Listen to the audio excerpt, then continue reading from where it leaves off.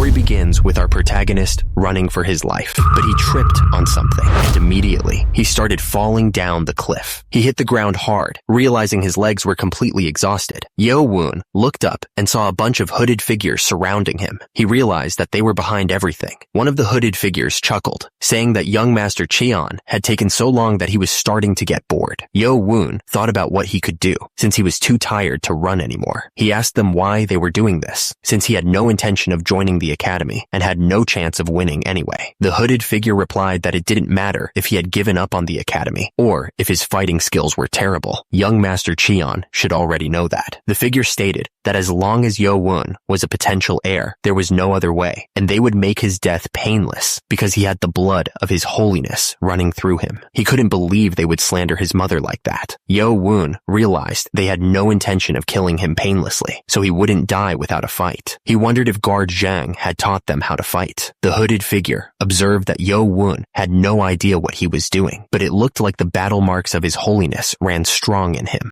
The hooded figure noted how Yo-woon refused to give up despite not knowing the first thing about fighting, and that it would make this hunt all the more rewarding. The hooded figure ordered them to kill Yo-woon. Yo-woon was barely dodging the attacks. At the same time, one of the hooded figures threw something. Yo-woon screamed as a sword hit him. Meanwhile, one of the hooded figures was moving in. One of the hooded figures grabbed Yo-woon by the neck, clenching his fist. The hooded figure chuckled, asking Yo-woon if he was finished. Another hooded figure yelled for the others to watch out, but it was too late. He stabbed Yo-woon. The other hooded figures watched in shock as the protagonist got one of them. The hooded figure chuckled, saying that Yo-woon deserved it. He wondered how this untrained kid could kill a member of the stealth squad. Was it just luck? The hooded figure thought it was impressive that Yo-woon was so smart even when facing death. He wondered what he could do with training. Then, he swung his sword and yelled at Yo-woon. The hooded figure attacked. As a result, Yo-woon was choking. The hooded figure looked down, saying that the games were over. Yo-woon was lying on the ground, looking defeated. He coughed as he was choking. As a result, the view above him blurred. The hooded figure asked Yo-woon how it felt to have a hole in his stomach. Yo-woon thought he was out of tricks, but at least he took one of them down with him. He wanted to make the enemy suffer longer as he died. The hooded figure didn't like this, but he figured it couldn't be helped. They lost a man. He sighed. Suddenly there was a flash. The hooded figure's eyes widened. One of them suddenly exploded. Turns out, Yo-woon was perfectly fine, and the assassins around him were getting wrecked. Yo-woon was barely conscious, but the hooded figure was asking what that white light was just now. The hooded figure felt something and shifted his foot. Then he yelled at the others to turn around and look behind them. They all turned to see a strange blue figure standing in the forest. The new guy with modern-looking clothes was a contrast to this ancient era.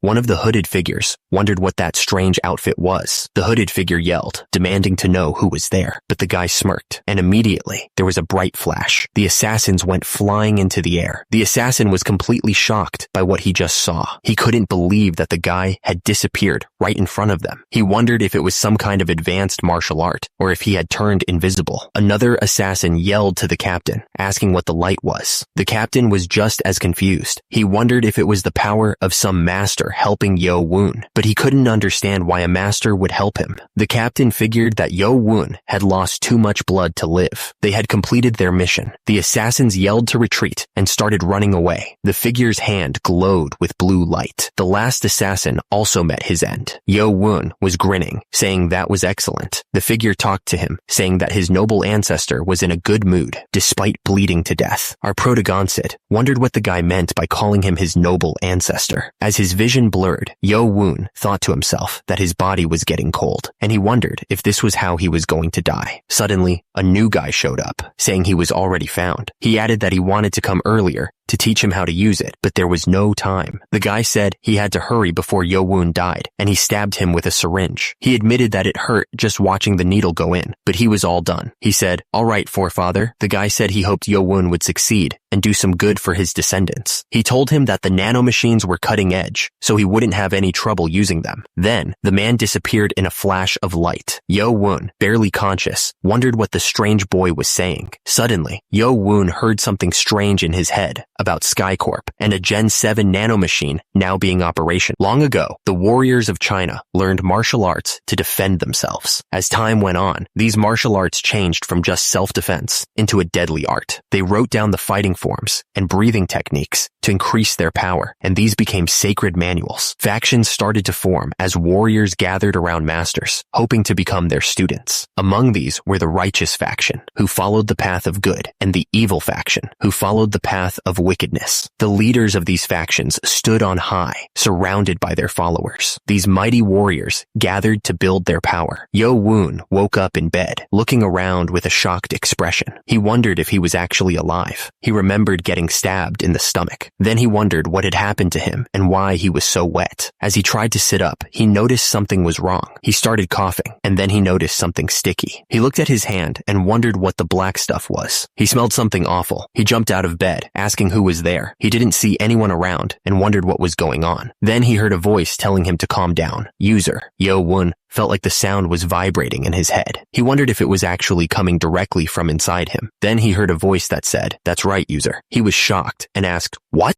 He screamed, asking who was talking to him. The voice responded that it was Skycorp's Gen 7 nanomachine. Yo Woon didn't understand a word and shouted, asking who they were and why they were doing this to him. The voice repeated that it was a Gen 7 nanomachine. Yo Woon repeated the word machine. Then the voice confirmed that it was a nanomachine. Yo Woon trembled, asking if it was true, if it was really the revered machine. Meanwhile, two men were talking. One said, "This way, Physician Beck," and the other responded, "Very well." Then, one of them asked if it was an assassination attempt, and the other confirmed. The man thought that they had always looked down on the young master and tried to kill him before, but he never thought they would try to separate him from the young master, because if they could trick someone like Guard Zhang, it had to be the stealth squad. It was a miracle that the young master survived. Meanwhile, the two men continued to walk deeper into the building. The man paused, thinking to himself. Well, he started gasping for air. Turning around, he saw someone standing over a dead body. There was only one whole body left intact. He was lying there, stabbed by the dagger that was given to the young master. Then he heard the sound of breathing. Not too far from the bodies, Yo Woon was lying in a signs of battle. He had lost a lot of battle marks, but at the same time, two men were talking. The first man noticed that the young master had no wounds on his body. The second man agreed. The first man wondered who could have helped him. He didn't think the patriarch would involve himself in such spats. The second man agreed, saying it was interesting. So they decided to hurry to the young master's chambers. Yo Woon looked around, completely confused. He was wondering what a user was. Yo Woon was sitting on the floor when he heard a voice asking if he wanted to proceed. Suddenly, blue light started to surround him. He started choking and then threw up everything he had in his stomach. He coughed, and the voice said it was normal after the first transfer of information and that it wouldn't happen again. He was still very confused, though. He looked at his hand and asked if it was a nanomachine. The voice confirmed it, saying there were over 6 billion nanomachines in his body. Yo Woon sighed, realizing it wasn't a human or the machine. He then wondered if it could leave his body if he wanted it to, but the transferred information stated that it was programmed to only exit his body if he died. The young master remained sitting on the floor, thinking about everything he had just learned. He wondered why this was happening to him. Who put the nanomachine inside him? At that moment, Hu Bong knocked on the door, announcing that Physician Beck was there to see him. Yo Woon was shocked. He told the nanomachine to stay quiet because he didn't want anyone to think he was crazy for talking to a machine in his head. He told it they could continue to communicate through thoughts only, and then he muted it temporarily. Hu Bong thought the young master was still asleep, so he examined him quietly. But then, he realized that Yo Woon was awake. He asked how he was feeling, but then he suddenly gagged. Hu Bong suddenly smelled something weird and asked the young master what it was, then realized that he forgot. At the same time, Physician Beck was thinking about something. The physician remembered that they had met before when he took care of his mother when she was sick. He asked for the young master's hand to check his pulse. As Physician Beck checked Yo Woon's pulse, he flinched. The physician said something was strange, which made Hu Bong ask if something was wrong with the young master. But the physician told him that it was quite the opposite, and that this was very lucky. Physician Beck explained that the toxins had left his body and his chi was flowing well. He asked if Yo Woon had taken some kind of special herb. Hu Bong looked confused and asked what the physician meant, as Yo Woon looked up from the bed. Physician Beck told him that his body was now in perfect condition to learn martial arts. Yo-Woon was shocked. Yo-Woon looked at the black sticky substance on his body and wondered if that was the toxins that came out of him. He wondered if the nanomachine did this. The nanomachine confirmed it. Suddenly, Yo-Woon was standing in the middle of a blue light as the nanomachine scanned him. Yo-Woon smirked. The demonic cult really respects martial and demonic arts, and among the different groups inside, there are 6 main sects: the Shadow, Sword, Stealth, Poison, Saber, and Musician sects. These sects made a deal to give their maidens to the leader of the demonic cult so he could have heirs. These heirs can become minor priests and are raised by their mothers' families. When they get older, they go to the Academy of the Demonic Arts. The Academy of the Demonic Arts only opens once every 10 years. The instructors are the best masters in the cult, and their goal is to make the students fight each other to improve their martial arts skills. But there's a time when the competition gets super intense. It's when the candidates for minor priesthood enter the academy. Members of the cult call this the grand tournament for the minor priesthood. The physician thought to himself that someone must have helped Yo-Woon, since he was perfectly healthy now. He told Yo-Woon that he would prescribe some herbal medicine to help him recover. Yo-Woon offered to walk physician Beck out, but the physician said it wasn't necessary and told him to stay and watch over the young master. The physician wondered how Yo-Woon could have changed so much. He remembered how small he used to be and how he couldn't learn any martial arts. He thought that even though Yo-Woon was the son of a servant girl, he still had the battle marks of his holiness. The physician wondered if the patriarch had changed his mind about the young master. The physician decided that if his holiness had helped the young master in secret, he didn't need to acknowledge it. He figured the academy was going to be interesting this year. Yo-Woon was relieved that the physician didn't notice anything strange. He realized he was alive because Guard Zhang found him. The nanomachine might have healed him, but if Guard Zhang hadn't found him, he would have been dead. He wanted to thank Zhang for saving him, but then he realized how bad he smelled. He figured he should probably take a bath first, since he reeked. Yo-Woon was sitting in the tub, and he asked the nanomachine to tell him about its healing abilities. At the same time, the nanomachine responded. The nanomachine explained that it could quickly heal external wounds and internal organ damage, but battle marks loss, or loss of flesh, would take much longer because they required cell division. Yo-Woon thought it sure liked to say a lot of things he didn't understand. Yo-Woon was still in the tub, and he wondered if it would be okay to test the nanomachine's abilities. Then, without hesitation, he sliced his hand with a knife. He yelled out in pain as the nanomachine announced it was starting to heal the knife wound. Yo-Woon was shocked, and the wound on his hand began to close up. The bleeding stopped almost instantly. He was amazed. Then he looked up from the water.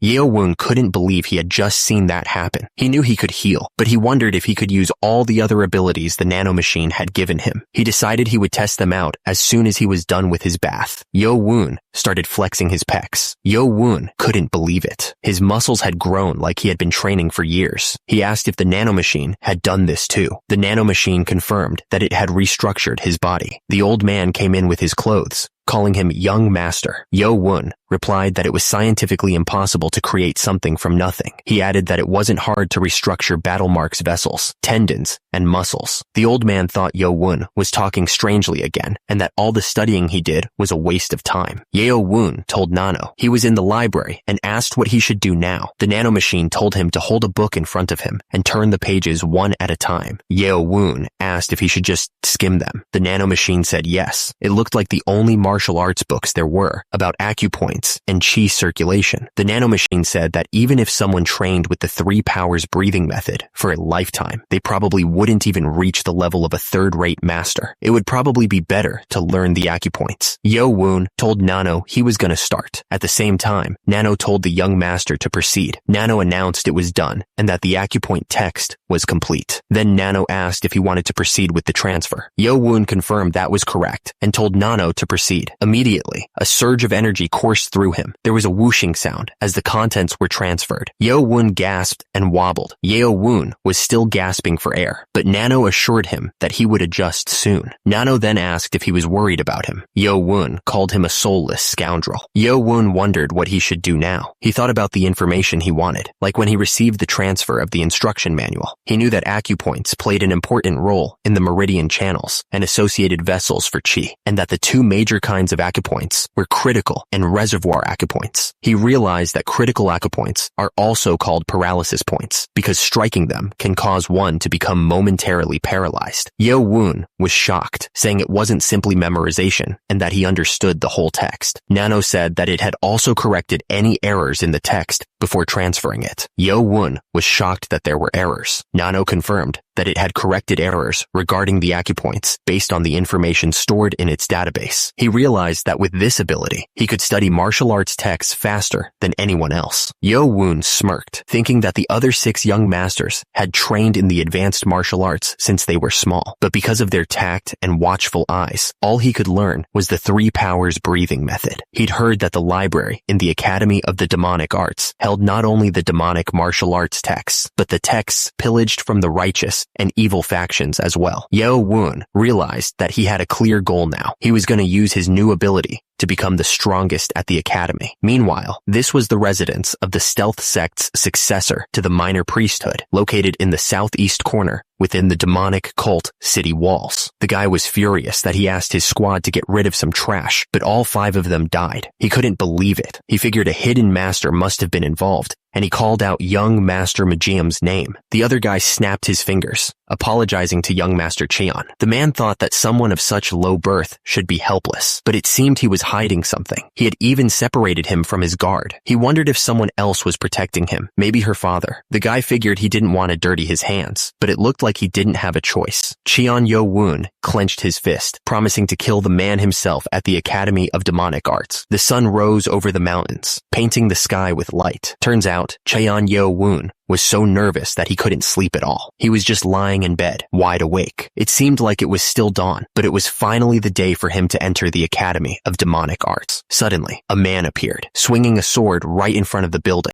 The guy kept swinging his sword around. Cheon Yo Woon was thinking that he should have learned Guard Jang's dagger technique in secret, but he knew the other 6 sects always had their eyes on him. That's why he promised his mother on her deathbed that he wouldn't learn martial arts before entering the academy. Suddenly, he heard a voice calling him Master. He was confused. At the same time, Guard Jang was training. Yo Woon looked shocked. Yo Woon asked if someone could someone else's moves. The voice replied, yes. Yo Woon asked if they could guard Jang's technique and then transfer it to his brain. The nano said it had all kinds of martial arts data ready to transfer, but Yo Woon wondered if he should really steal Guard Jang's techniques without asking. He decided against waiting. He had to enter the academy without a guard, so he needed to learn to protect himself ASAP. Yo Woon told the nano to start scanning Guard Jang's moves. At the same time, Guard Jang kept training with his daggers. Guard Jang kept slashing through the air. Meanwhile, the nano continued to him. The nano announced that it took about an hour. It had successfully copied all of Guard Jang's techniques. The nano started transferring the martial arts data to Yo Woon's brain. The transfer finished, and the nano said it was getting easier for it to do this. Yo Woon was shocked. He couldn't believe how well it worked. He felt the technique flowing through him. He knew Jang's dagger technique. Yo Woon realized he couldn't let Jang see him like this. He might get suspicious. Yo Woon took a deep breath and began practicing the shift step. Yo Woon's eyes glowed with power, and immediately the ground around him shattered into pieces. He moved with incredible speed, practicing the martial art he had just learned. Yo Woon realized he had mastered a technique he should have spent 20 years on, skipping the daily practice entirely. The nano asked if he wanted to transfer the muscle information to his body, but if he didn't, his body would be in pain. His body was in immense pain, and he asked the nano what was wrong with him. The nano explained that Yo Woon had used the new technique without developing the muscles needed, which caused damage. Yo Woon told the nano to make the explanation easier, feeling insulted by the nano's language. The nano adjusted the language and explained that young Master Cheon hadn't trained with Guard Jang's technique before, so his body wasn't used to it. The nano said that once his body got used to the move through simulation, the muscle information had to be transferred for him to master it. Yo Woon understood that if the information transferred to his muscles, it wouldn't hurt anymore. The nano confirmed that was correct and asked if he wanted to start the transfer, which would take 2 hours. Yo Woon said that was fine and told the nano to proceed. The nano warned that the process involved extreme pain, so he would be put to sleep, mentioning that many people faint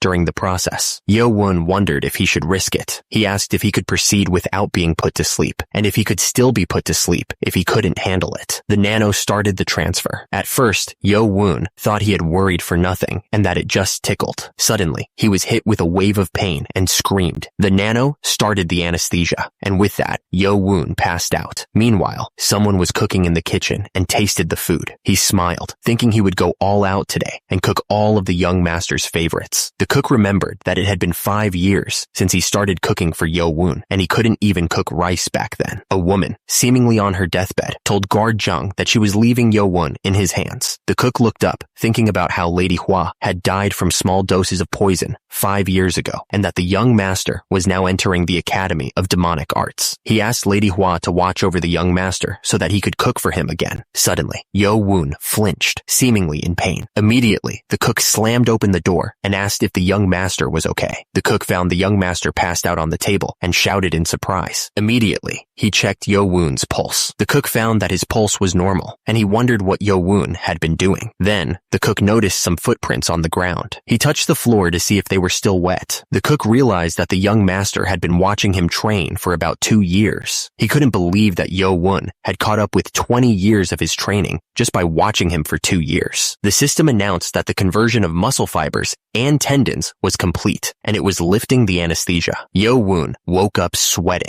Yo-woon was gasping for air, saying that he would never do that again. At the same time, Nano told him that it had warned him. Yo-woon wondered why he was lying on the floor, and if guard Jang had been there. Then, he noticed the dagger on the floor. Yo-woon wondered if it would hurt to use the dagger technique now. Nano told him that it had converted his muscle fiber and tendons to the same level as someone who had trained for 20 years. Yo-woon agreed and slashed with the dagger. Immediately, he was shocked by the power. Yo-woon noticed that the sequence was the same, but his moves were more accurate and powerful. The feeling of slicing through the air was incredible to our hero. He slashed and twirled the dagger. Yo-woon finished the first sequence. Then, he prepared for the first step of the second sequence. He stepped down with so much force that the floor cracked. Yo-woon was surprised. He realized he was able to leave such deep footprints even without mastering the internal technique. Yo-woon realized he had mastered the external technique, even though he had 0 internal technique. He figured guard Jang was going to be shocked when he saw this. At the same time, the cook knocked on the door to bring the young master his breakfast. The cook panicked, wondering what he should do. He realized pressing down on the floor wasn't helping at all. Meanwhile, the cook called out to the young master again. The cook entered the room, saying he was hungry today. He noticed that Yo-woon always took his meals by the window. At the same time, Yo-woon smiled, thinking he wouldn't be coming home for a while, so he felt like switching things up a bit. Yo-woon hoped the cook didn't notice anything. He saw his favorite meal, sautéed bok choy, roast pork, and fried egg on rice. Yo-woon thought the cook really knew him, and since he was entering the Academy of Demonic Arts today, this might be the last time he got to eat Jang's cooking. Suddenly, he felt acid reflux because of the change in emotion. Nano told him to swallow food and saliva to counteract the secretion of stomach acid. Yo-woon told Nano to be quiet and stop talking in a language he couldn't understand. Yo-woon decided to focus on his meal and planned to eat every last bite. Guard Jang told him to slow down, but the young master just said, "Right." Guard Jang thanked the young master, but then he got serious and asked when Yo-woon had learned his dagger technique. Yo-woon was confused and stammered, asking what Guard Jang meant by that. At the same time, Guard Jang dragged the barrel away. Guard Jang kept pulling the barrel, making a loud scraping sound. Guard Jang realized that this was the first step of the second sequence, and the mark was much deeper than before. He knew he wasn't mistaken. Yo-woon knew that stealing another warrior's technique was a big no-no in Murim. He thought he had been blinded by Nano's power and done something unforgivable. He had nothing to say, even if Guard Jang hated him for it. Guard Jang told the young master that he had done well. He didn't care that Yo-woon had learned the technique in secret. He would have taught it to him sooner if it wasn't for the pact of the sixth sex. Yo-woon was surprised, and then he saw that Guard Jang was giving him the key tips to circulate chi for the dagger technique. He wondered why. Guard Jang added that he would also give him the breathing technique, but there would be far better texts in the academy. He told Yo-woon that he would do better to learn those instead. A tear landed on the paper. Yo-woon started to whimper. Guard Jang watched Yo-woon's reaction. Yo-woon, overwhelmed, swore he would never cry again.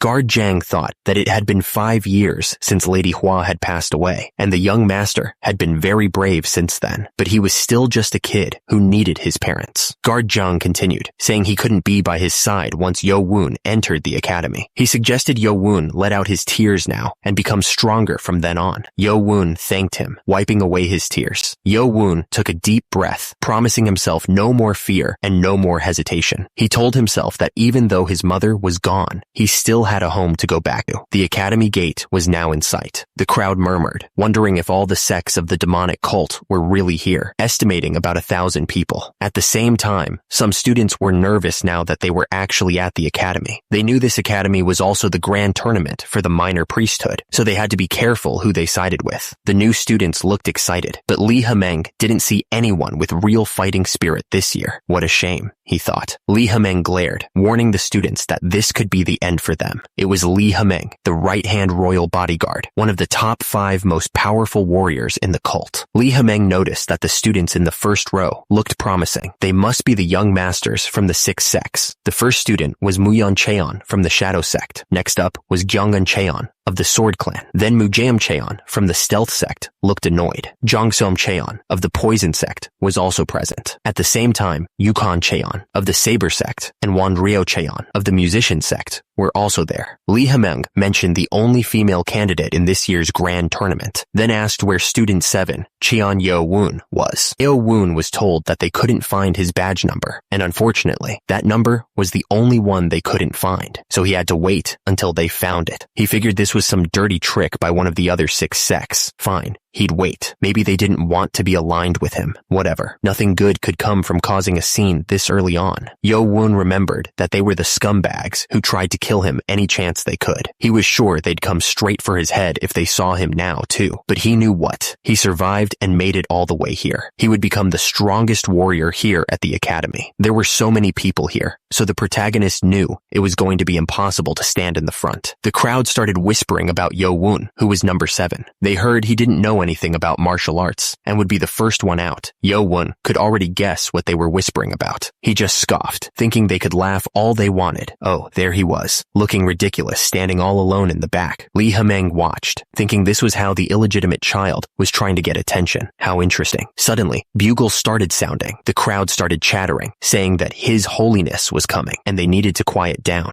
The nobles walked by with their usual arrogance. At the same time, the students watched them pass. They kept walking, not paying attention to anyone. Meanwhile, a masked man kept glaring. The nobles kept muttering as they walked. Then a man stumbled forward. Li Hemeng clicked his tongue, asking why he was dressed in such shabby clothes, calling him a drunkard. The drunk man glared at Li Hemeng, asking what the hell the redhead was looking at. He introduced himself as Mad Blade Sob Meng, left-hand royal bodyguard to the patriarch. Then Ragyom Ma, the Lord of Darkness and head royal bodyguard, announced the beginning of the ceremony. At the same time, the camera focused on Cheon Yujong, the patriarch, sitting on his throne. The crowd was buzzing, but Yo Woon could only focus on the patriarch. He was overwhelmed by his father's presence, barely able to look at him. Ragyom Ma shouted, demanding silence from everyone. Ragyom Ma announced that they were ready and bowed to the patriarch. The ceremony was about to begin. Ragyom Ma welcomed all the talented young ones to the academy who would lead the cult's future. The crowd was surprised by his profound breathing technique. At the same time, Yo Woon could clearly hear his voice, even from the back row. Ragyom Ma continued, saying that at this academy, they would hone their skills and become the driving force behind the cult. And the crowd cheered. The crowd bowed, thanking their holiness. Meanwhile, a man glanced sideways. As the crowd listened to the speech, Yo Woon watched them with a cold expression. At the same time, the crowd seemed very excited about the academy. Someone turned around to look at Yo Woon. Meanwhile, Yo Woon's eyes narrowed. The guy thought it was the first time they'd ever met, but he was still so cold. He sighed. The guy thought it was fine. He didn't expect much from him anyway. He hadn't even seen him when his mother passed. Now that the speech was over, it was time to get down to business. As a result, the crowd started chattering. Li Hemeng was getting angry, and it showed on his face. At the same time, the students were flinching, sensing the shift in mood. Li Hemeng looked like he was about about to explode. Lee Ha-meng announced that he was going to make things simple and that they should listen up. Lee Ha-meng explained that at the academy, they would train through 6 stages over 4 years, and each stage would have an exam they could only try once. As a result, the students started murmuring, realizing how serious this was. Lee Ha-meng smirked, saying it looked like they all got the gist of it, and that students who failed would be kicked out. Then, someone lifted his hand to ask a question. One of the students raised his hand, wanting to ask something. Lee Ha-meng got angry and asked who dared to interrupt him. As a result, the student who raised his hand got a jolt of electricity. Lee Ha-meng questioned if the student had heard him. He asked what the student was going to do about it. Lee Ha-meng reminded them that they lost all their privileges as heirs the moment they stepped into the academy. Lee Ha-meng asked if he wanted to be disqualified from the tournament before it even began. The student apologized immediately, realizing he had messed up. Lee Ha-meng knew what they were thinking. They only get one try at each test, so their chances of making it to the end are low. But those who pass each stage will get 3 special rewards. The first reward is a demonic dragon marble. One of the students wondered if it was what he thought it was. Turns out, it's a miracle medicine that can give you the power of 20 years of internal energy training. The students wondered if they could absorb 120 years worth of training if they passed all 6 stages and took all 6 marbles, which would make them masters already. But the more you absorb, the weaker the effects are, and it's hard to absorb the energy in the first place. If it was easy, the masters would have already taken them all. 6 stages, huh? Yo Woon thought to himself that he hasn't trained his internal techniques at all. But if he can pass the tests, he could improve them much quicker with the marbles. The second reward is access to the martial arts manuals. Lee Ha-meng explained that the manual library at the academy has 5 floors. Each time they move on to the next stage, 1 more floor will be unlocked. Lee Ha-meng explained that, depending on how well they do, they'll get to study manuals from the 6 sects and even the royal bodyguards. The students were excited, thinking this was their chance to learn divine techniques and become martial arts masters. Meanwhile, Yo Woon thought that if he's going to survive, access to those manuals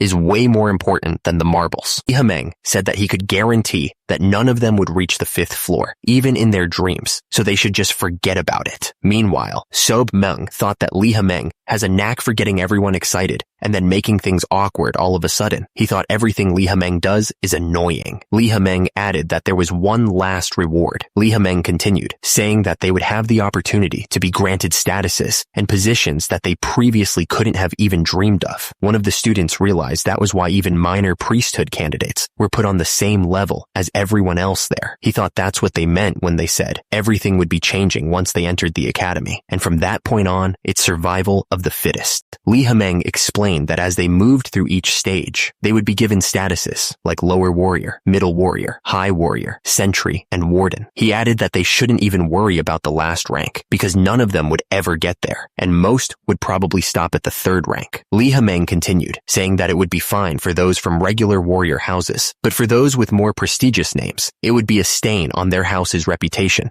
to have their careers cut short at just a measly warrior rank. He asked if they could really say there were 6 stages to the academy's training, since reaching the last stage was pretty much impossible, and that over the hundreds of years the academy had been running, less than 10 people had made it that far. Lee Ha-meng stated that if they could rise through the ranks, their value would be acknowledged at the academy. He added that they might all begin at the same starting point, but as things progressed, they would find themselves at different points within the hierarchy and would have to follow it. One of the students realized that before, just staying alive was the only thing he needed to focus on, but now he would need to beat the competition if he wanted to survive. Lee Ha-meng said that was the gist of how things would go there. He announced that they would begin the first stage examination to assign them to their dorms and groups. One of the students was shocked. The students started muttering, shocked that they were already taking the stage examination. They complained that they weren't supposed to be tested before being taught anything. Lee Ha-meng said that if they couldn't pass the examination, they would be kicked out of the academy. He added that those who failed weren't worthy of even a lower warrior title. Lee Ha-meng explained that the first stage examination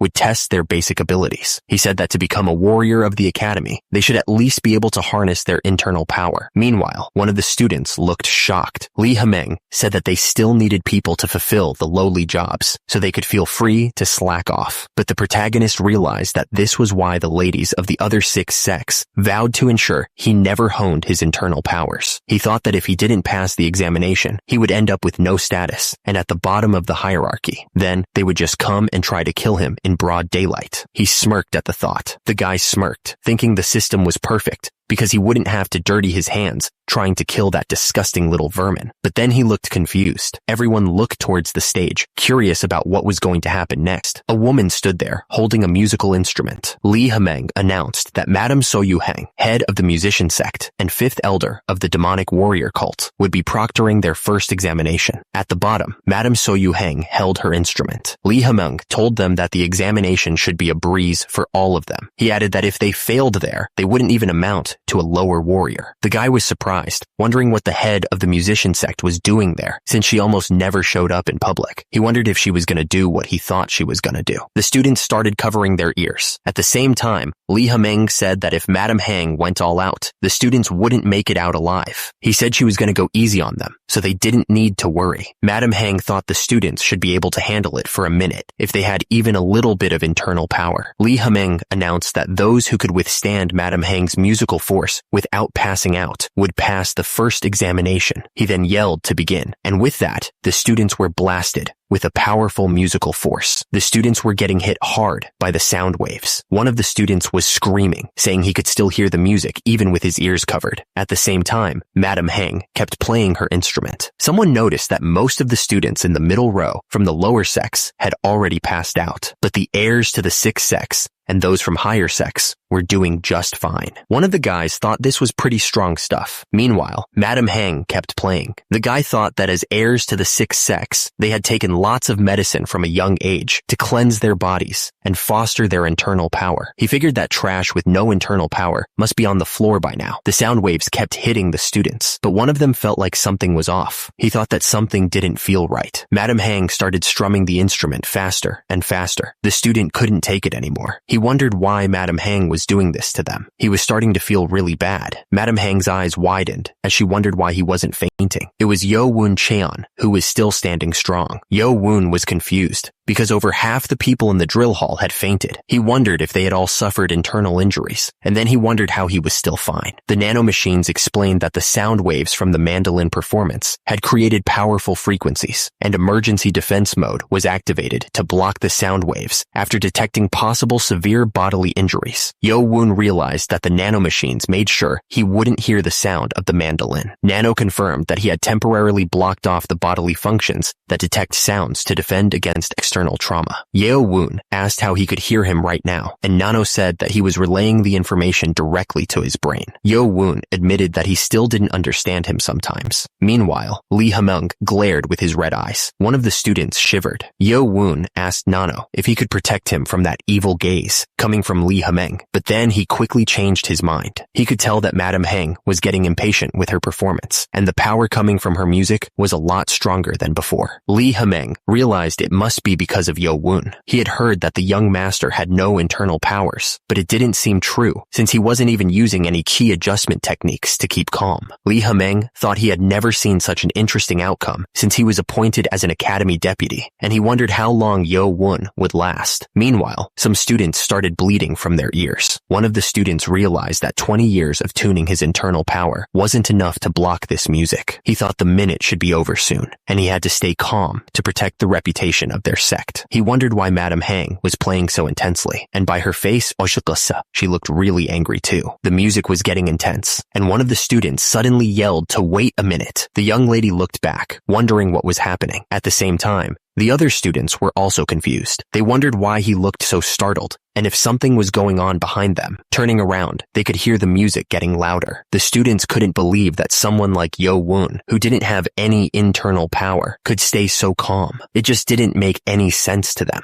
Yo Woon was talking to Nano, wondering if he was just imagining things, but it looked like everyone was angry at him. He asked Nano to analyze their facial expressions. Nano showed him that the facial muscle conditions suggested emotions of absurdity, surprise, petulance, and anger. Yo Woon thought none of this felt real because he couldn't hear anything, but he could definitely see their hostility towards him. There was no doubt that they were annoyed that he was doing just fine and thought he had no internal powers. Yo Woon realized that if he made it past this first test, no one would believe he didn't have internal powers. He asked Nano if there was any way he could give himself internal injuries on purpose. Nano asked if he meant injuring his organs. Yo Woon confirmed it, but Nano didn't suggest hurting himself on purpose. Yo Woon said it was fine and that one Once her performance was over, he wanted Nano to hurt his organs and make him throw up battle marks. Nano agreed and said he was starting the forced internal damage. The minute was almost up. The woman playing the instrument wondered how the lowly trash, who couldn't be older than 15, was still standing. She refused to let it end like this. How dare he insult her like this? She would raise her powers and tear him apart. There was no way he could handle this. Lee Hameng thought this was dangerous. At the same time, the woman kept playing the instrument. Madam Heng kept playing, and the sound made people want to throw up. Lee Hameng yelled at Madam Heng to stop because it was too dangerous. Madam Heng ignored Lee Hameng and kept playing. At the same time, the students were all passed out on the ground. The students were coughing and barely able to stand. The guy with the bottle thought that if she had turned it up even a little bit more, no one would have passed the first test. He couldn't believe she was acting like that. Madam Heng wondered what was going on and realized she'd gotten angry and used half her power on that little brat. The woman was angry that the brat broke the rules. She blamed Yo Won for everything. Yo Won twitched while a student started to feel sick. The student started vomiting battle marks while Lee Hameng looked worried and Madam Heng kept playing. Another student looked up, confused about what was happening. A student fell to the ground, coughing up a ton of battle marks. People around him were wondering what had happened. The student looked up, realizing it was the nanomachine's fault. It had done damage to his organs to make him throw up as much battle marks as possible. He realized he wasn't dying, after all. He kept coughing, battle marks splattering everywhere. Lee Hameng realized that if the student died during the exam, the responsibility would fall on him as the academy deputy. He couldn't let the kid die, since he shared battle marks with the Holy One. Lee Hameng rushed forward, grabbing the student. He asked if he was all right. The nanomachine told him that he was suffering from battle marks loss and would fix his organs. Lee Hameng was holding Yo Won, who had just passed out. He told him that he didn't have to act so tough and could have just fainted. Lee Hameng was worried, thinking that the young master was in critical condition. He wondered how strong his internal powers were to have endured all of that. Then, Lee Hameng realized that Yo Won didn't have any internal powers at all. Lee Hameng was shocked, saying that Yo Won was just a reckless little brat. He didn't expect much from the unlucky 7th young lord. Lee Hameng thought that Yo Won made it through the first examination with no internal powers and only through his own determination. He waved for the demonic way. Lee Hameng ordered everyone to bow and take Yo Won to the infirmary. Lying in someone's arms, covered in battle marks, Yo Won begged the nanomachine to hurry and heal him. Madam Heng was confused. She thought he was doing fine against her music, but he had suffered serious injuries. Then, Lee Hameng moved with incredible speed. He told Madam Heng that she had crossed the line. Madam Heng asked what he meant by that. He shot back, saying that she almost killed the boy. Madam Heng wondered if the kid had weak internal powers, but then realized that he didn't have any to begin with. Lee Hameng explained that he had tried to stimulate him with raw energy to see if he would get a reaction, but nothing happened, and his pulse was the same. Madam Heng was shocked. She couldn't believe that he could endure her musical force without even the slightest internal power. If what Lee Hameng was saying was true, the boy should have fainted like the rest of the students. Lee Hameng said that Yo Won had suffered severe internal injuries and had endured her music solely through his own determination. Madam Heng was surprised, commenting that the boy had a shockingly strong will to survive. Lee Hameng thought that if it weren't for the boy's low status, he would have taken him as his student, but he knew that nothing good could come from defying the 6 sex. Suddenly, Shob Meng started chugging down alcohol from his gourd. Shob Meng was impressed that the kid had endured all that just through his own will. He thought that was pretty wild. Lee Hameng told him to mind his own business and go get drunk in some lonely corner like he usually does. Shob Meng scoffed and said, screw him. He was going to leave anyway. Then he told the redhead to get lost, adding that he'd be dead in a ditch by now if it wasn't for Sir Ma. He warned him to watch his mouth. Lee Hameng shot back, saying he didn't want to hear any of that from Shob Meng's alcohol-soaked mouth. He added that if anything, Shob Meng would be the one buried in the ground if it wasn't for Sir Ma. He demanded to know what Shob Meng had said. Suddenly, the two bodyguards were at each other's throats, their energy clashing violently. At the same time, the crowd watching could feel the raw power of their attacks. The energy in the air was becoming really unstable. The left and right-hand bodyguards were really going at it. The ground was cracking and breaking under the force of their attacks. Seob Meng scoffed, saying, "Forget it." He was out of there, calling them little wusses as he walked away. Seob Meng looked at the students sprawled out on the ground, saying they had no grit these days. He grumbled that it was all because of a little mandolin playing, but he thought that one student was different. Seob Meng said he liked Yo-woon and that he had his eye on him. So, the story shifts to the Demonic Academy's main building. Inside the infirmary, Dr. Baek Jong-myung was writing in his book. Suddenly, someone shouted that there was a patient. The guy yelled again that there was a patient and punched the doctor. The doctor was shocked as two guys with a stretcher walked in, saying there was a real patient. The doctor was excited that there was a patient on the first day. He thought the Demonic Academy was the best and wondered what was up with the patient. He heard that the patient was Baek Jong-woo's student, but he seemed crazy about medical practice. The doctor told them this wasn't the time to be like this and told them to come in. The doctor looked at Yo-woon on the stretcher, wondering how hard the test could be for a person to be in this kind of condition. He asked if Yo-woon got stabbed in the stomach, but realized he was wounded internally. The doctor was surprised that this was from internal damage. He was told that since Yo-woon didn't have any nagong, the left guardian asked that he take special care of him. The doctor thought that in the 10 years he'd been his teacher's student, he had never seen so much battle marks from an internal injury. Anyway, they said that since they dropped him off at the infirmary, they would be on their way. Then they started walking away. One of the men asked the other why he was so slow when they were busy. The other guy replied that it was nothing. The man with the beard looked back and said that the kid's complexion looked a lot better than before and wondered if he was mistaken. At that moment, Yo-woon looked at his hand, which was covered in battle marks. The doctor felt Yo-woon's pulse. The young master thought to himself that he had forgotten that he was in the infirmary and almost healed all the internal damage. The protagonist thought that it still hurt a lot, but he had to endure it until the doctor was done. The doctor thought that the pulse was clearly irregular and fast, so he must have taken a lot of damage. The doctor thought that it was still very weird, and even if someone bit their tongue, they wouldn't bleed this much. The doctor figured he'd start with some acupuncture. Suddenly, the doctor got hit by a bunch of needles and screamed. The doctor was super scared and asked if the right guardian was okay.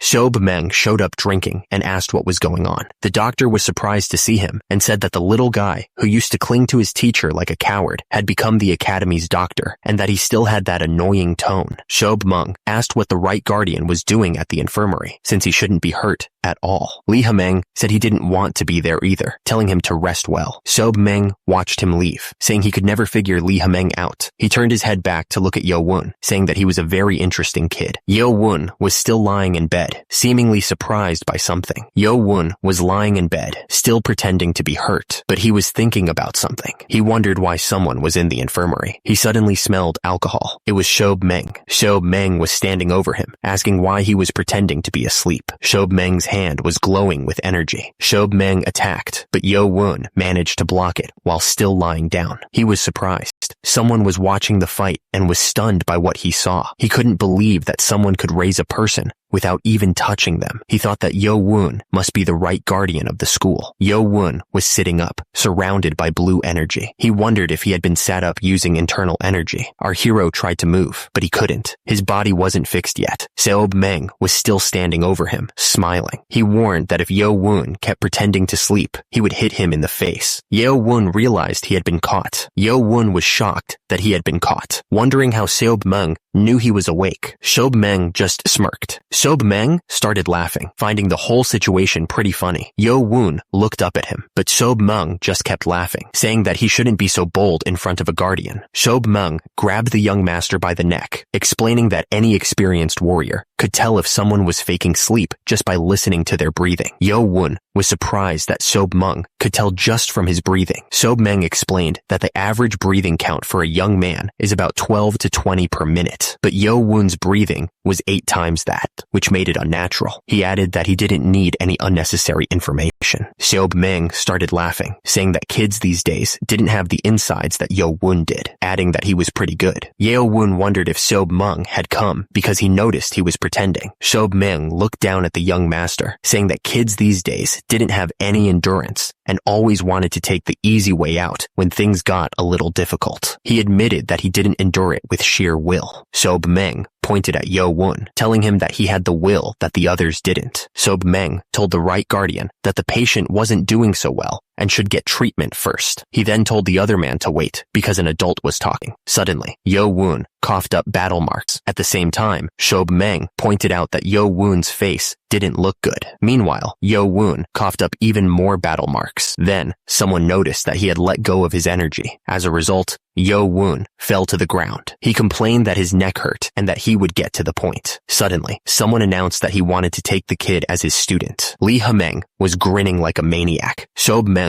looked at Lee Hameng, confused. Yo Won was still lying on the ground, hurt. Lee Hameng didn't care and started drinking from his flask. Sob Meng was shocked, staring at him, while Yo Won was still out cold. Lee Hameng was serious. He said he wanted to take the kid as his student. Lee Hameng looked down at the kid, asking if anyone didn't know who he was. Yo Won, still on the ground, asked if the 6 clans wouldn't hate him for taking him in. Lee Hameng just laughed. He asked what they could even do about it. Lee Hameng added that they'd still have to compete with each other, with or without him. Yo Won was lying down, thinking that this was a great chance, but he wondered if it was a trap. Seob Meng was watching him quietly. Seob Meng thought that this was the famous 7th prince. He knew they'd play tricks at the academy, but making him lose so much battle marks was too much. Yo Won didn't know what to say because the offer was so sudden. He'd also have a teacher in the academy. He was worried that he'd look like he was begging to be his student. Sob Meng figured the kid had a lot of doubts, which was to be expected after the life he'd lived. Yo Won finally said that he would do it. Sob Meng was smiling, saying that if he wasn't convinced, he'd offer something that he couldn't turn down. Seob Meng stood over him. He asked what the paper was, saying it was what he needed to survive in the academy. Sob Meng smirked, pointing out that he was stuck in the infirmary as soon as he got to the academy. He asked if he wasn't worried about falling behind, even though he was able to pass the first test with sheer will. He wondered if someone without Negong like him could pass the second test. Seob Meng pointed out that anyone who wanted to be a warrior needed to think a step ahead of others, asking if he was planning on staying in the infirmary for 2 weeks and getting pushed behind from the start. He knew that while he was stuck in this place, the others would certainly move forward a lot. He couldn't deny that, but he'd have to stay here for a bit to avoid suspicion. Seob Meng took a swig from his jug, looking like he was about to start something.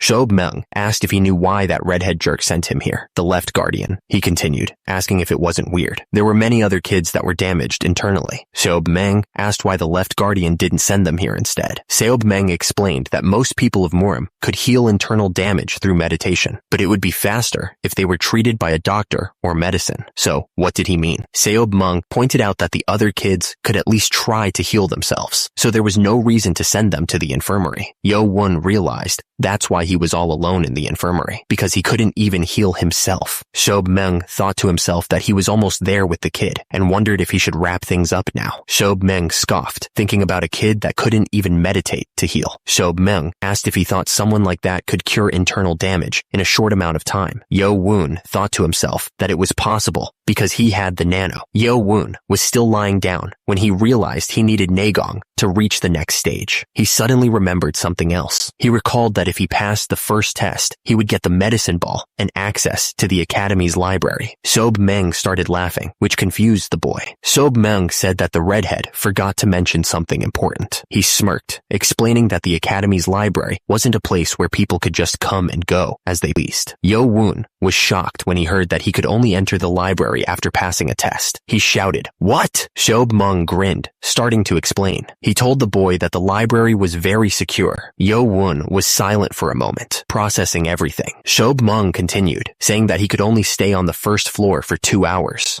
Sob Meng chuckled, saying that there were limits, and it was like crossing mountains all the time. He added that the time he got to spend there would increase as he went higher up. Sob Meng continued, explaining that he wasn't allowed to write anything down. He had to memorize everything before he left. He added that memorizing just 2 books was already a lot. Yo Won realized that this gave him a huge advantage. With the nanomachine's scanning skills, our hero thought he could probably hundreds of books in 2 hours. Sob Meng finished by saying that 4 years at the demonic academy would really test the boy's limits, especially since he didn't have any inner energy. Yo Won wondered if Sob Meng was implying that he was different from the others, since most of them had trained in their clan's martial arts, and he had neither martial arts nor inner energy to survive the threat of the six clans. Yo-won wondered if he really needed to become Lee Ha-meng's student. Yo-won noticed a paper lying next to his head. He wondered if it was the breath of Nagong. Lee Ha-meng chuckled, saying that Yo-won wasn't as dumb as he thought. He confirmed that it was indeed the breath of Nagong and offered to teach it to him right away if he became his student. Yo-won clenched his fist, thinking that even if he wasn't sure about Lee Ha-meng's intentions, he needed someone on his side. He realized this was his chance to learn the breath of Nagong, something he couldn't because of his oath with the six clans. Lee Ha-meng smirked. Without hesitation, Yo-won dropped to his knees. He asked Lee Ha-meng to accept him as a student, acknowledging him as his right guardian. Lee Ha-meng smirked, enjoying this. A student must bow to his teacher twice. Lee Ha-meng used his energy to lift the boy, telling him to get up. Yo-won looked shocked as he was lifted into the air by Lee Ha-meng's power. Lee Ha-meng declared that the battle marks of Cheon shouldn't bow to anyone other than the Lord himself. Lee Ha-meng told him to rest for the day and to memorize the points of the breath of Nagong until he got back. Lee Ha-meng told his henchmen to take good care of his new student before hitting him on the head. Yo-won was still lying down, but Lee Ha-meng was already leaving with a smile on his face, but his breath stank as always. Baki asked if our hero was okay, saying it was as chaotic as if a storm had passed by. Baki congratulated the boy on becoming the right guardian's student. Yo-won thanked him for that. The man checked his pulse, saying that his internal damage had messed him up pretty bad and that he would be back with acupuncture tools soon. Yo-won just said okay as he lay there. He thought about how many opportunities he'd been given, thanks to Nano and the right guardian. In the middle of all these enemies at the academy, he thought about his mother and guard Zhang. He realized that for once, there was someone on his side. The demonic academy's practice field was vast, full of students. At the same time, some people were sitting, probably waiting for something. Meanwhile, another group was standing and looking in the same direction. Lee Ha-meng told the left guardian that he would report the results of the first test. Hao Jinchang reported that 415 people passed, including Cadet 7, who was taken to the infirmary. Lee Ha-meng thought that was 200 less than the first test from 10 years ago, and that Elder Hang's energy waves were too much. Lee Ha-meng figured that the ones who failed probably didn't think it was fair. One student yelled that he didn't pass out, and he shouldn't be kicked out just because he had bubbles coming out of his mouth. He said it wasn't fair. Another student asked if they didn't understand. He asked if they thought they could live their whole lives in service or farming, and how he was supposed to live a life like that. A man said that it seemed like they couldn't accept the results. He agreed with them and said there was no other choice. He commanded that the rebelling ones be kicked out of the demonic academy. A dude yelled as he got punched right in the face. He coughed, and then another man punched him. The force of the punch sent the guy flying backwards. A man with white hair clicked his tongue, saying that the ones in front had great skills, and the ones who were kicked out wouldn't be able to beat them. He figured that because they were being stubborn, they wouldn't learn anything.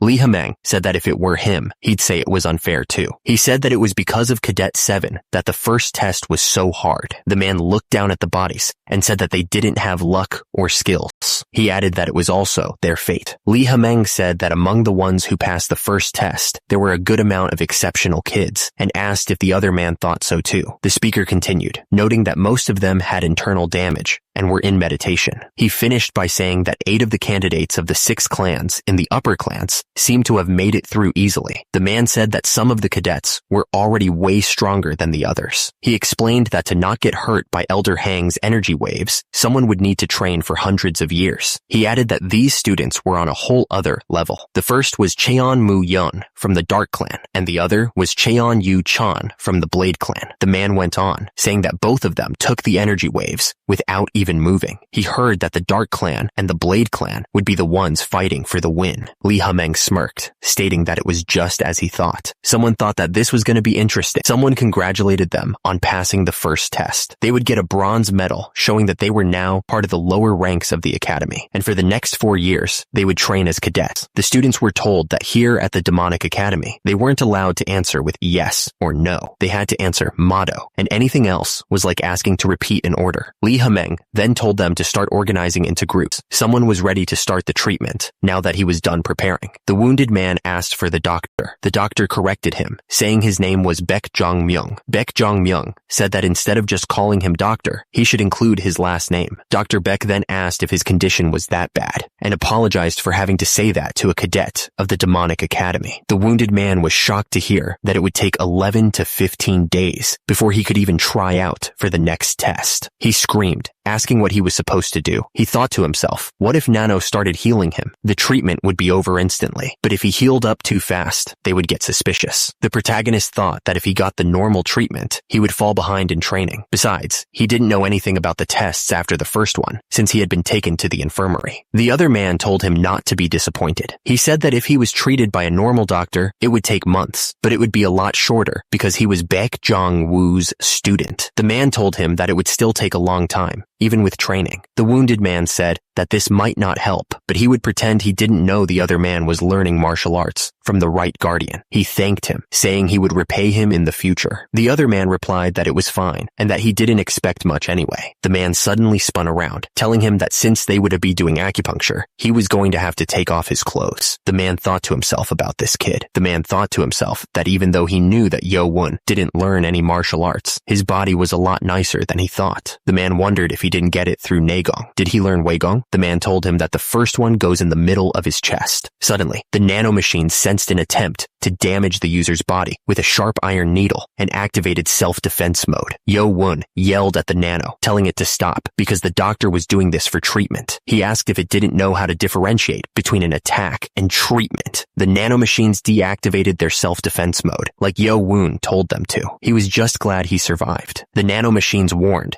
that if he didn't tell them about treatments beforehand, they would consider any damage to his body as an attack. They said they understood his instructions. Yo-won looked at his stomach, confused. He realized his stomach was starting to hurt less. The system then started to retrieve information from its built-in acupuncture diagram. The nanomachines explained that the acupuncture needles were placed down his chest, under his heart, and on his arm. They pinpointed the exact spots that enhance regeneration in the stomach area. Yo-won realized he was able to understand things easier with the information the nanomachines transferred. Then, someone told him to take a nap while the acupuncture did its thing, because he was making them blush by staring. He said that, but he couldn't sleep with the nanomachines explaining everything. He was lying down, thinking about toes, under the knee, and shins. Suddenly, he gasped. Yo-won wondered if the nanomachines could treat his internal injuries. The treatment would go faster, right? But he realized if he got healed too quickly, they'd get suspicious. Yo-won asked if he could be healed, but still look wounded. Turns out, after the treatment, it's possible to mess with his pulse to make it look like his organs are damaged. Yo-won said he was only asking just in case, but he was glad it was possible. If he could fool Dr. Baek for a couple of weeks, he'd have a chance to learn from the right guardian. Yo-won told the nanomachines to heal him now and fool Dr. Baek when he comes to check on him. He understood, Master. The nanomachines confirmed they were starting self-recovery mode as commanded by the user. The sun was setting over the mountains. Suddenly, a man yelled for the cadets to pay attention. He then ordered them to get in line. Lee Hameng spoke to the cadets. Lee Hameng announced that he was going to explain their next test. Lee Hameng explained that until the third test, all cadets would take the test at the same time. To become a mid-level warrior, they needed to know tactics and strategies. He then told them they only had 20 days. The cadets started freaking out, saying 20 days wasn't enough time to learn all those tactics. Lee Hameng asked if they were curious why there were 20 groups. He said that in 3 weeks, only 10 groups would move on. The cadets realized that half of them would be kicked out. One of them complained that they didn't have any top cadets in their group. The cadets knew that the 6 clans probably had an advantage in the tests. Lee Hameng said that this was the first and last test that required them to work together. So if they wanted to compete, they could just fail together. He was still a man that was good at making people feel bad. Lee Hameng then announced that today's schedule was done and they could return to their rooms and rest. He added that starting tomorrow, they would be taught by the staff standing in front of them, and they'd be teaching them tactics and techniques very kindly. The cadets questioned if they were really going to be kind. mind, since they were the ones who beat up the rebellious cadets. And just like that, the instructor dismissed everyone. The cadets started to head back to their rooms. It was Group 8 instructor Im Pyong. Im Pyong noticed that one of the cadets was still around, so he asked him why he was still there. It was Spring Clan candidate Cheon Moo Kum, and he said that he had a question for the instructor. Im Pyong reminded him that he couldn't answer questions related to training. Cheon Moo Kum understood, so Im Pyong asked what he wanted to know. He answered that he was pretty sure he'd be the leader of Group 8. Im Pyong explained that the selection for team leaders was supposed to happen tomorrow, but the 6 clans always found the rules ridiculous. Cheon Moo Kum then pointed out that Cadet 7, who was assigned to their group, was in the infirmary. Im Pyong asked what that had to do with anything. Cheon Moo Kum said that with one person missing from a group test, he didn't want their whole group to fail. The guy explained that because Cadet 7 didn't go to the ceremony, he wouldn't know what was going on, so he wanted to tell him everything. The other man just stared back without saying anything. Suddenly, another guy with an evil grin said that Cadet 7 was in the same group as him, and his luck had run out. He added that he would personally go to the infirmary to mess with Cadet 7's limbs. The first guy agreed that it was a good idea, saying that the other man seemed to understand the basics and complimented him on his first day. The instructor said he would take their advice and deliver the information to Cadet 7 himself. He seemed really mad about it. One of the cadets reached out, telling the instructor that he didn't need to do that and that he could go himself. The instructor gave him a death stare, explaining that the main building was off limits to cadets unless they had special permission. The cadet realized he wouldn't be able to get into the main building. He was starting to panic because so many things were going wrong. He knew he was a candidate from the Spring Clan, but that meant nothing here. He was out of options. The cadet understood and then asked the instructor one last favor before telling him to head back to his dorm. The instructor stopped, asking if there was something else he wanted to say. The cadet asked if he could at least know when Cadet 7 would start joining them. The instructor said there was no problem with that and that he would tell him tomorrow since it was too late today. The guy thanked him. Now that things had come to this, the cadet knew he'd have to wait until the protagonist returned to their dorm. Someone yelled at the guy on the ground to hurry up and get better, calling him a lowly bastard. The guy looked down with a nasty grin, promising to make the loser feel so much pain that he would wish for death. It was night at the Demonic Academy's main building. Turns out, the guy with the head bandage was going to be stuck in the infirmary for 14 days. The man confirmed it, saying that the internal damage was so bad, he would have to stay for at least 14 days. One of the men sighed, saying that if he stayed there that long, it would be hard for him to get to the top level. He then asked if there was anything that could make it go faster. The other man replied that that's what he was asking, saying that if only Cadet 7 had Nagong, but Cadet 7 had none at all. The man said that since he didn't have it, there was no other option but to take a long time, adding that the second test was in only 3 weeks. The man couldn't believe that he would have to be hospitalized for 2 weeks. He didn't want his group to be eliminated just because of that one guy. Meanwhile, another man appeared, asking if he could speak to Cadet 7, saying that he had a lot to tell him. The man thought that he was sleeping right now, so it would be hard to do. He wondered if he should wake him up, but decided not to, saying that he'd come back tomorrow, since he'd be here tomorrow anyway. And with that, the man said goodbye and left. A man watched someone, thinking about how he only barely managed to pass the first test. The man clicked his tongue, not impressed. He walked into the room, thinking this must be the end of the guy's luck. Inside, Yo Woon was sleeping soundly. Outside, the moon shone brightly in the night sky. The night was dark, and the wind was blowing. Someone was moving fast through the forest. They were moving so fast, it was almost hard to see them. The figure stopped in front of a building. The curtains inside were blowing in the wind. Yo Woon's expression was serious. Suddenly, someone got kicked hard. The protagonist was sent flying, crashing through the paper wall. A man laughed, announcing that the student's teacher had arrived. Yo Woon looked up, shocked, and asked if it was the teacher. Turns out, Sob Meng was right behind him, breathing pure alcohol fumes right into Yo Woon's face. The guy took another swig from his bottle, hiccuping as he asked if Yo Woon wasn't going to greet him. Yo Woon turned around and greeted his teacher good morning. Sob Meng seemed satisfied and asked if he'd finished the homework he gave him yesterday. Yo Woon looked confused, wondering what homework he was talking about. Sob Meng asked if he was talking about the breath of Nagong, reminding him that he told him to memorize it all before he came back. Yo Woon thought back, remembering that he was taken to the infirmary and treated just yesterday. Sob Meng looked annoyed, asking if he possibly didn't memorize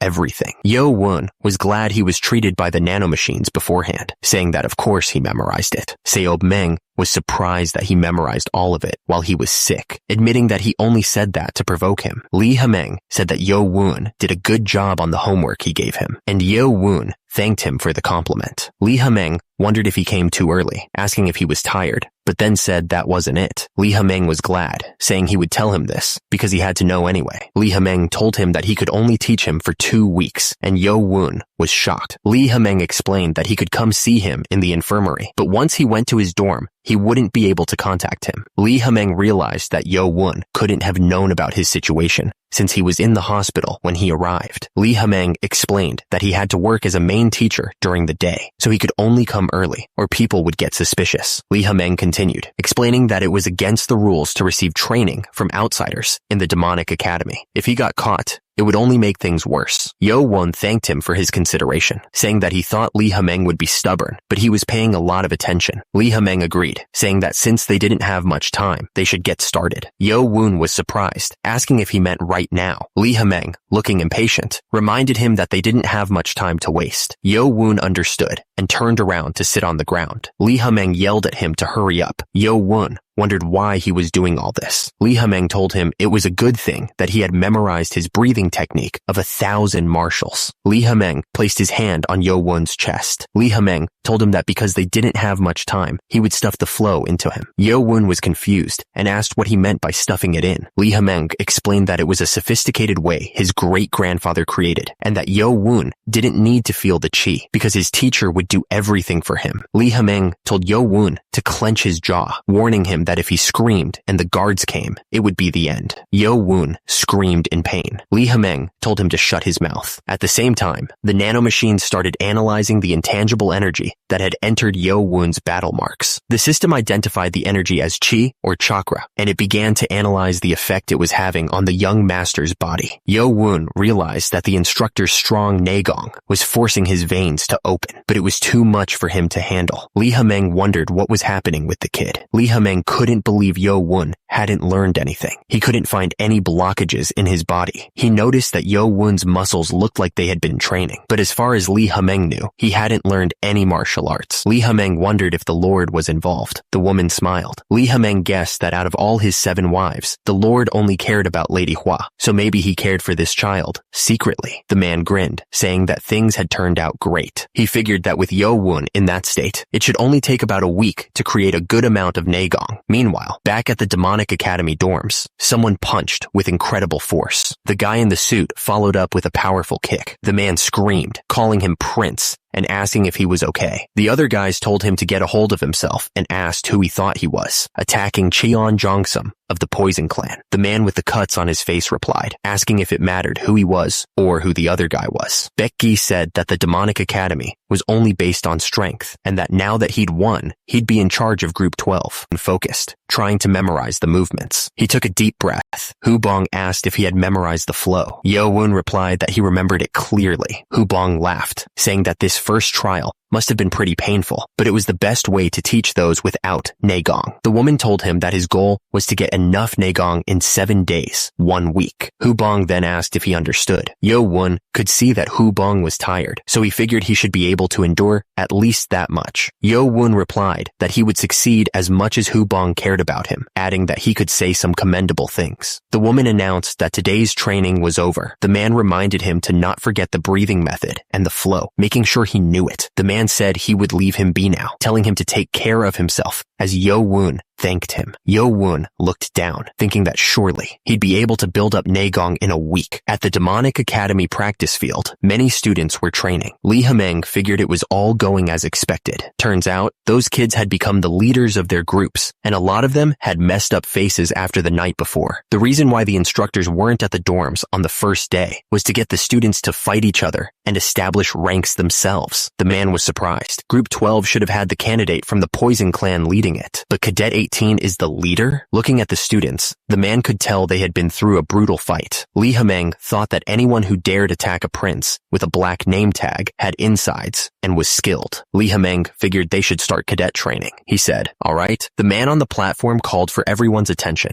The man announced that for 7 days, every morning, they would learn basic tactics and strategies in the auditorium. Then in the afternoon, they would train at the practice field.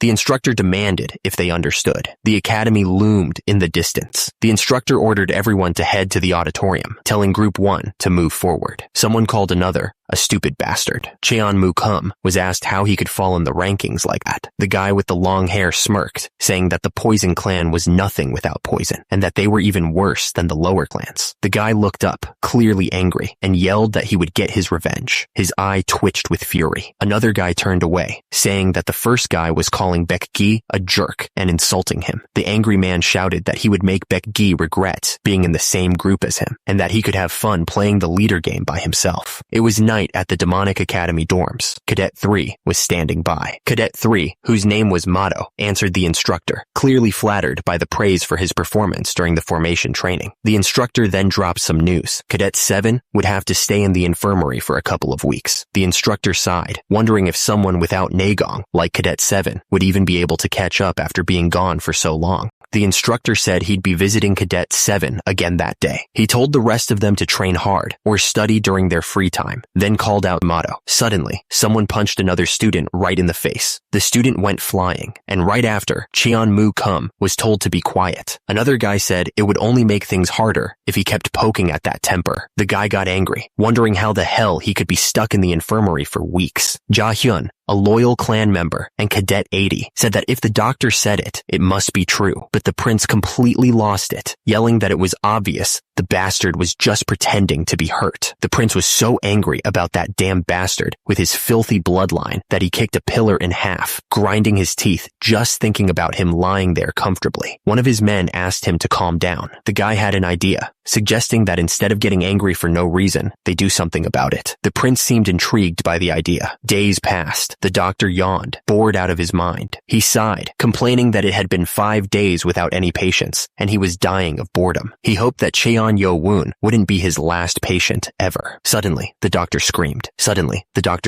Wondering what the hell had just happened. An instructor, Pyung, rushed in, carrying a cadet who'd been hurt during training with real swords. He explained that he didn't pull out the sword, not wanting to make things worse. The doctor's eyes sparkled. He told the instructor to move the cadet to a bed, happy that a patient had finally arrived. The doctor was impressed that the treatment was almost done and said it was expected from the student of the best. He added that it was all because the instructor didn't pull out the sword. The doctor checked the kid's condition. Fortunately, the cadet hadn't injured any vitals and was very lucky. The instructor pulled back the curtains, stepping into the room. He chuckled, saying it seemed like the doctor was worried for no reason. He added that he was responsible for the students until the second test and that 2 of them were already in the infirmary. The doctor explained that he had stitched the wound, but it was deep, so the cadet would need to be hospitalized. He seemed surprised that the cadet would need to be hospitalized. The doctor said that it wouldn't be as long as it was for Cadet 7. Just 3 days should be enough. The instructor sighed. The instructor said he'd be back after the afternoon training was over and asked the doctor to take care of Cadet 23. The instructor thought to himself that it was bad timing for this to happen as soon as they started training with real swords, and that he was going to have to write a lot of apologies. Nearby, a candle burned in the darkness. The light revealed Yo-woon sleeping in his bed. He was covered in bandages from his recent fight. The protagonist stared intensely at the knives and tools laid out before him. The hand gripped the knife tightly, and the person holding it wondered if he should start by making sure the guy couldn't walk. Nearby, a man peeked through the curtains, looking worried. He looked down at the foot he was holding and said that he was only doing this to survive. He brought the knife closer and told the person not to blame him.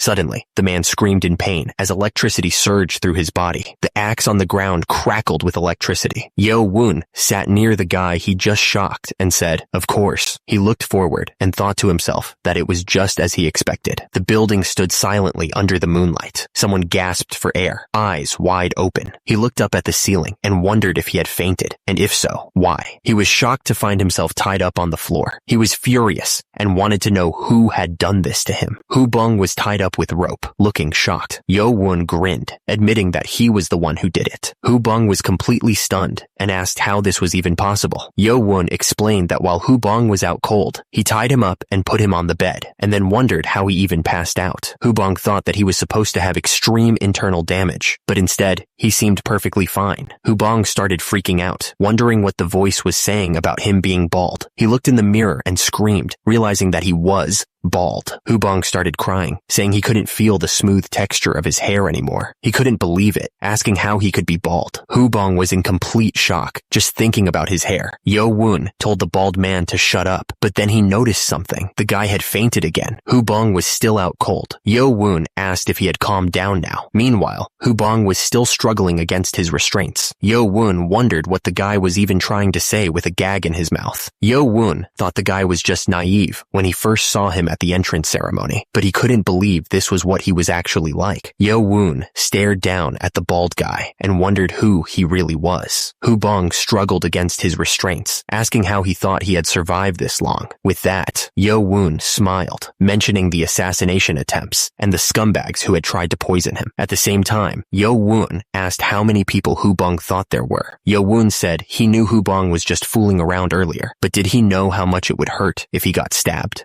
He could even die. Yo-woon held the knife to the bald guy's throat, demanding he talk and tell him who made him do this. The guy struggled against the gag, unable to speak. Hubong screamed in pain. Yo-woon asked if he was alright and told him to talk. Yo-woon repeated his question, demanding to know what he was talking about. Hubong claimed he didn't know what Yo-woon was talking about. He pointed out that if he stabbed him in the infirmary, Yo-woon would be blamed. Hubong, tied up, reminded Yo-woon that students can't hurt others outside of training and duels at the demonic academy. Hubong figured that he wasn't going to tell him anything easily. He said that even if Yo-woon tortured him, he wouldn't open his mouth. Hubong laughed, wondering what Yo-woon thought he could do. He probably didn't expect Hubong to be this tough. Yo-woon smiled and said that they would just have to see if he opened his mouth or not, and then paused, wondering what to do. Hubong was then gagged, unable to speak. Yo-woon told him to wait right there. Hubong noticed that where Yo-woon used to live, there weren't many things, but there were so many things here. He wondered what Yo-woon was going to do with those needles. Yo-woon just smiled. Hubong was terrified. Yo-woon grabbed Hubong's hand tightly. Hubong was scared and noticed his hands were clenched. He couldn't believe someone with no martial arts training could be this strong. Hubong wondered why Yo-woon was trying to open his hand and what he was going to do. Yo-woon told him it was going to hurt a little, and then he stabbed the needle into Hubong's hand. Hubong screamed as loud as he could, but the gag in his mouth stopped the sound. Yo-woon told him to stop overreacting. Hubong kept kicking his feet, trying to get away. Hubong begged him to stop. He said he wouldn't talk even if he was tortured. Yo-woon told him to just think of it as revenge. The screams echoed through the building. Hubong was still trying to scream, but he couldn't. He was tied up and passed out. Yo-woon asked if it hurt a lot, mentioning that Hubong had fainted twice. Yo-woon wondered if they should do the other hand. Hubong could only scream again. Yo-woon asked if he finally felt like talking. He added that Hubong should have done that at the beginning. Hubong thought that this guy was crazy and that he would have died or gone crazy after enduring that. He decided he should just tell him now. It was Cheon-mu-goom, wasn't it? Hubong asked how Yo-woon knew. Yo-woon smiled, asking if he was curious as to how he knew, and confirmed that he was right. Hubong explained that thanks to Cheon-mu-goom's consideration, the instructor came every day to give him lessons. Yo-woon smiled, saying that he knew in great detail what group he was in and who else was in it, but he wanted to hear it from Hubong's own mouth. Hubong, looking terrified, said, "Cadet 23, Heo-bong." Hubong was sweating bullets, wondering who had said that this guy was nothing. Hubong thought that Yo-woon was a monster hiding his strength and acting like he didn't have any, and he couldn't even imagine how strong he would be once he got even stronger. Hubong said he got some good information, and he needed to sleep, so they should end it there, asking if Yo-woon really wanted to stop. Hubong promised he wouldn't tell anyone what had happened earlier. Hubong begged him to take his anger out on him. Yo-woon didn't say anything and just pointed his finger at the tied-up Hubong, and with a swift strike, Yo-woon knocked him out cold. Hubong was shocked, realizing that Yo-woon had used Jom-hyul, a technique that neutralizes an enemy by targeting a certain spot of battle marks in the body.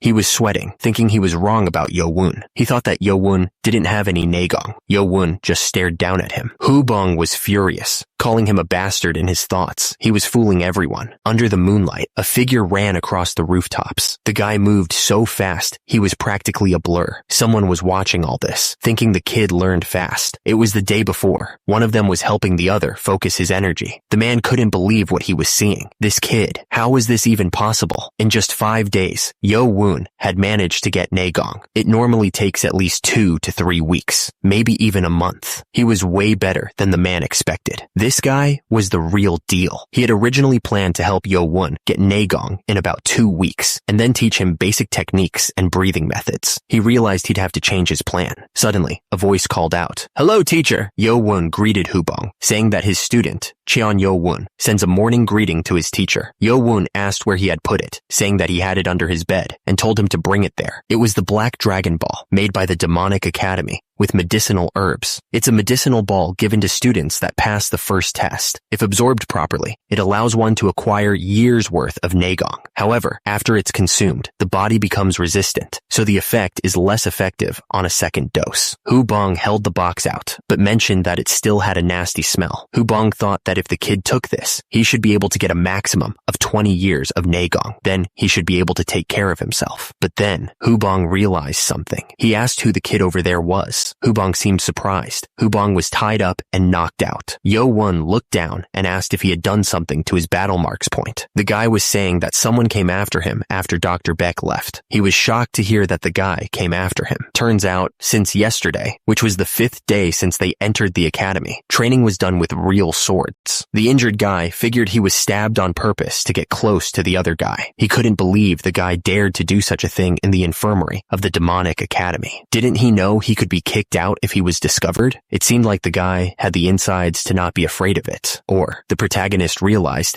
this could mean that someone ordered him to do this. Yo-woon figured that Hubong knew who was behind the attack and asked him to spill the beans. Hubong said it was a scumbag from the loyal clan who was in the same group as him. He added that he had never seen any good people from that clan. Hubong continued, saying that it was a tough family with a lot of troublemakers, but he couldn't say anything against them. Yo-woon said that it seemed like Hubong had a pretty tough life, but he was used to it. Hubong looked at Yo-woon, thinking that it was because he said it like that it made it sad. Yo-woon smacked Hubong to wake him up. Hubong explained that if someone used less than a year's worth of internal energy to poke his battle marks point, it would only last a couple of hours. Yo-woon said that it would take at least 10 years of internal energy to do it properly, and demanded if he understood. Hubong said that he would keep that in mind. The guy opened a small box. Yo-woon held the Black Dragon Ball, asking if he should just swallow it. Cheon Mukium told him no, he should chew it first to make sure the medicine works better. Yo-woon could already tell from the smell that it was going to taste awful. He ate it anyway, but the taste was so bitter that it paralyzed his tongue and made him want to throw up. Cheon Mukium told him that now that he had swallowed it, he should start using his breathing techniques. Cheon Mukium told him that his teacher would help him absorb the medicine well. Yo-woon replied that they should start, and asked Cheon Mukium to take care of him. Our hero started meditating. Cheon Mukium explained that a substance that helps energy activity had entered his body, and it was reacting to the energy inside him. He was then asked if he would accept the absorption by speeding up the cycle. Yo-woon didn't know what he was talking about, but figured he wanted to help, so he agreed. It would stimulate the metabolism of his body. Cheon Mukium was shocked, wondering how this could be happening. Cheon Mukium realized that the young master was born with the body of a war god, and it was absorbing all of the medicine and amplifying it. He should only be absorbing up to 80% of it. Cheon Mukium was relieved that he had been nervous for no reason. At the same time, the sun was setting on the buildings. Yo-woon didn't say anything. Seob Meng asked how the Naegong felt. Seob Meng smiled, saying that Yo-woon did well, and that he was pretty sweaty this time too. Seob Meng said that Yo-woon was able to get 1.5 times the amount of Naegong. Yo-woon was shocked, asking if that meant 30 years. Seob Meng said that was just a rough guess. He added that the other students would be absorbing the medicine on their own, so they might not even be able to absorb half of it. Yo-woon was speechless. Seob Meng was super thankful. He said it was all because of Yo-woon and wouldn't have been possible without him. He added that he was very lucky. Yo-woon smiled, saying that his luck must be Nano. He thanked Nano, and Nano replied that it was programmed to help him. Yo-woon looked at the sky and realized it was getting late. He figured he had to head back right away. Seob Meng called out to Yo-woon, asking what was wrong. The man asked his teacher if he could teach him his blade skill formation, starting tomorrow. The teacher agreed, saying of course he could.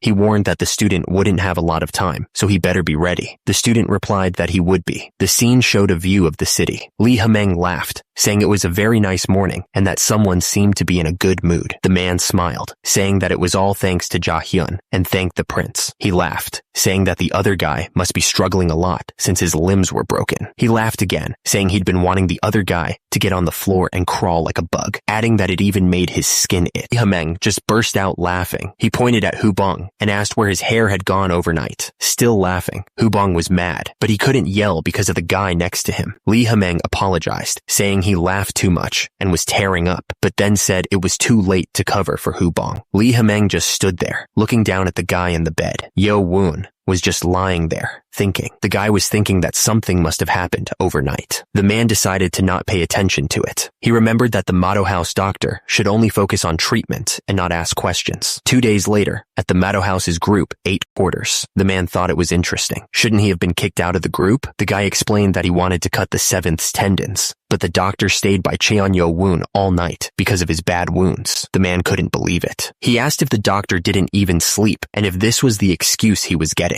The guy nervously explained to the prince that he moved at night like he was ordered, but the doctor woke up too. The prince's eyes narrowed with anger. The prince yelled, asking how bright a doctor's ear could be. The man got kicked right into the ground. The prince was furious and called the man a piece of trash for failing such a simple task. The man told the prince to wait a moment and asked what was wrong. The prince asked if the man knew the name of the doctor in the clinic. The man, lying on the ground, said that he heard the doctor's name was Baek Jong-myung. The prince repeated the doctor's name, Baek Jong-myung, asking if the man on the ground knew him. The bald man realized that the doctor was probably a student of Dr. Baek Jong-woo. He explained that Baek Jong-woo used to be part of the Poison Clan, but he focused on medicine and became the Lord's personal doctor. He was even ranked in the top 30 of the demonic cult. The bald man said that if their doctor was Baek Jong-woo's student, his martial arts skills might be amazing. The prince got angry, saying that sending the other man was a waste, and then kicked him. The man was crying, realizing he wouldn't get any support for his clan. He couldn't believe what he was hearing. The guy with long hair smirked, asking Haobong if he would do something for him. The smirking man told Haobong not to worry because he was the heir of the Spring Clan. The injured man on the ground told them to keep hitting him. He wanted to see if they could keep it up when that guy arrived. The man was still on the ground, defeated. The man demanded to know why the bald guy was wearing that bandana. The bald guy looked shocked. The man kept kicking him, asking if he thought shaving his head and pretending to feel sorry would make things okay. He was not happy. The other guys thought things had calmed down for a bit, but now the quarters were getting noisy again. One of the men said he felt like trash and told Jahyun they should leave. As they walked away, he cursed. Someone was really angry and shouted that Cheon Mukum and Cheon Yo Woon could all go die. Meanwhile, someone wondered if Dr. Beck could use martial arts too, but the doctor said he only knew medicine.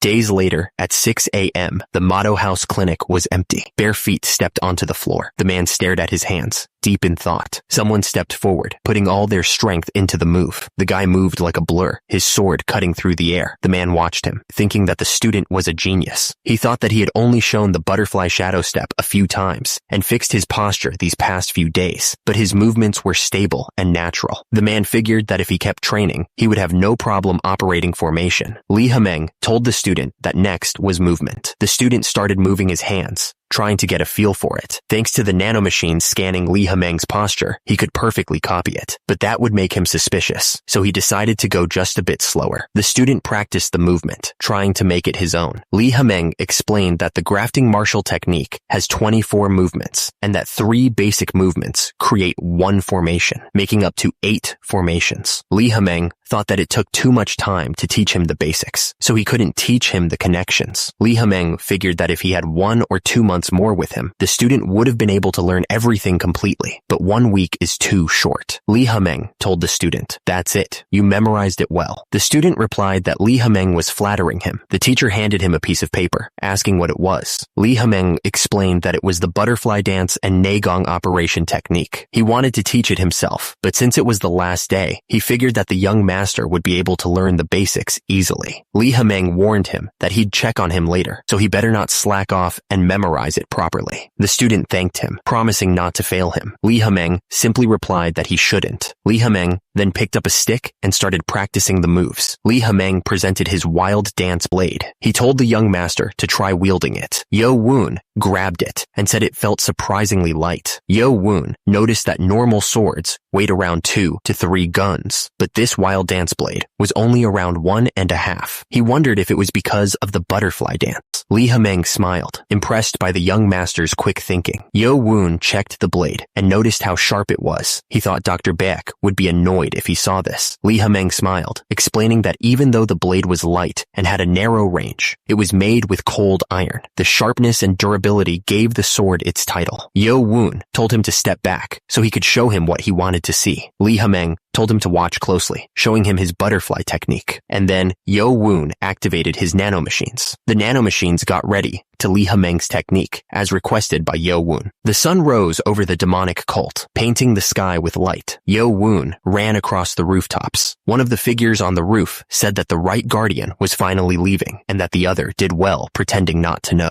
Li Hemeng asked how he could go against his orders. He was happy he didn't have to watch him coming in and out of his mouse hole. The man suggested that they should reassign guards to the second floor hall, since they would have had plenty of rest. Li Hemeng said he was leaving, but Li Hemeng asked what was the reason for his concern for the 7th prince. The other man said it was because that was fair. Li Hemeng chuckled, asking if he was saying that the 7th prince had a chance because he was of royal battle marks. The man replied that he shouldn't question the sky. The man figured that, as expected of the Wind King, you never knew where he went. If he decided to run away, it'd be impossible to catch him. Anyway, Li Hemeng wondered if 10 days would really make everything fair. The man looked at something with a puzzled expression. The man noticed that Yo Woon was still sleeping, even though he was always up when he came for work, and wondered what was up. The man thought this was the last time Yo Woon could rest peacefully like this. Once he was released, he'd go through a lot. Yo Woon was told to sleep a little more. The nanomachines then started to work on his muscles to simulate the butterfly technique's starting expression with 80% completion to data goal, and changed to veins with 75% completion. The nanomachine said there was 1 hour left until 100% completion. An hour later, the guy was still sleeping at the table. Suddenly, the guy woke up and started throwing up everywhere. He was confused, asking what was happening. Yo Woon kept on vomiting. The man asked why he was suddenly vomiting and shivering so much, wondering if he was okay. The man told Yo Woon to just let it all out. The man told Yo Woon to lie down and rest, since it looked like he had calmed down a bit. His body was still shaking. The man was confused, wondering how someone who had been lying down the whole time could have a pulse like that. His pulse was running as if the body was completely overworked, but the body's response to the body evolution had stabilized. Yo Woon was still breathing heavily. The man was confused. He couldn't believe how stable Yo Woon had suddenly become. The man admitted he'd never heard of something like this from his teacher. The man shrugged it off, deciding to just leave Yo Woon to sleep. It was almost lunchtime, so he figured he'd just go eat. But Yo Woon's eyes snapped open. Someone sat on the floor, meditating. The man opened his hand, ready to start training. Yo Woon clenched his fist, feeling the power. He could feel the strength in his hands, so different from just 6 hours ago. He figured he now knew how much training the teacher went through. If Li Hemeng somehow found out that he had earned this body in just 6 hours, he'd be scared, right? Yo Woon was really thinking about how scared Li Hemeng would be. The young master focused his energy. Yo Woon unleashed all that power, sending waves of blue energy blasting outwards. Yo Woon unleashed all that power, sending waves of blue energy blasting outwards. The student was shocked by the show of power. He thought it was amazing that he could create that much pressure without even using Nagong. Yo Woon asked the nanomachines if they had scanned everything, and they confirmed that they had. Li Hemeng turned to the student and asked if he watched properly. The student confirmed that he did. Li Hemeng said it was a shame, and that he should have taught him formations properly. But today was the end. Li Hemeng told him that if it was him, he'd be able to learn the butterfly dance just by watching. He thanked him for everything and told him to keep at it. Yo Woon replied to the teacher, saying that it'll be very hard once he returns to the motto house. Li Hemeng told the student not to lose. Yo Woon realized that there was at least one person who cared about him. He decided he should live up to his expectations. Yo Woon asked the nanomachines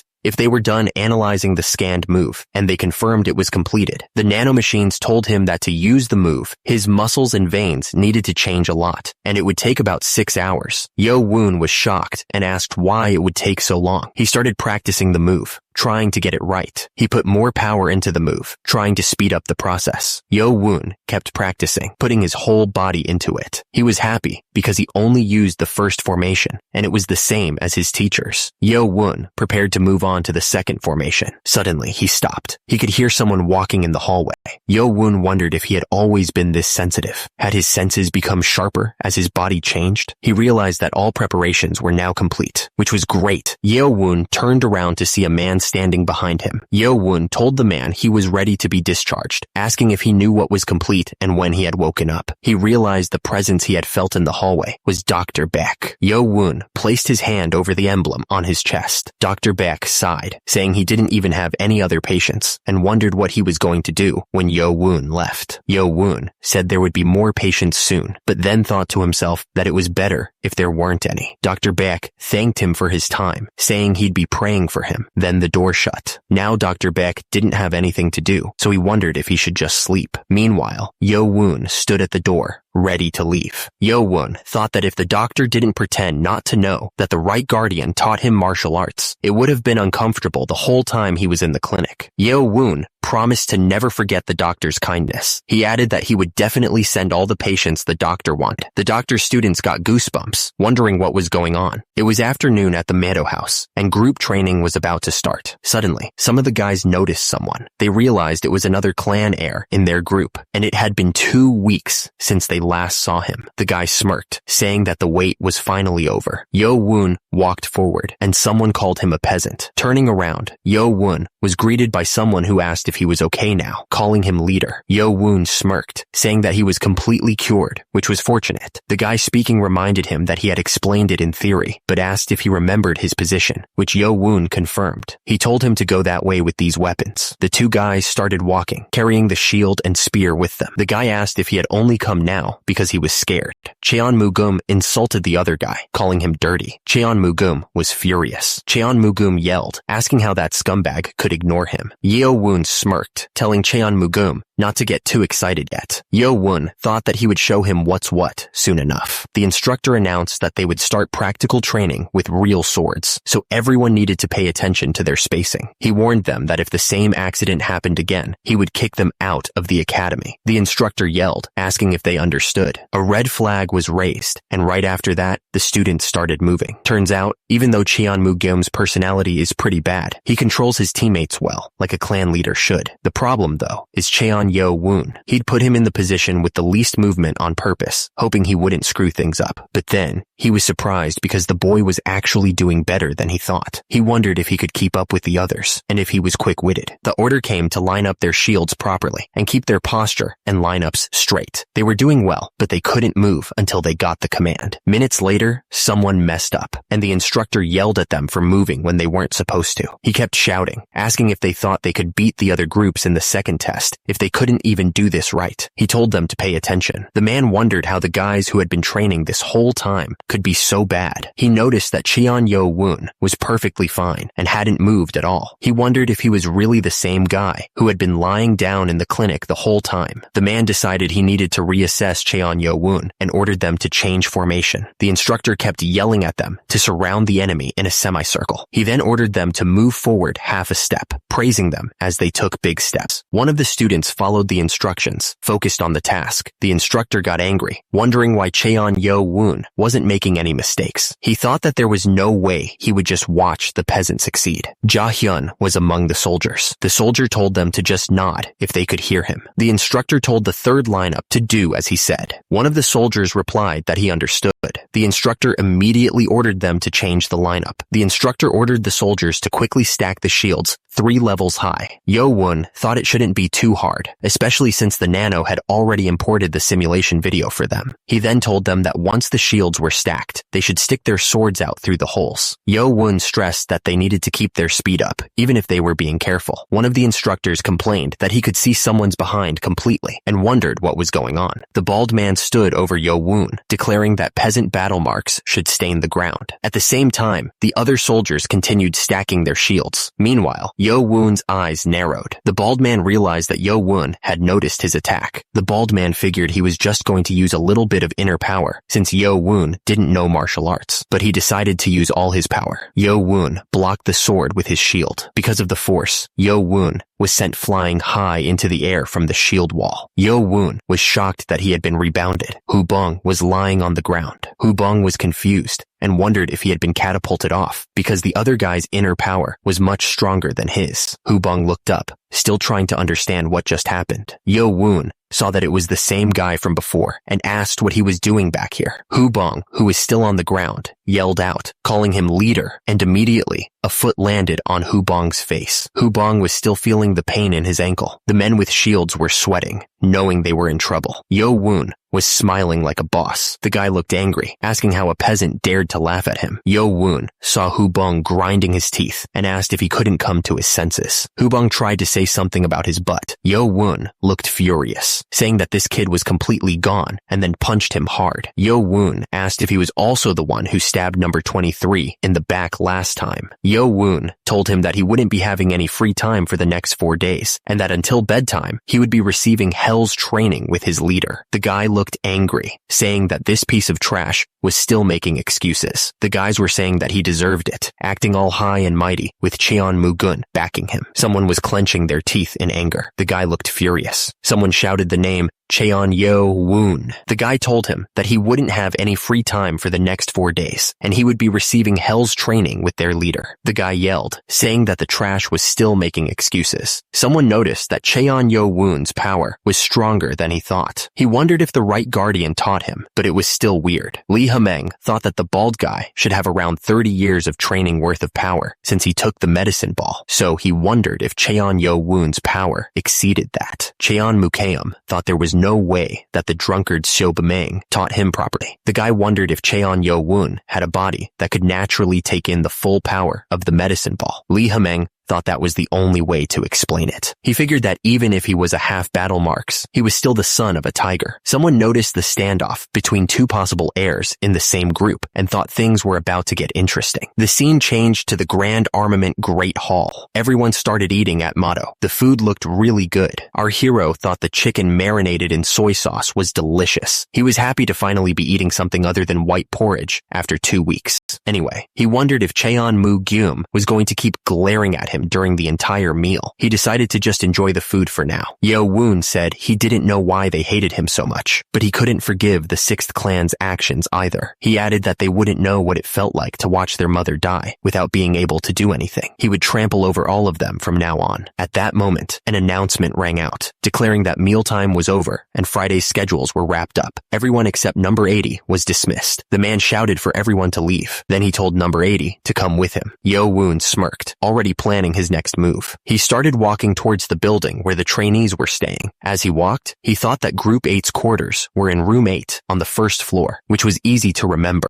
Suddenly, someone shouted at him, asking where he thought he was going without permission. It was Baki, leaning against the wall with a confident smirk. Baki watched Yo-woon walk by and thought that the guy didn't disappoint his expectations. Another guy wondered if he wanted to act like a master wherever he went. The crowd whispered that it was the Spring Clan's heir and asked who the guy in front of him was, before answering that it was the 7th heir from all the rumors, and that this should be fun. A woman wondered if it was Cheon Mu-gum and Cheon Yo-woon. Someone else noted that many had gathered, and asked if they should start. Cheon Yo-woon walked forward, passing by a group of people. One of the guys spat out that he had peasant battle marks. Yo-woon asked if it was easy to just lie on a bed in the clinic. quick. The other guy asked if he was annoyed and if that peasant battle marks was insulting the Lord. The man looked surprised and asked what he meant. The man asked if calling him peasant battle marks was insulting the Lord, but he didn't understand what was going on. Yo Woon asked if his status was so high that he could insult the Lord, who was like a god to them. The man looked around at the crowd and stammered, asking when he had ever done that. The man was furious that he was supposed to crush Yo Woon,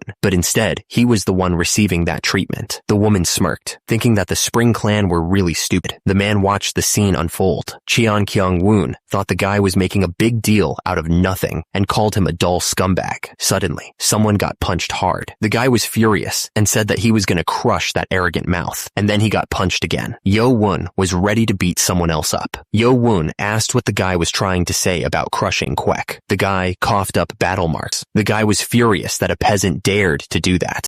Then a blast of energy came out of nowhere. Yo Woon used Spring Clan's fist technique. The guy swung his sword, but Yo Woon kicked him off the ground, and the guy shouted that Yo Woon was a bastard. Yo Woon jumped away, and someone shouted, asking if he was running. The guy was surprised and asked how Yo Woon could be weightless, calling him a peasant bastard. The other guy started yelling at their teammate to get that trash. Yo Woon didn't wait around. He just ran. The guy was pissed that Yo Woon punched him and ran away. He thought that if he let him go, he wouldn't be considered a man. He chased after him through the forest. The others were surprised at how fast Yo Woon was. The guy chasing Yo Woon realized something was weird. It was like he was running just fast enough for them not to catch up. The man started yelling at the others for hesitating and called them slow. He said he'd go by himself. The guy yelled that he'd catch Cheon Yo Woon, crush his face, and destroy all the bones in his body. Yo Woon kept running through the forest, moving fast. Our hero suddenly stopped and crouched down, ready to fight. The guy yelled, calling Yo Woon a fucktard and asking if he was done running. Yo Woon smirked and asked if he was talking about running. The man stepped forward, saying it was a joke, but then he looked shocked. At the same time, Yo Woon grinned, thinking there was no reason to show the others yet. Yo Woon attacked the man with a crazy amount of power. The man was shocked by the crazy power. Yo Woon didn't stop there. He kept attacking with everything he had. The man struggled to block, saying that even though he used the 7-star defensive skill, he was still getting pushed back. He realized that the young master's defensive skills were strong. He looked at Yo Woon suspiciously. Yo Woon smiled and asked how he knew martial arts. The man thought about it and realized that Yo Woon's movements were fast. He remembered that the young master had no inner power in the first test and wondered what was happening. Yo Woon smirked, happy that the man was getting nervous, just as he expected. The man kept up his attacks with everything he had. Suddenly, one of the man's teammates shouted a warning about their prince. Yo Woon used the butterfly dance's second formation, with light butterfly circular movements. The young master's eyes widened in shock as he tried to understand what was happening. The man couldn't believe it, he shouted out, wondering how Yo Woon avoided his attack. Turns out, Yo Woon was already preparing his next move. Yo Woon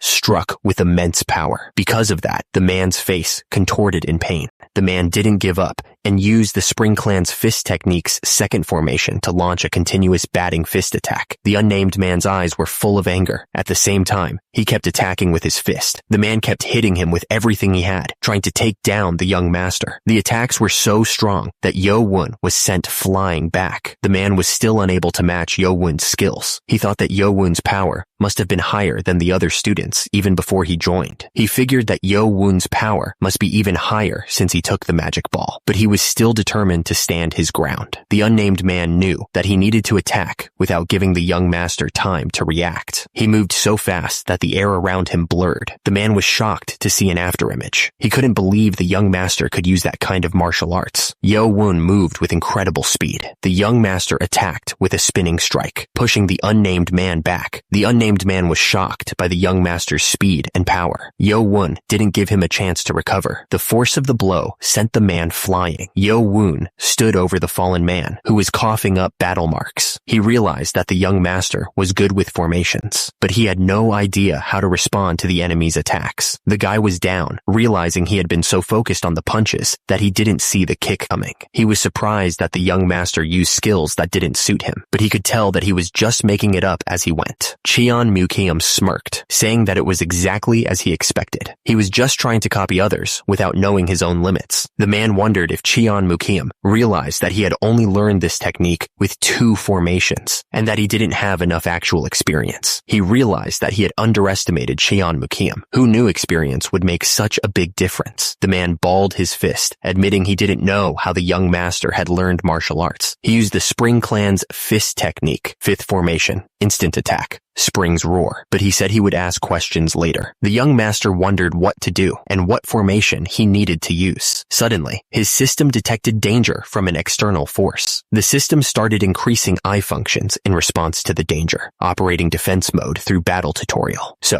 the system showed him exactly where to hit. The young master punched with everything he had, and immediately, the guy's face exploded from the force. Yo Woon kept attacking, not giving the man a chance to breathe. The man's face was getting destroyed. The protagonist didn't stop, keeping the pressure on. The man couldn't believe it. He asked how this could not be a technique. Yo Woon looked just as confused. He wondered what was happening. The system then explained that it was using the optional built-in self-defense martial arts, battle tutorial type defense style, boxing. The system continued, saying this indicated independent teaching and that they had created results through analysis of the opponent's movements for every 0.01 seconds. Yo Woon didn't know what that meant, but he asked if it was saying this was boxing. He then asked if it was possible to use the butterfly dance instead of boxing. The system asked if he would accept, and Yo Woon agreed immediately. The man was furious, accusing Yo Woon of learning fist techniques and hiding a card up his sleeve. But the man declared that it wouldn't work anymore and charged forward. The system announced it was changing the defense mode from boxing to butterfly dance. Yo Woon realized he could now see where the man would attack. Yo Woon was just too fast for him, dodging every attack. The man was furious. He couldn't believe the young master had avoided all his attacks. He screamed, "This scumbag! He avoided all of my hits," but Yo Woon didn't care. He launched a savage counterattack. The man was getting pummeled, battle marks splattering everywhere. Now he was crying, tears streaming down his face as he realized he was completely outmatched. The man, covered in battle marks, told Guum to do his best. He continued, saying that if he did well, his father would leave that trash and come back to her. The woman put her hand on the child's head, telling him that he needed to win everything. The child looked up at his mother and said, "Yes, mother." She yelled that it was because he couldn't do it right. The woman cried, saying it was all because he was bad at everything and because that dirty woman showed up. She kept crying, saying it wasn't her fault and that he couldn't do anything right. The woman cried even harder as she was choked, saying it was all because he was a mistake. He remembered that memory and was not happy about it. Yo Woon looked to the side, wondering if he had. The man was bleeding and could not believe it, asking if he could actually lose. He tried to stand his ground. The man shouted that he would never lose to a peasant bastard like Yo Woon. Yo Woon didn't care and punched him in the face. Our hero hit him again with a devastating blow. The man coughed up battle marks, completely defeated. The leaves fell from the trees in the forest. Yo Woon stood over the fallen man, looking down at him. The man said he couldn't believe he was losing to a peasant bastard like Yo Woon. The man was lying on the ground, unable to believe what had happened. The man on the ground heard Yo Woon tell him that he brought all of this on himself. The guys watching couldn't believe that Yo Woon beat Cheon Mugun, someone they couldn't even take down together. They whispered to each other, saying that Yo Woon had no inner power just 10 days ago and wondered what they should do. Yo Woon turned around and asked if they wanted to try him too, and then ordered them to take the defeated guy away. The defeated man was being dragged away as he asked if the prince was alright, saying that they would help him. He thought to himself that if he had more authority, everyone would obey him like that. He yelled at them to let go of him, saying he would walk by himself, but they kept calling him Prince. The guy that Yo Woon defeated was still on the ground, complaining that Yo Woon didn't finish him off properly. He went on, saying that if the second test wasn't a group task, he would have cracked Yo Woon's head open, calling him a peasant. Yo Woon warned that he would really do it if he kept coming at him like that. The other guy yelled back, telling him to do it, even though he couldn't even get up by himself. The guy kept yelling insults as he was being carried away, but said he was leaving. He was still mad about what happened. The night was dark and the forest was quiet, but strange symbols floated in the air. Yo Woon realized that last fight was dangerous and that he would have lost if it wasn't for the nanomachine. Even though he learned martial arts faster than anyone, he couldn't just ignore experience. He knew he couldn't become like his teacher just because he had mastered the butterfly dance. Yo-woon knew that if he wanted to reach a higher status, he needed internal energy and experience, but the 6th clan wouldn't leave him alone while he was trying to build on it. The protagonist decided that he needed to learn exactly how to use what he could right now. The nanomachine responded to Yo-woon's thoughts, confirming that it was checking the user's records. The nanomachine announced that he had only used 3% of all of its functions, which made Yo-woon wonder what that meant. The nanomachine corrected itself, stating that he had used 3/100ths of its functions, and that he hadn't exceeded 3/10ths of the nanomachine's functions, according to the records. Yo-woon realized that there must be more functions that he could make use of. Yo-woon asked Nano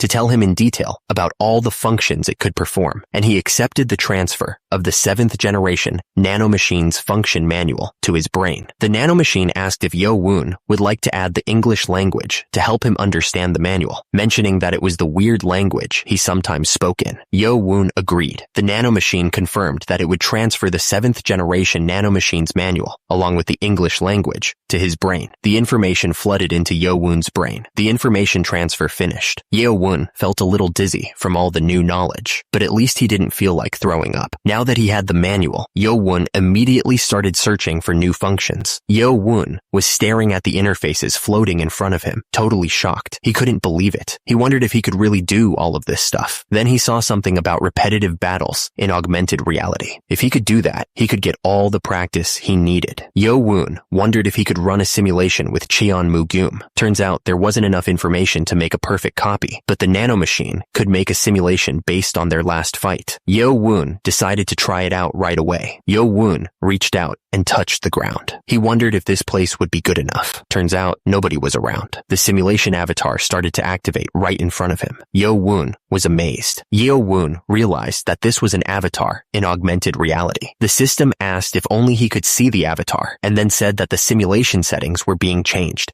and that he needed to set the avatar's impact percentage on the user. The system then explained that the impact percentage was the amount of impact he would receive from the avatar's attacks. It told him to set it to 100 for the same amount of impact as normal, or lower if he wanted less. Yo-woon wondered how much it would hurt anyway, and then decided to set the impact to 100%. The system then said that the simulation would be started with 100% impact. The avatar immediately trash-talked him, calling him peasant battle marks and telling him to come at him. Yo-woon wondered why this stupidity was part of the simulation, as the avatar taunted him, asking if he was scared. Yo-woon was thrilled that he couldn't crack the avatar's head open earlier because of the test, but it didn't matter anymore since it was just an avatar. The avatar then taunted him, saying that it would come to him if he didn't come to it. The screen showed the Spring Clan fist techniques, Spring's roar formation. Yo-woon was shocked to see that the simulation was exactly the same as the real thing. Yo-woon didn't waste any time and immediately attacked with the Spring's roar formation. The avatar's face was being scanned and analyzed. The avatar mocked Yo-woon, asking if he really thought that kind of sloppy attack would work on him. But Yo-woon didn't listen and kept attacking with the Spring's roar formation. The avatar was suddenly shocked, wondering why he could feel pain. The nanomachine had given him the same amount of pain that he felt earlier, using the information that was collected. The avatar asked if he wanted to change the impact percentage, but said it was fine and they would continue like this. The avatar taunted Yo-woon, telling him to come at him. Yo-woon was getting annoyed. The avatar was about to strike, and Yo-woon shouted his name. It was now nighttime. Yo-woon was lying on the ground, breathing heavily. He asked the nanomachine what time it was. Yo-woon was pissed because he had to fight that avatar 15 times before he finally won. The first fight ended in only 5 formations, and he couldn't even defend himself properly, so he just used his body. Yo-woon realized that if he fought with Cheon-mu-geum properly, he wouldn't even get close and would just lose right away. The nanomachine told him that his skills would increase with experience and training, and the nanomachine added that the frequency of him using formations of the butterfly dance was increasing. Yo-woon was pissed that he lost to a guy who was just using the same 3 formations and basic moves over and over. He grinned, saying that Cheon-mu-geum's avatar would be nothing to him in 7 days. He was sure that the next time, he would completely destroy that avatar. The scene changed to the Mado House student quarters. Yo-woon was standing in the room, wondering which bed was his. The students were shocked and whispered to each other as Yo-woon entered the room. Yo-woon thought to himself that he just beat a clan heir, and now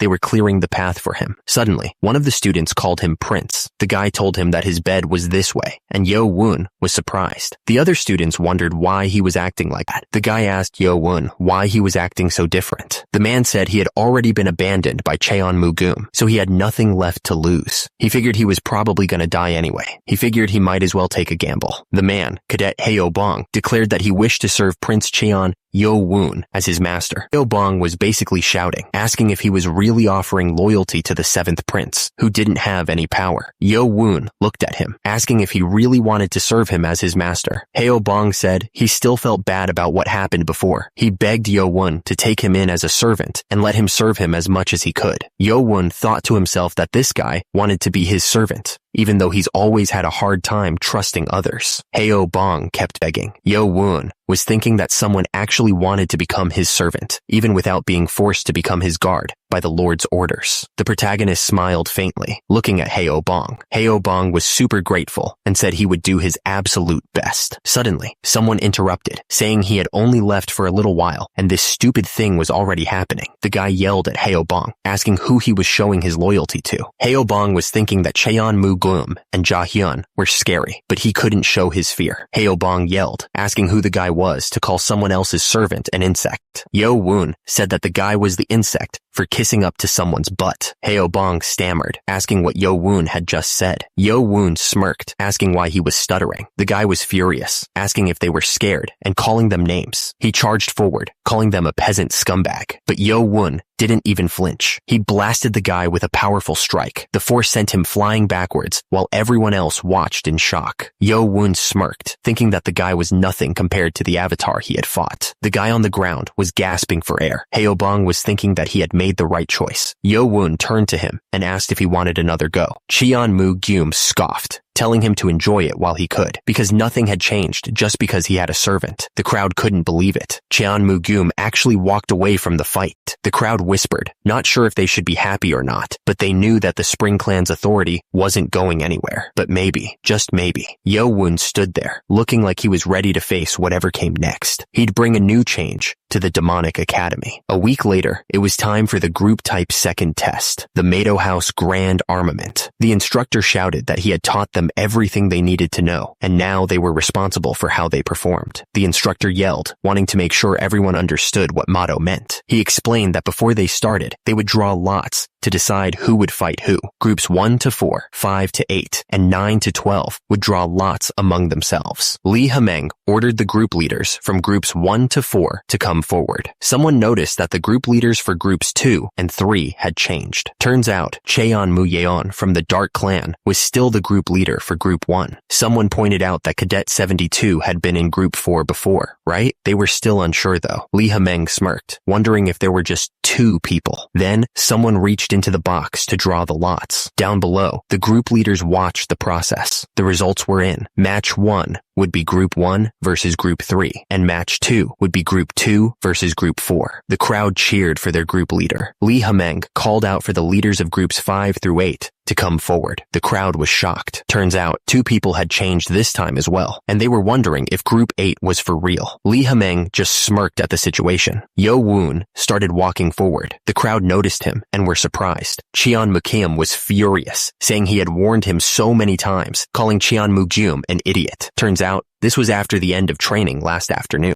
At the same time, Cheon-mu-gum was watching them. Noticing they were still doing group training, he thought they were idiots and realized they were just showing off their strategies, which was pitiful. Because of that, Cheon-mu-gum decided there was nothing more to watch and that he would go do some martial arts training. He was really mad at Cheon-mu-gum. A woman with red hair smiled. Suddenly, a man with brown hair looked surprised, wondering who it was. The woman walked away, ignoring him completely. The woman stopped and turned around to face him. The man looked angry and demanded to know what she was doing. The woman with red hair demanded to know why he was ignoring her after she called for him, asking what he wanted her to say. The woman looked annoyed and said she had called him after thinking about it a lot, and he was treating her like that. The woman turned away, telling him not to talk to her because he said the Spring Clan guys were idiots. The woman said he was annoying and that the Spring Clan guys were narrow-minded too. She told him to listen well because she was going to say it quickly. Suddenly, the man grabbed her arm, stopping her from leaving. The girl asked if he had hurt himself. She then pointed to her bandaged hands, clarifying that the injury was from yesterday. She repeated the word, yesterday? The girl explained that someone ambushed her while she was training alone last night. The girl with the bandaged hands started to explain that when she was training by herself last night, someone ambushed her. The man seemed surprised and asked which brave scumbag would do that. The girl said that she couldn't tell who it was because they were wearing a mask.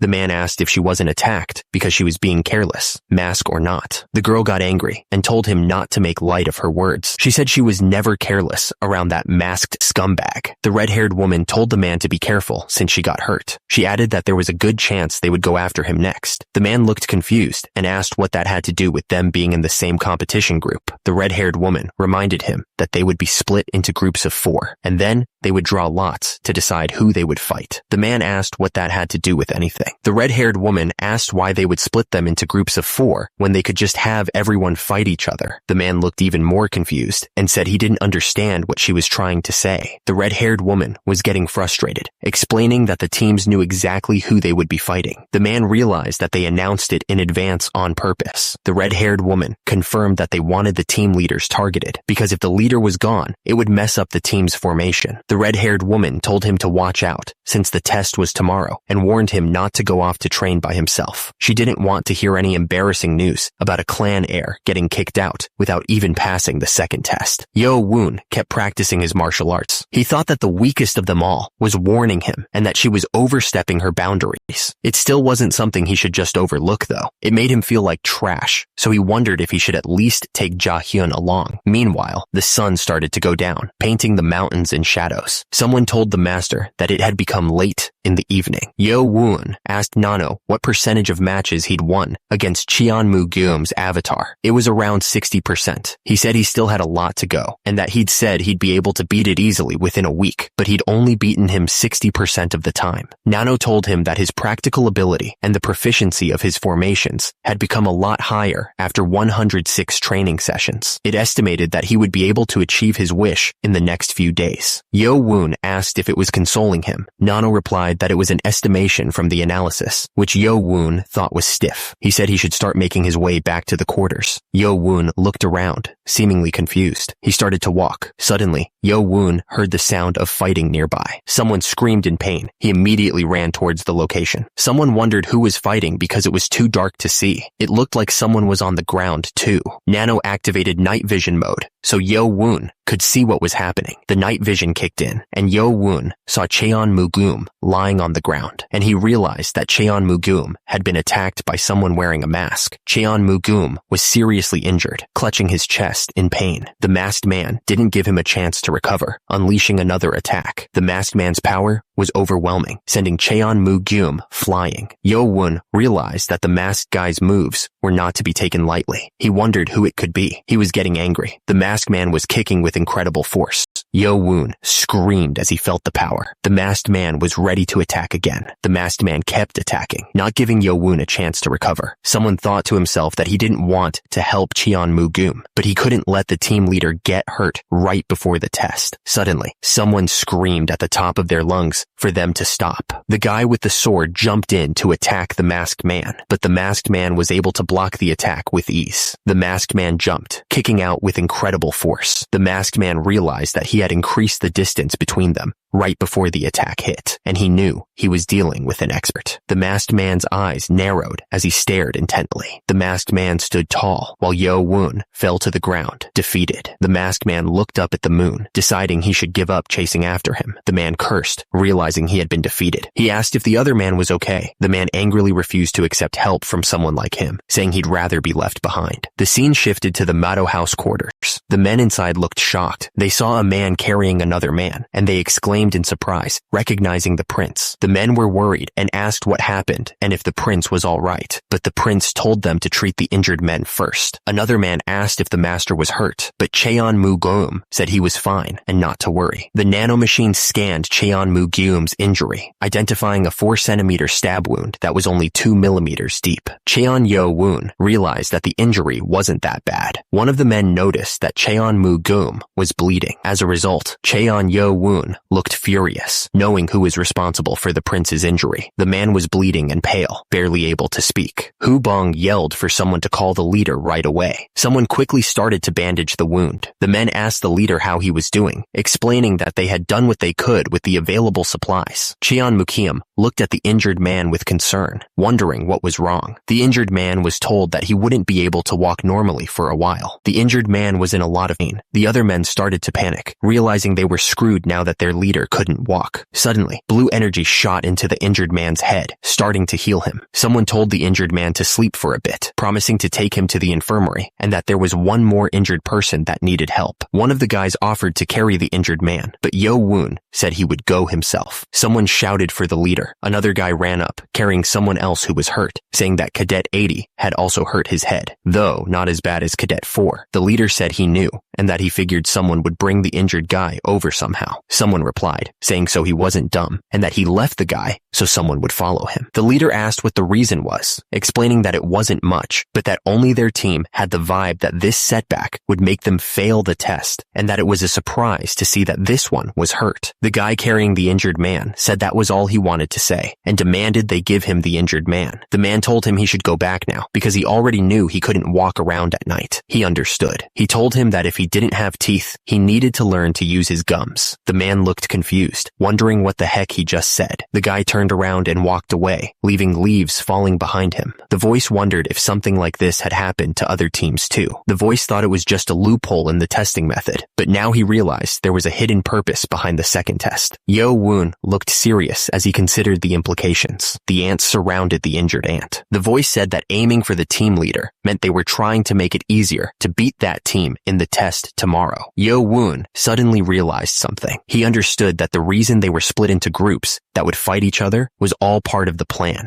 Lee Hameng grinned, knowing they made this situation happen on purpose. Yo Woon realized that this was the heavenly demon god sect, so they wanted them to act like demons without being held back by rules. Someone in Team 8 thought that if this was all they were capable of, it was over for them. Someone suddenly spoke up, asking how long they were going to act pitiful just because their team leader got hurt. Another guy, looking angry, asked who he was calling pitiful. The first man argued that sitting around complaining without even thinking about choosing a new leader or making a plan was definitely pitiful. Someone else chimed in, saying that only Prince Cheon Mu-gyum had leadership training and could take command. The first guy looked at them with a surprised expression, asking why they thought like that. Down below, someone smirked. Suddenly, one of the guys shouted that they had their master right there, Prince Cheon Yo Woon. The crowd in the room was shocked by this sudden announcement. As a result, all they could say was, 7th Prince? The others looked just as confused. Someone raised his hand. Cadet 38 agreed with the decision. He figured that since Yo Woon didn't back down from a fight with Cheon Mu-gyum, suddenly, the others agreed to the decision, wondering what they should do next. One of them said that since Prince Cheon Mu-gyum wasn't around, they should just agree for now, because passing the second test was more important. The man then asked if everyone agreed with him becoming the team leader. He grinned, satisfied with the outcome. He then mentioned something he had thought about during their formation training. It was midnight. Back at Team 8's quarters, one of the guys was sleeping like a log, but then someone started walking around. Suddenly, Yo Woon activated his night vision mode.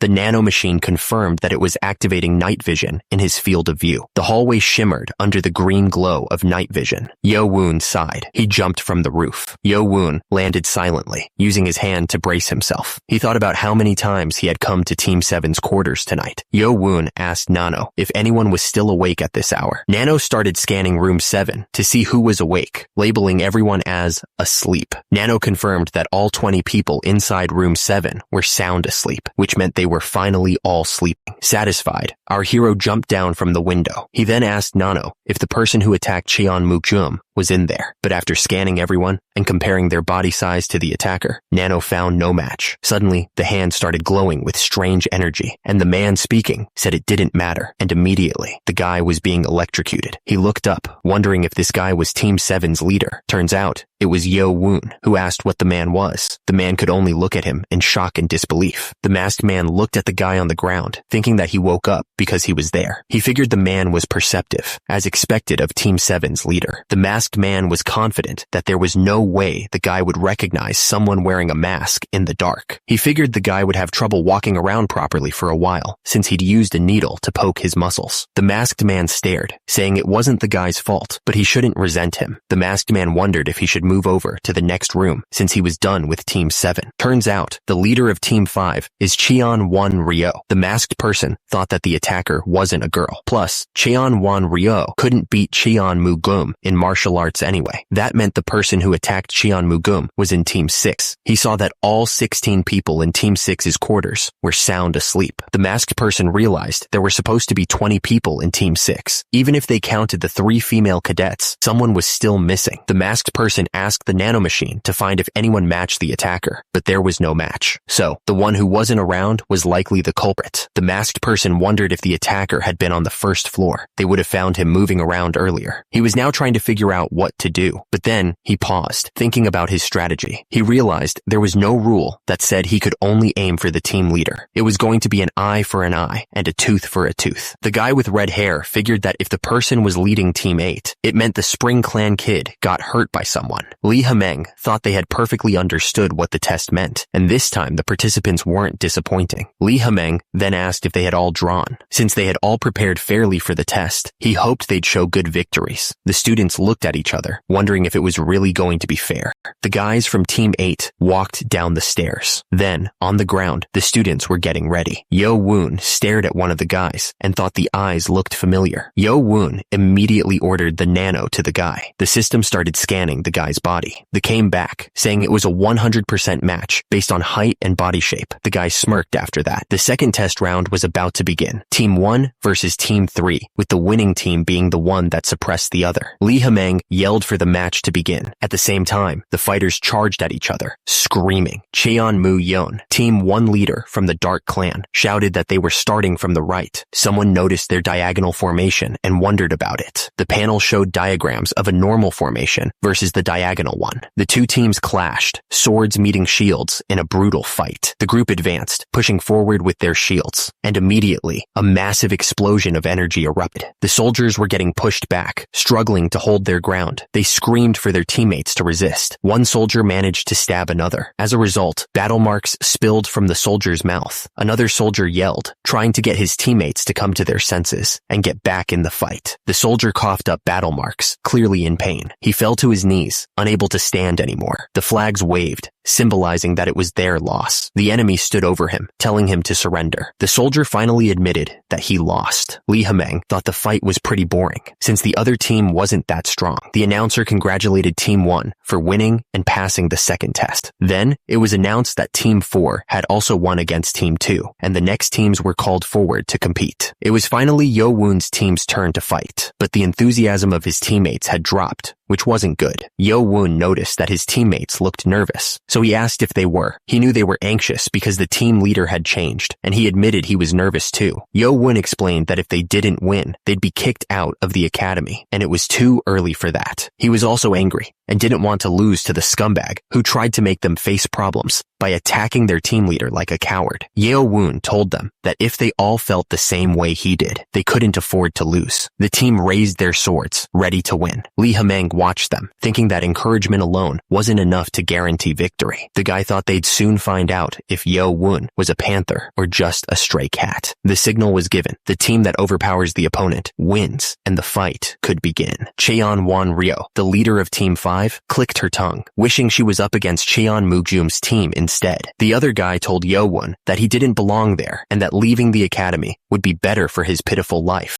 Suddenly, Lee Hameng yelled for everyone to attack. Yo Woon activated his nanomachines to use augmented reality and start the strategy tutorial. The system activated augmented reality in his vision and started the battle tutorial. Yo Woon shouted for someone to wait. He was talking to number 2. The system showed that the opponents were changing to an arrow formation and told Yo Woon to change to a wedge formation. The guy with the shield said that they could only try to fight with them there. Someone shouted that it was number 6. He wondered about the wedge formation. formation. Li Hemeng wondered how he could make such a stupid decision right from the start and thought that the wedge formation was useless if the leading team leader was weak. He asked himself if he had expected too much from him. Li Hemeng attacked, yelling if Yo Won dared to fight against the true heir. The attack exploded with crazy force. Li Hemeng looked shocked and wondered what was going on. Li Hemeng couldn't believe that Yo Won had stopped his 10 stars defensive skill. Yo Won knew that his inner power was still lacking compared to Qian Wan Ryo, but if he considered his outer power, which was enhanced up to the teacher's level, he had the upper hand. Yo Won was having a blast. Li Hemeng realized he was being pushed back, and that if he didn't change the formation, the weaker guys at the back would make the formation fall apart. He wondered what the heck the boy had done. Crap, the formation was getting destroyed. Li Hemeng yelled at his team to back off and switch to formation number 1. The enemy had changed to a standard formation, so the guy ordered his team to change their formation to number 3. The enemy warriors were ready to fight. At the same time, one of them smirked, wondering about their formation. The guy wondered if they thought using a method already used by Team 1's leader would work on him. The warrior with the shield said that Qian Yo Won's Negong was impressive, but his tactics were terrible. Li Hemeng ordered his team to switch to formation number 6. Li Hemeng thought that their Negong skills were about the same, so he could break through the middle of their line formation with a wedge formation. Qian Yo Won charged forward, ready to attack. Li Hemeng grinned, thinking that the moment Qian Yo Won was separated from his team, he would end him. But Qian Yo Won just smirked back, as if he knew what was coming. Li Hemeng looked nervous, but Qian Yo Won looked calm and ready. Li Hemeng's team was shocked and stammered, wondering what was happening. Turns out, Qian Yo Won's team had split into 2 groups. The soldiers realized that they were being attacked from both sides in a pincer movement. Li Hemeng screamed at his team not to panic and to change to formation number 2. Li Hemeng realized that they were facing an arrow formation and ordered his team to concentrate on the front. But the soldiers were already getting attacked from behind, and they screamed for help. Li Hemeng was furious, wondering how those peasants were able to do this. The soldiers were running as fast as they could. At the same time, the soldiers were struggling to hold their ground, while Li Hemeng looked absolutely furious. The soldiers realized they were completely surrounded. Li Hemeng realized that the numbers they were given were a trick. The plan was to use the same training formation numbers against them. Yo Won thought that he would confuse the enemy team by switching up the original formation numbers. Li Hemeng was furious that this scumbag dared to play with him. Someone shouted, asking if it was Cheon Wan Ryo. Immediately after, the order was given to crush them. The soldiers started to look worried. The enemy soldiers pushed forward with their shields, and the men started to panic. The shields were dropped on the ground. Li Hemeng yelled, asking what they were doing and who told them to drop their shields. The soldiers were silent, looking down in shame. Li Hemeng screamed, realizing what was about to happen. He was scared that everyone would laugh at him. Li Hemeng looked up, screaming Qian Yo Won's name in terror. Li Hemeng screamed, calling him a piece of trash. The soldiers tried to defend themselves, but they were too slow. Li Hemeng used his fiery slice of the ignited sword technique. Qian Yo Won didn't even flinch and countered with his own sword. Qian Yo Won's attack landed, and battle marks splattered everywhere. The sword cut deep, and battle marks splattered everywhere. Qian Yo Won moved so fast that his sword left trails of light. The young master's eyes were locked on his target. Our hero's sword cut through the soldiers like they were nothing. The soldiers around him were scared stiff, watching their friends get cut down. At the same time, Li Hemeng looked on in total shock. The young master didn't slow down, and his sword kept cutting through the soldiers. Our hero stood over the bodies of the fallen soldiers. One of the soldiers gasped. She realized what was happening. The woman screamed about her arm being gone. The woman screamed, realizing her arm had been cut off, and told her teammates to stop the bleeding.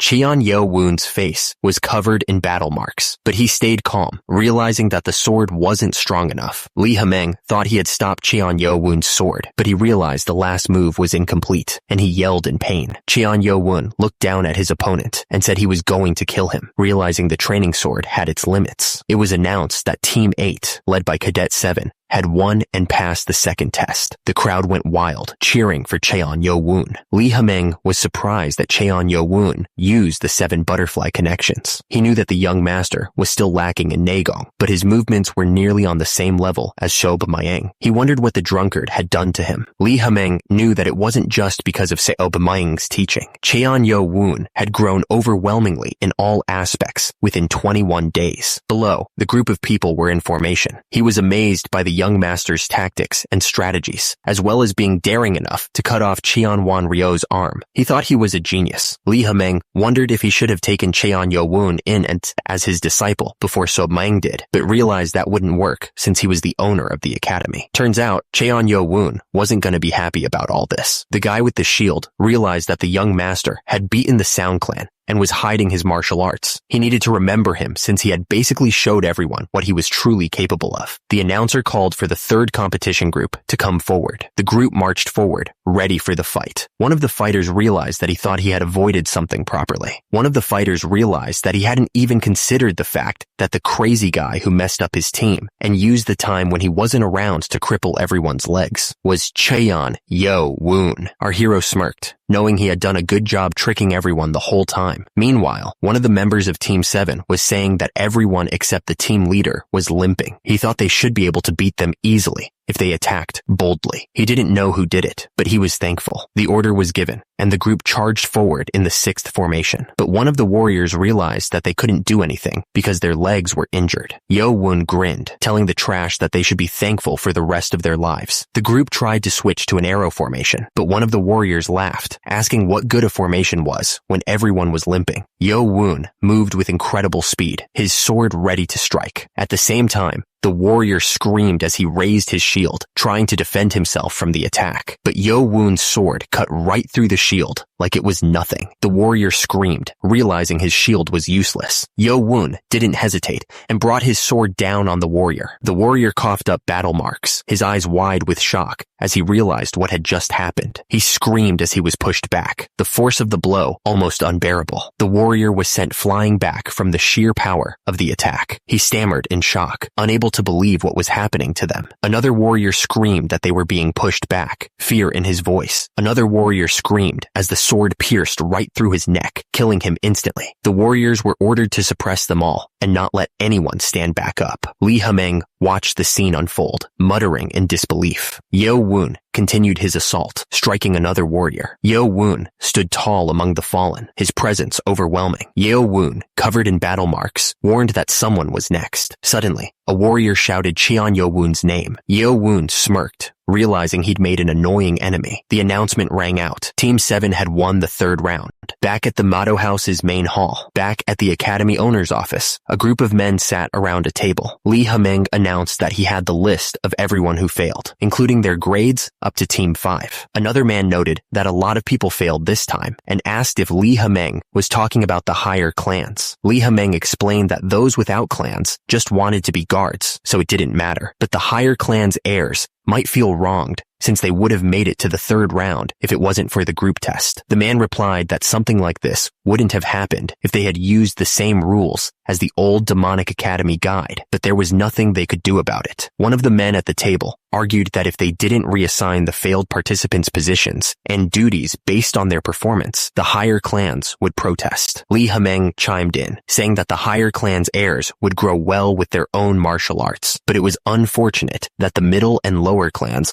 lost their chance at getting the medicine ball and entering the precious library. Lee Hameng added that the ones who passed the 2nd test had to be gathered at the precious library, the Mado House. Precious library stood tall and imposing. A group of people made their way towards the library, ready to see what awaited them. Yo-woon was impressed by the precious library, thinking it looked even bigger than the main hall. He realized the other students had already been to the 1st floor while he was recovering, so he wondered if today they'd be going to the 2nd floor. Suddenly, a man told him he needed to put all his effort into mastering the butterfly sword and the spring dance breathing method. That was the only way he'd pass the test. The man clarified that he was talking about the precious library. He thought it was useless. The man added that Yo-woon was already learning martial arts from the 4th and 5th floors, so he shouldn't be sad about missing the 1st floor. The man boasted that there was nothing that could even compare to his martial arts there. But Yo-woon thought to himself that he had the nano. He was gonna as much as he could from both the 1st and 2nd floors. He lit a candle candle to see better. Yo-woon was on the first floor of the precious library, and it was the first time he'd ever seen so many books. He figured he was the only one there. Yo-woon knew he only had 2 hours on the first floor, so he needed to hurry. He told the nano to as he quickly looked through the precious books. Turns out, he was scanning 5 arts of blade mastery. The was starting.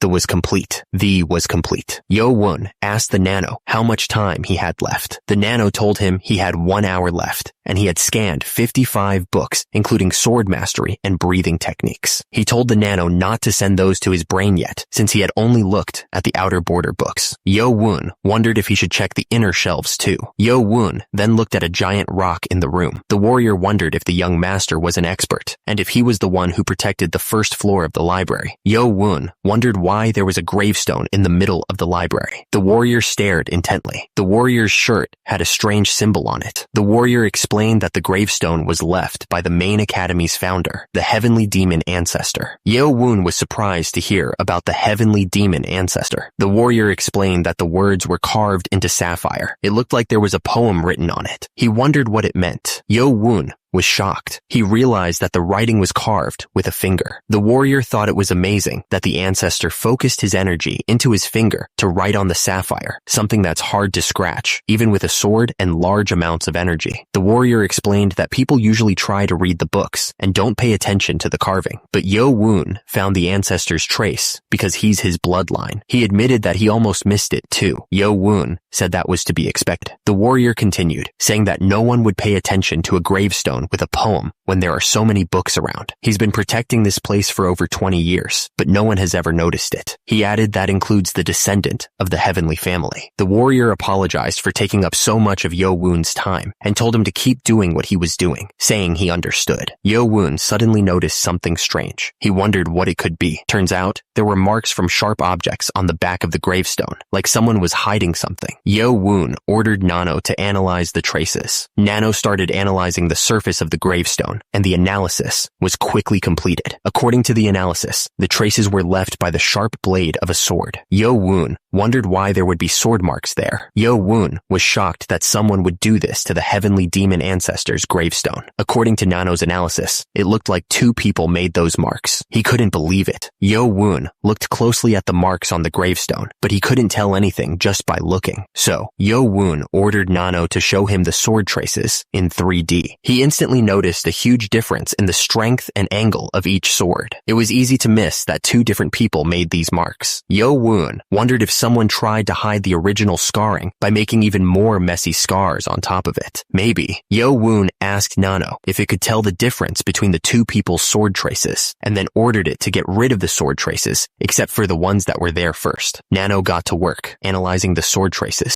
Yo-woon was shocked by what he was seeing. Yo-woon realized that these weren't just normal sword traces. It was actually a complex sword movement. He stared at the sword traces, realizing it was made up of untold formations. Yo-woon frowned, realizing he couldn't tell what kind of movement it was just from looking at it. He was still lacking in understanding. Yo-woon asked Nano if it could analyze these sword traces and simulate it as an augmented video. Nano confirmed that it was possible, but before that, Nano needed to know the hardness of the sapphire to analyze the person's strength. Yo-woon wondered how he was supposed to figure that out, thinking to himself that there was no way Nano was telling him to break it. The supervisor walked up to Yo-woon, surprised. He asked if Yo-woon wasn't supposed to be reading books. The supervisor pointed out that Yo-woon had also seen the back of the stone. He commented that it was quite a mess, right? The supervisor said it was unfortunate. He explained that there used to be rumors that the heavenly demon ancestor left a sword technique of his epiphany there. Yo-woon repeated the phrase, the heavenly demon ancestor's epiphany. The supervisor frowned, wondering who would damage the back of the gravestone. He clicked his tongue, clearly annoyed. The supervisor suggested that maybe they did it so that only they could use the ancestor's epiphany. Yo-woon wondered if the marks were just random damage. He thought to himself, asking if these traces were really just vandalism.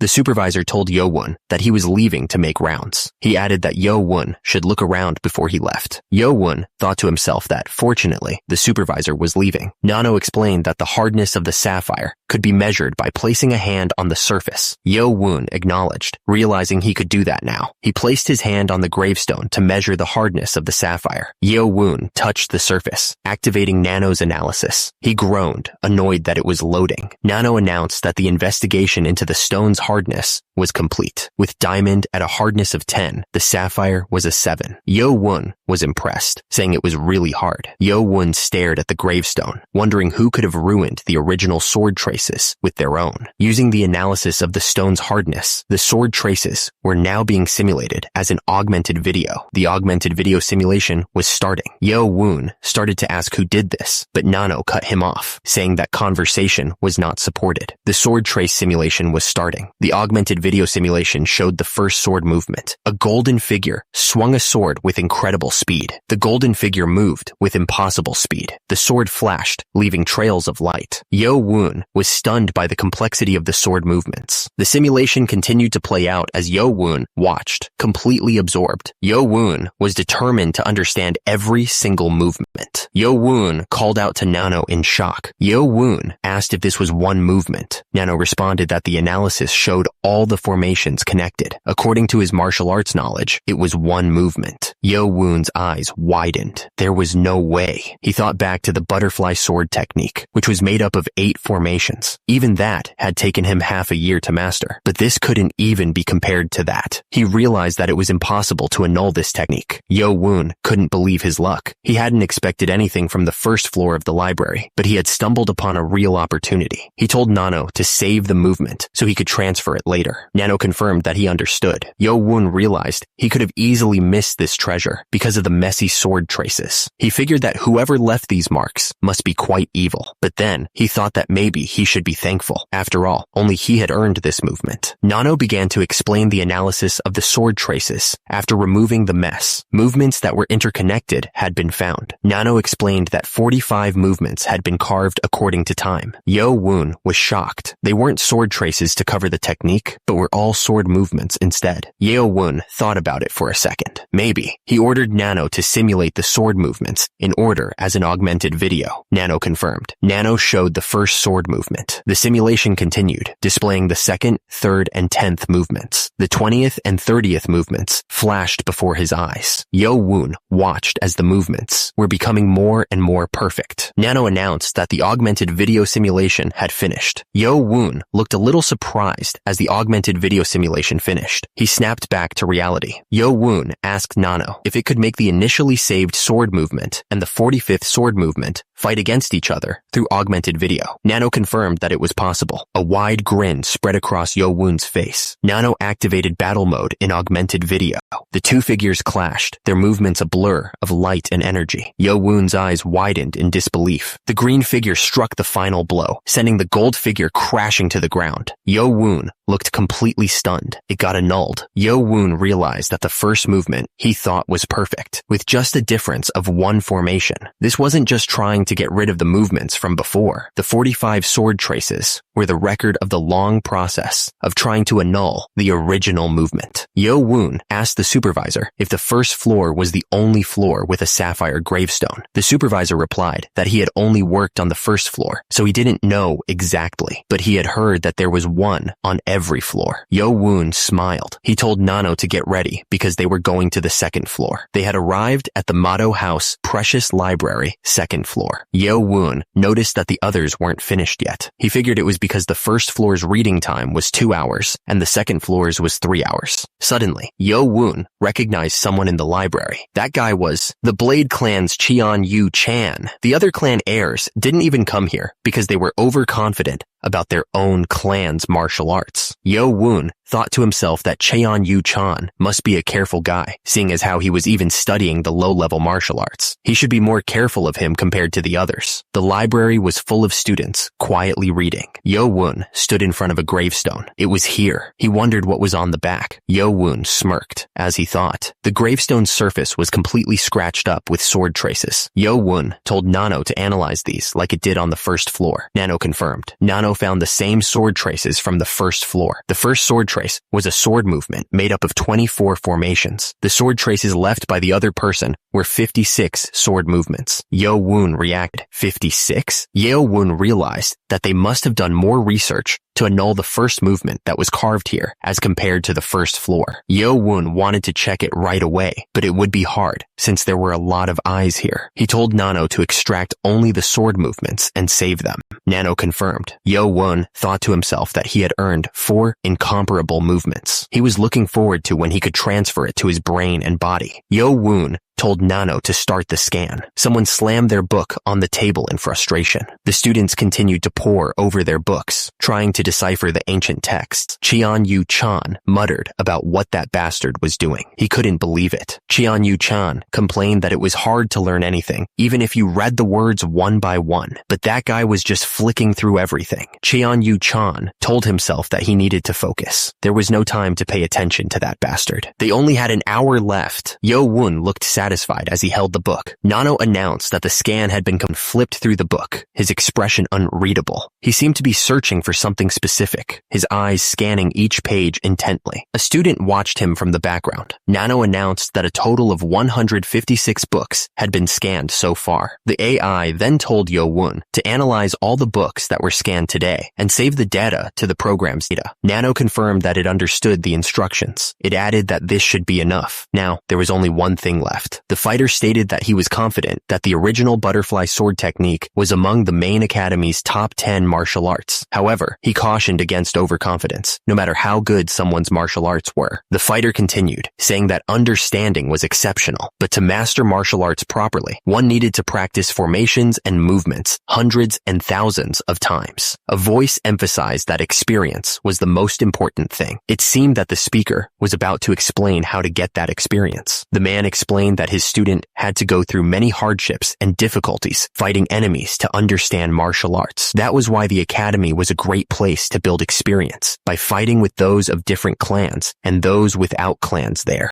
Yo-Woon thought to himself that all that was left was to try out Nano's augmented reality ability. If it went according to plan, he'd be able to get a variety of hands-on experience. Someone noted that someone else wasn't late. It seemed like someone was checking people in. The man at the desk told someone that they could go. The man confirmed that he understood. Yo-Woon glanced back, hearing that someone had asked when he would come out. He then asked the man what he meant by that. The man was standing behind him, listening intently. The man writing on a scroll said it was nothing. He kept writing, trying to avoid the topic. He seemed a bit flustered. Yo-Woon wondered if someone had waited for him, but he quickly shook it off, deciding that wasn't important right now. He was ready to get to training. He explained that the individual training rooms would be completely open after the second test. The young man wanted to quickly go there to transfer the special movements to Nano. He looked excited at the prospect. Yo-Woon made his way to the Motto House individual training facility. He was eager to use the training rooms. The place seemed pretty empty. Yo-Woon made his way through the training facility. He seemed deep in thought, his expression unreadable as he walked. Suddenly, a man appeared, blocking Yo-Woon's path. He said that he had been looking for him everywhere, because he wasn't at his quarters. The guy looked angry and ready for a fight. Yo-Woon recognized him as Cadet 7, the leader of Team 6 in the second test. He asked the man why he was looking for him. He seemed genuinely confused. Cadet 7 stared intensely at Yo-Woon. He asked if he was really asking that because he didn't know. He looked like he was about to lose his temper. Cadet 7 accused Yo-Woon of being the one who messed up his teammates' legs. The young man looked shocked by the accusation. Cadet 7 said he was damn busy and looked ready to fight. The guy's eyes glowed with a dangerous light as he glared at Yo-Woon. Cadet 7 noticed the bloodlust in the air and figured Yo-Woon wanted to fight. He asked who told him to leave his teammates alone. He crossed his arms, looking confident. Yo-Woon just smirked, clearly amused by the accusation. He seemed to be enjoying this confrontation. Yo-Woon replied that it was thanks to a certain someone. He held out his hand, his smile growing wider. Yo-Woon added that Cadet 7 wasn't reacting to his provocation like someone else would. He seemed to be testing the man's patience. Cadet 7 realized realized this guy wasn't weak and he needed to face him seriously. He shouted to get the others' attention, his eyes narrowing in focus. At the same time, Yo-woon and Cadet 7 were locked in a silent battle of wills. The sparks flew as they prepared to unleash their martial arts skills. Meanwhile, Cheon-Yu-chan was standing there, feeling completely ignored. He complained that they weren't even acknowledging him, looking pretty annoyed. Yo-woon and Cadet 7 clashed, their movements a blur of speed and power. The force of their blows created gusts of wind around them as they fought. Yo-woon's eyes widened in shock. Something unexpected had just happened, catching him completely off guard. Yo-woon looked completely shocked. He was probably wondering what was going on.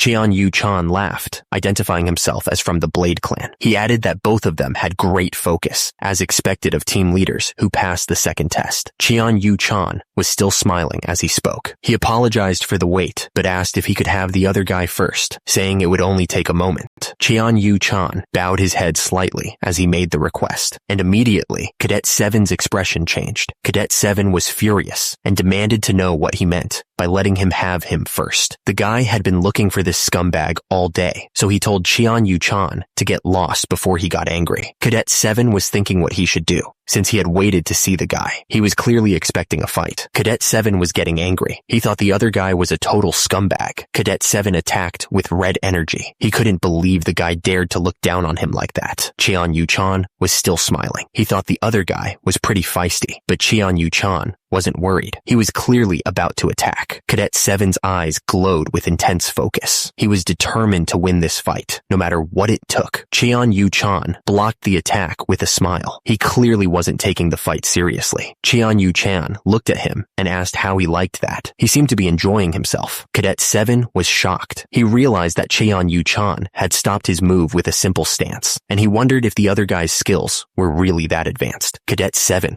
was furious. He couldn't believe he was being suppressed so easily by this scumbag who wasn't even in a proper stance. Cadet 7 noticed that Cheon-Yu-chan was off balance. He pointed out that the other guy's arm became stiff whenever he took a step. He asked if Cheon-Yu-chan had an injury on his ribs or something, looking closely at him. Cheon-Yu-chan was getting annoyed. He thought to himself that this scumbag was definitely not on the level of an average cadet. Even if his body was in its original state, he was having trouble. Cadet 7 smirked at Cheon-Yu-chan. He told him that it would only be a moment, so he should just wait right there. The young man seemed confident. Cheon-Yu-chan clicked his tongue, looking away. He said, whatever, clearly annoyed by the other guy's attitude. Cheon-Yu-chan threw his arms out, yelling for Cadet 7 to do what he wanted. He was clearly frustrated and wanted to get this over with. Cheon-Yu-chan was laughing, saying that Cadet 7 had a short temper. He wondered what business the guy had with him. He asked if the other cadet was trying to suppress him before the next tests. Cheon-Yu-chan realized that whatever was going on, he wouldn't be able to face the other cadet with just his current skills. He looked seriously concerned. Cadet 7 told Nano to activate augmented reality and battle tutorial mode, setting it to butterfly sword technique. Nano confirmed that augmented reality had been activated in the user's vision and that action command mode was operating through the battle tutorial. Cadet 7 looked surprised and asked Cheon-Yu-chan why he was so on edge. The young man seemed genuinely confused by the other's reaction. Cheon-Yu-chan crossed his arms, saying, "Oh well," and asking if it was a given from his position. He seemed resigned to the situation. Cheon-Yu-chan told Cadet 7 not to be so cautious. He said that this was just their first greeting as brothers with the same father. The young man was being overly friendly. Cheon-Yu-chan clasped his hands together. He seemed to be trying to appear friendly and respectful. The gesture looked almost mocking, though. Cheon-Yu-chan smiled widely, saying it was nice to meet the other cadet, brother. He seemed to be enjoying himself. The guy looked way too happy. Yo-woon stared back, his expression intense. Cheon-Mukiam asked if the protagonist was surprised, since he thought it would be. Yo-woon asked Cheon-Mukiam if he was serious, because he had been waiting in front of the library the whole time and wasn't joking. Cheon-Mukiam said that he didn't think of the protagonist as an enemy, and he wanted him to join the Blade clan and protect him. Yo-woon was shocked, asking if Cheon-Mukiam was telling him to give up on becoming the clan heir. Cheon-Mukiam laughed asking if he sounded like that, but continued. He said it was too hard for Yo Woon anyway. Yo Woon asked what he meant by that. Cheon Mukium said it was as Yo Woon heard. Cheon Mukium declared that if Yo Woon walked the path of the sword, he would definitely have to face him, but he had no chance. Cheon Mukium said he had become a passionate fan of his, and if they walked the same path together, Yo Woon's future would be bright.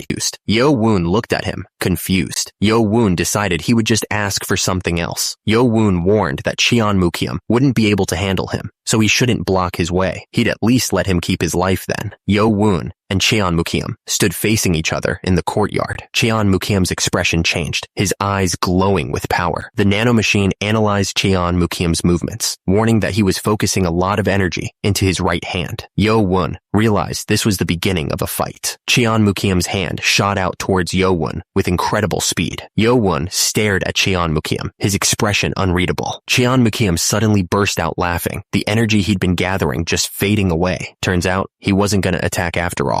Cheon Mukium admitted that he got angry for a moment, but then he thought about it and found it funny. Cheon Mukium thought it would be kind of cool if Yo Woon didn't get in his way. Yo Woon looked at him, a slight smile on his face, but something felt off about it. Cheon Mukium looked down at Yo Woon and thought that it was a waste of effort. He said that they would meet again since they were walking the same path. However, Yo Woon could sense a strong energy being focused on his enemy's right hand. Cheon Mukium didn't waste any time and launched a powerful attack. Yo Woon was shocked by the sudden attack. It turns out that Cheon Mukium was using blade chi. Cheon Mukium smirked, saying that Yo Woon wasn't strong enough to be a threat to him. Yo Woon realized that Cheon Mukium must have mastered his skills, since he was able to diffuse blade chi with his bare hands. He knew that the rumors about Cheon Mukium fighting Cheon Muyeon for the clan heir position were true. Yo Woon smirked, realizing that they were on different levels. Cheon Mukium turned to leave. Cheon Mukium looked back, telling Yo Woon that he'll see him next time. Yo Woon clenched his fist, thinking that he thought he was on the same level as them after having beaten Cheon Mugum and having Cheon Wan Ryo expelled from the academy. But then he heard someone say not to rush himself. The voice continued, saying that the goal isn't to catch up to them, but to reign over them. Yo Woon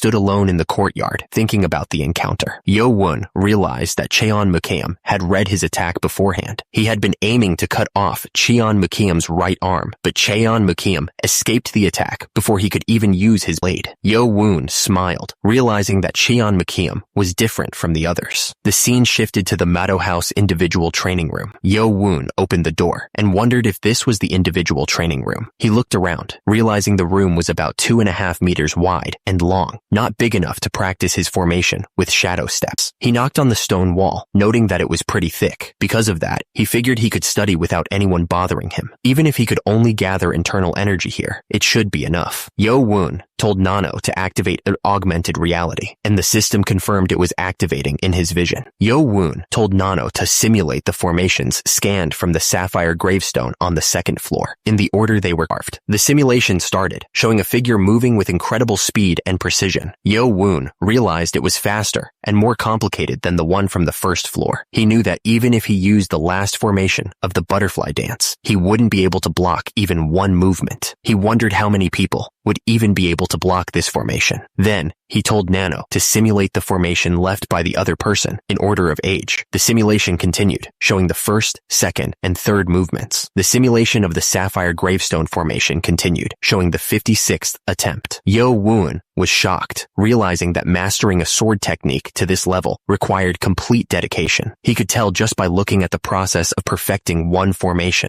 Yo Woon was getting a shiver down his spine, seeing how the awkward and unnatural formation became so perfect by the 56th attempt. So, he told Nano to have the originally carved formation battle with the other 56 formations in order. The clash of swords was like a storm of pure energy ripping through the air. It was a brutal dance of power, and neither side was giving an inch. The fight ended as suddenly as it had begun. Yo Woon sat there, looking up, still surrounded by the echoes of the battle. Yo Woon looked completely confused. He wondered out loud what had just happened. Yo Woon was sure he'd been focused on the fight. He asked himself if he had fallen into a trance without without realizing it. Yo-woon stared down at his hand, feeling something was off. He said that there was no way this was happening. Yo-woon closed his eyes, feeling the energy flowing around him. He focused all his energy, trying to understand what was happening inside him. Suddenly, Yo-woon's eyes snapped open. He was clearly shocked by what he was feeling. Yo-woon stared at his hand, which was glowing with power. He realized that his internal energy had suddenly jumped from 30 to 40 years worth. He wondered if he had finally gained a true understanding. Yo-woon lay there, thinking about what had just happened. He realized that he had gained a deeper understanding without Nano's help. Those formations were really worth their reputation as Murum's best martial arts. Yo-woon smirked, feeling the new power flowing through him. He felt like he could use the butterfly dance better than ever before. Yo-woon felt a surge of power as he moved. The way he was cutting through the air was different, he realized. His newfound understanding wasn't just about the increase in his internal energy. There was something more. Suddenly, Yo-woon stopped, looking completely shocked. He couldn't believe what was happening. Yo-woon stared at his hand, a strange blue energy forming around it. Had he just materialized chi? He was starting to understand the full scope of his new abilities. Yo-woon realized he couldn't form a proper sword shape just yet, since he didn't have enough internal energy. But he knew that would change soon. Once he got his hands on that medicine ball, he'd have 60 years worth of internal energy. When that happened, the gap between him and Cheon Yu-chan would shrink dramatically. Yo-woon turned his attention to Nano, asking how long he'd been in that state. Nano responded that it was 2 hours. 2 hours? Yo-woon was shocked that so much time had passed without him even realizing it. Yo-woon figured it would be hard to transfer everything over to his body, since he needed to head back to his quarters. He told Nano to transfer the formations that were carved on the sapphire gravestones on floors 1 and 2,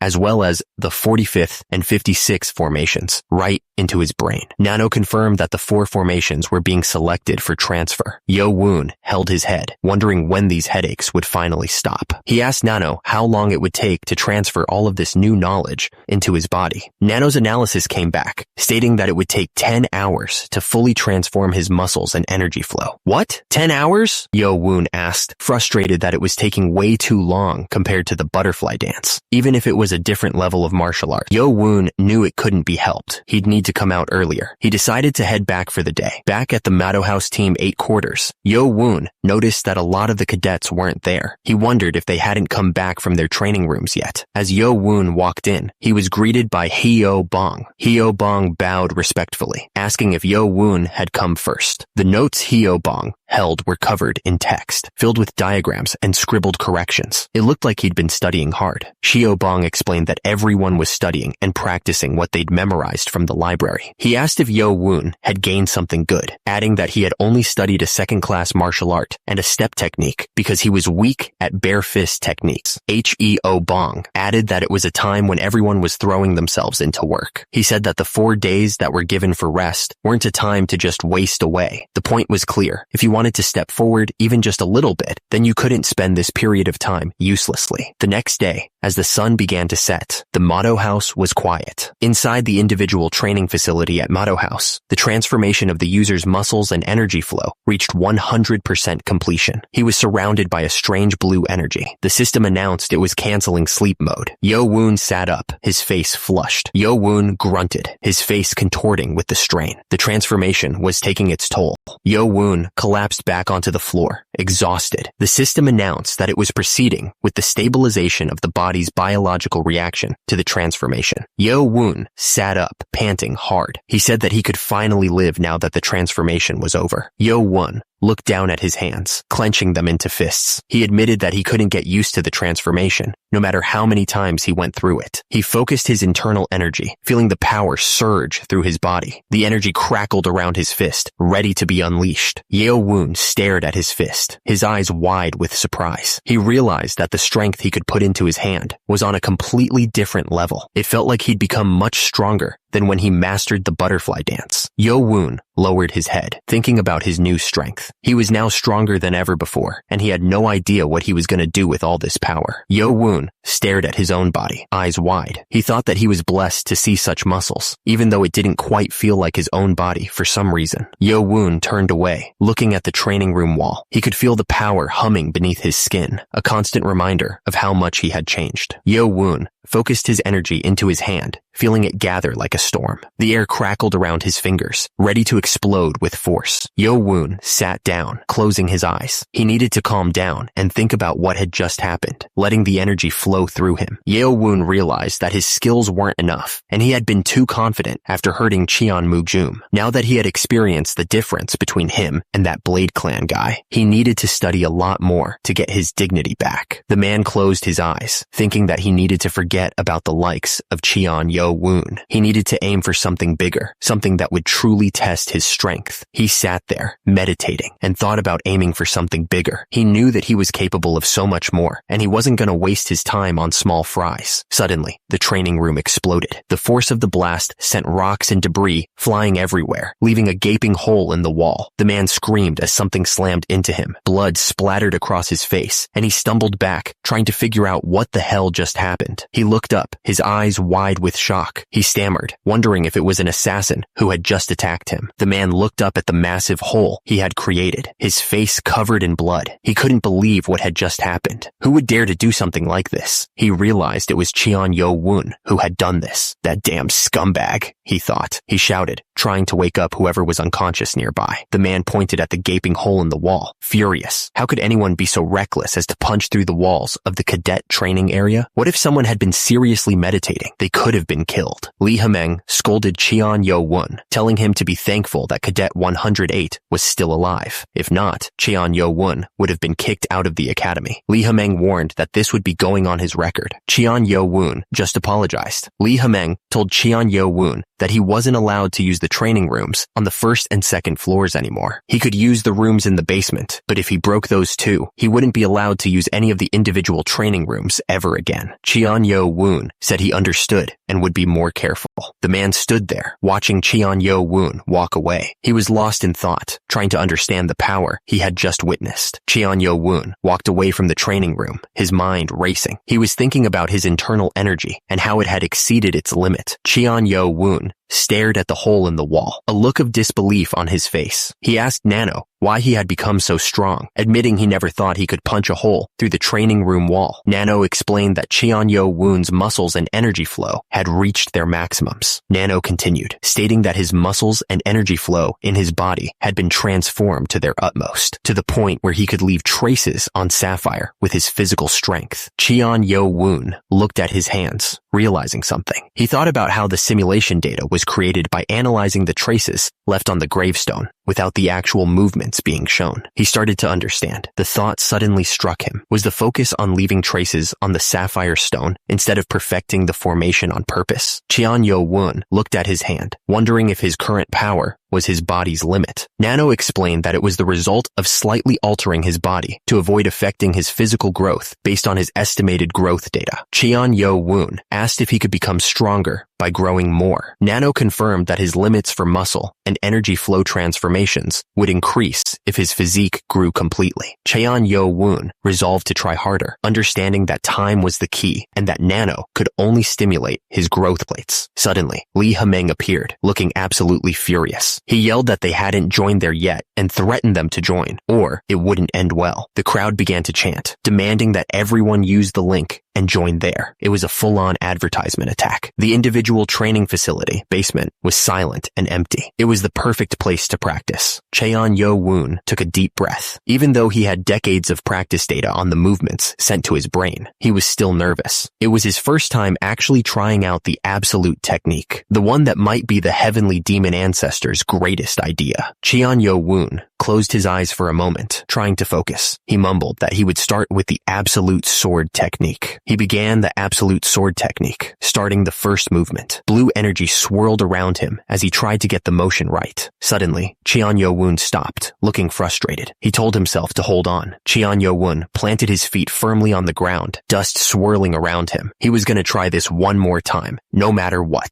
He swung his sword, blue energy crackling around him, but something was off. Cheon Yo-woon Woon realized it wasn't working. This wasn't the absolute sword technique. Cheon Woon looked absolutely confused. Why? Why did the movement feel so unsatisfying? It didn't make any sense. He changed his approach and began the destructive sword technique. The 45th formation flowed out of him. Cheon Woon grinned. The destructive sword technique was perfect both times. He finally got something right. Cheon Woon wondered why the absolute sword felt so incomplete. It was nothing like the harmonious movement he'd seen in the augmented video. He told Nano to compare his current movements to the absolute movement extracted from the Sapphire video. Suddenly, the system announced that it was activating augmented reality in Cheon Woon's vision. He braced himself, ready to see the comparison. Two figures appeared before him, glowing in different colors. He could see the subtle differences in their movements, the flow of energy, and the precision of each swing. The figures moved in perfect synchronization, highlighting the imperfections in Cheon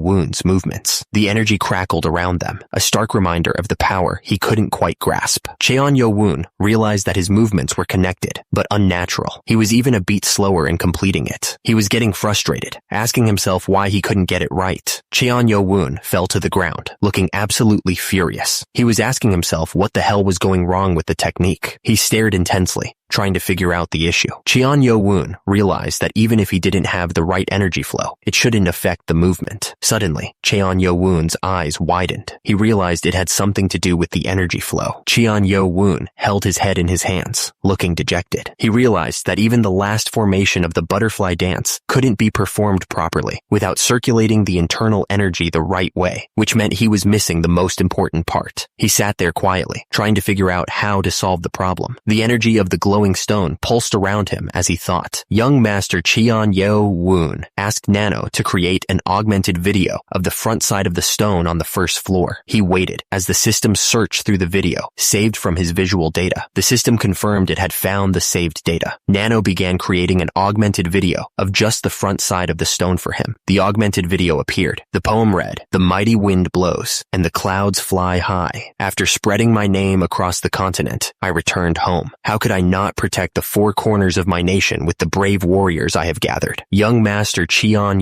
Woon stared intently at the poem, wondering if there might be a hint hidden somewhere within the words. Then it hit him. This ancient three-stanza poem was from the Han Dynasty. It was a poem written by Liu Bong when he'd returned from his victory over Xiang Yu. Young Master Cheon Woon realized with a frown that it wasn't even a poem written by the heavenly demon ancestor. Young Master Cheon Woon paused, wondering if any of the words had been changed. Turns out there were none. He thought to himself that this was strange. Young Master Cheon Woon asked Nano to analyze the surface of the stone to see if there was even the tiniest clue. The system confirmed it would analyze the entire surface of the stone. After analyzing, Nano announced that it had found small holes under each character. Young Master Cheon Woon realized that there really was something hidden here. He pointed out that the number of dots was different for each character, wondering what this could mean. Young Master Cheon Woon stared at the small holes. He wondered if they were referring to blood pressure points. He thought, so 4 holes would mean 4 blood pressure points. Nah,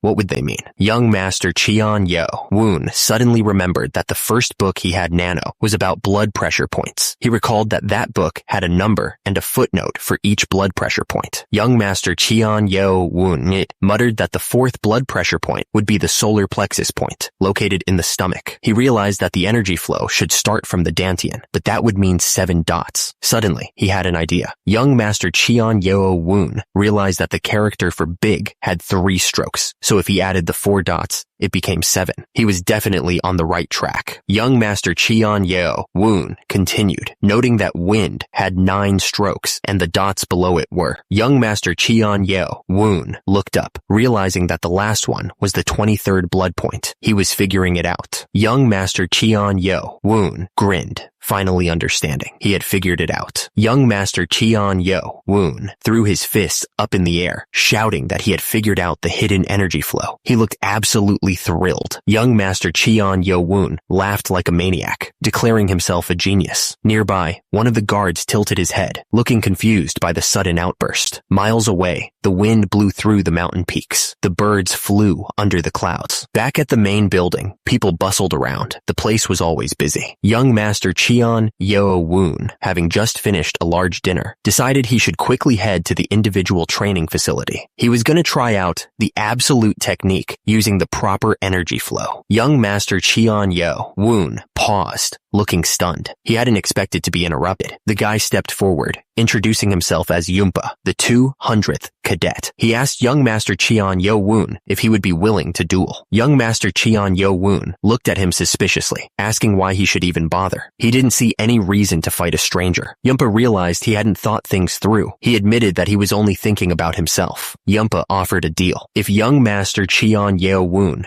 could beat him, he'd give him a gift and intel on the third test. He looked pretty confident. The two figures stood in the clearing, surrounded by trees. The air was still, almost like the forest itself was holding its breath, waiting to see what would happen next. Yumpa looked confused. He asked what reason young Master Cheon Yo-woon had to act so foolishly as to request a duel with information on the line. Yumpa admitted that if he had to explain himself, it would be to check young Master Cheon Yo-woon's qualifications. He looked at Cheon Yo-woon, waiting for a reaction. Yumpa smiled, looking pretty confident. He said it might not be as impressive as the technique that young Master Cheon Yo-woon used to cut off Ryo's arm, but he was going to show him the technique that the Moon Energy Blade clan prides themselves on. Yumpa gestured, telling young Master Cheon Yo-woon to come at him. He looked ready to fight. His eyes narrowed. Yumpa started gathering energy, the air around him crackling with power. Cheon Yo-woon was still on the ground, trying to get back on his feet. Yumpa unleashed the technique, a burst of pure energy aimed straight at Cheon Yo-woon. The force of the attack was so strong that it kicked up dust and debris everywhere. Everything seemed to slow down. Cheon Yo-woon's eyes widened, realizing he was about to get hit hard. At the last second, Cheon Yo-woon managed to raise his arms, trying to block the attack. The impact was still brutal, every muscle screaming in pain. The force of the blow sent Cheon Yo-woon flying backwards, blood splattering from the wound. He hit the ground hard, gasping for breath. Yumpa stared down at the dust cloud he had created. He started to say something, but he couldn't find the words. Yumpa realized he might have put too much power into that last strike. He was sweating now, and he asked himself if Cheon Yo-woon was still alive. Yumpa lay on the ground, spitting out blood. He couldn't believe he had lost so easily. He thought that after seeing Cheon Yo-woon fight against Cheon Wan-ryo, they would have at least traded a few dozen techniques. Yumpa stared at his trembling hand, feeling the shock of the fight. He wondered if Cheon Yo-woon had been hiding his skills. He thought it was amazing. Cheon Yo-woon stood over Yumpa, not even breathing hard. Yumpa coughed, acknowledging that Cheon Yo-woon was as strong as expected from someone with heaven's lineage. Cheon Yo-woon looked down at Yumpa suspiciously. He said that he thought Yumpa only had the skills of an advanced martial artist. Cheon Yo-woon reminded Yumpa that he promised to give him the information. But first, Cheon Yo-woon wanted to know why he had requested a duel, since he should have nothing to gain, win or lose. Yumpa laughed, his face bruised and brutal. He said that Cheon Yo-woon didn't trust him. He said that he simply wanted to check the qualifications, just like he said earlier. Cheon Yo-woon listened suspiciously. Yumpa asked if he was talking about his own qualifications. Yumpa clarified that he was also talking about his own qualifications, because it was for the third test. Yumpa then asked what the duel had to do with the third test. Yumpa smiled cruelly, revealing more of his plan. He said that there was a high chance that the third test would also be a group stage. He seemed to be enjoying this. Cheon Yo-woon looked absolutely shocked. He asked what Yumpa was talking about. He reminded Yumpa that the academy head himself said that there would be no more group tests. Yumpa smirked, revealing that it would be nothing like the second test. He said that the third test would place a premium value on an individual's strength. Yumpa continued that the objective of the third test was to select high-ranked warriors. Only advanced martial artists, which possess advanced martial arts and at least final class sword skill, can become a high high-ranked warrior. Yo-woon considered the information. He pointed out that among the cadets that passed the second test, only about 20% could be considered advanced martial artists. So, in order to make up for the lack of internal energy, they'd have to take the Black Dragon medicine ball. Yunpa explained that when the medicine balls were handed out, the cadets would suddenly gain 30 years worth of internal energy. But he warned that there was still a bigger problem. Yo-woon looked up. His eyes narrowed. He asked if the issue was advanced martial arts. Yunpa confirmed it. He explained that since the second floor of the library only had intermediate martial arts, many cadets would fail. Yunpa revealed that they would also be given a secret book for an advanced martial art.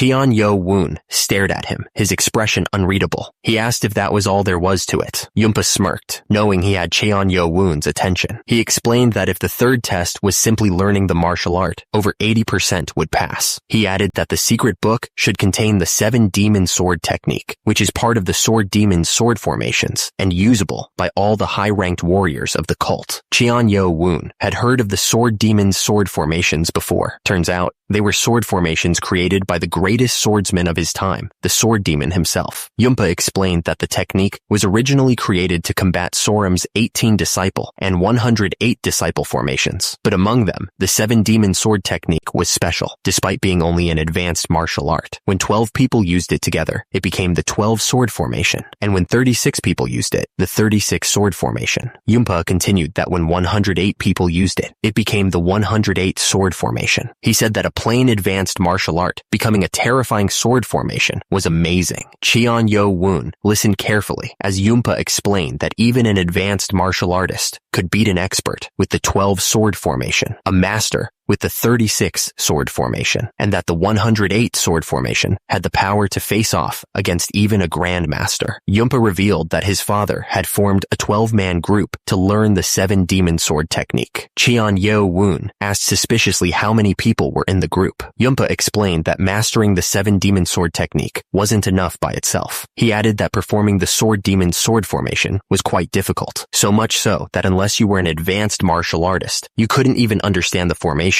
Yo-woon asked if that was why Yunpa had tried to test his skills through a duel. Yunpa admitted that was exactly the reason, explaining that he couldn't judge Yo-woon after having seen simply one technique. Yunpa said that he needed to confirm Yo-woon's skills to know if he could request him for the test. Yo-woon looked confused and repeated the word request. Yunpa realized he had forgotten to mention something important. He said that the cadets were expected to take the lead on the third test, from learning the martial arts to everything else. Yunpa added that he had heard that the group leaders were decided from the results of the second test. Yo-woon asked if that meant the group leaders would pick their group members. Yunpa confirmed that was right. He added that a cadet could refuse to join a group. Yunpa assumed that the third test was more for the 6 main clans and the young masters rather than for ordinary cadets. Yunpa clarified that from now on, the Sons of the Lord would be working under the name of Son of an Important Household and had nothing to do with royalty. Young Master Yo-woon considered the situation. So, the third test was another part of the Battle of the Heirs. It would mean immediate disqualification if he couldn't gather men and master the 7 demon sword technique and the sword formation. But the rules of the test became clearer. As mentioned, the cadets could refuse to join a group, but did the normal cadets really have any choice but to rely on the group leaders in order to pass the test? Yunpa gestured, explaining that gathering members and mastering the sword formation was just the beginning. He added that it was obvious to desire a leader with both skills and leadership to pass the test. Yunpa grinned, saying that he told young master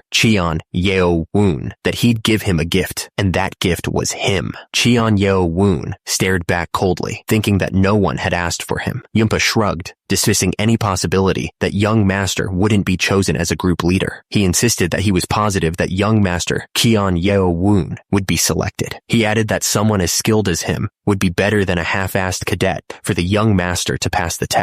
Young Master Yo-woon listened closely, but he couldn't shake the feeling that something wasn't right. He thought to himself that Yunpa had enough skill to be a group leader himself, so why pick him? He decided he'd have to use that to figure out what was going on. He asked Yunpa why he picked him when there were other Vice Lord candidates and group leaders who had passed the second test. Yunpa explained that he didn't want to sour the young master's mood, but he had already made an offer to the young masters of the Dark Clan and Sword Clan. He admitted that he was rejected because they already had all their seats filled. Young Master asked if he was Yumpa's backup plan. Yumpa replied that he was, and that they shared the path of the blade. Young Master stared back, asking if that was so. Yumpa clarified that he wasn't asking to be accepted as a subordinate. He was simply asking for Young Master to use him in order to pass the third test. He begged Young Master to please accept him. Young Master Cheon Yo Woon stared back at Yumpa, a slight smile creeping across his face. He seemed to be enjoying Yumpa's desperation.